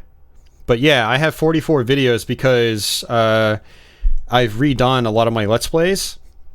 So like I have 2 Let's Plays of Castlevania 1, Dracula X for Super Nintendo, Bloodlines and Genesis. Castlevania 2 is a live stream, and my first Let's Play was 2 parts. So that's 2 videos, and then my live stream.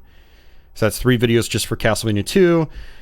I've got Castlevania Chronicles, both original and arranged mode, so those are 2 separate videos. I've got 2 Let's Plays of Rondo of Blood, multiple Let's Plays of Castlevania 4, multiple Let's Plays of Castlevania 3. That's one of the issues about a lot of my content being really old, is that the video quality could improve a lot. So I've been going through my videos and revisiting them with much better video quality and more experience. I'm much more experienced now than I was in, say, 2013 when I did a lot of my first Castlevania videos. So yes, that's why there are 44 videos, and there are going to be a lot more as we cover a lot of the other Castlevania games that I've never played before. And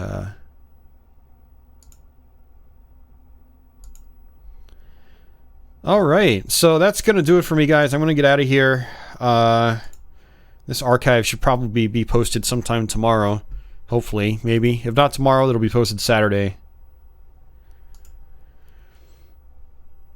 And, yeah, I think it was an okay stream overall. I mean, we played some fun games. And I hope you guys enjoyed most of it. Not sure if we'll be back with a Saturday stream, but I might. So potentially watch out for that. No Let's Play this week. If you want to check out Forgotten Worlds, I'll post that in the chat in just a minute. So also, FYI, for anyone that's a patron or YouTube channel member, I'm looking for questions from my last Q&A, or not my last, but my next Q&A. So for anyone that's out there that's a patron, that goes for YouTube channel members as well. If you want to participate in the next Q&A session, make sure you go to either of those links, depending on if you're a Patreon backer or YouTube channel member. And then submit questions for my next video. Either questions or just topics you want me to touch on. So, and if you missed the Forgotten Worlds Let's Play, there it is right there.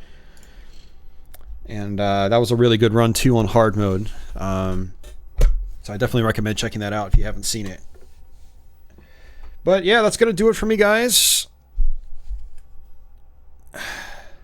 A no-miss Castlevania Chronicles run on Loop 6. Yeah, no thanks. You can do that, Office. You can record it and post some commentary along with it. I can be masochistic at times, but not that masochistic. So, but yeah, I'll see you guys later, and I guess until the next one, take it easy.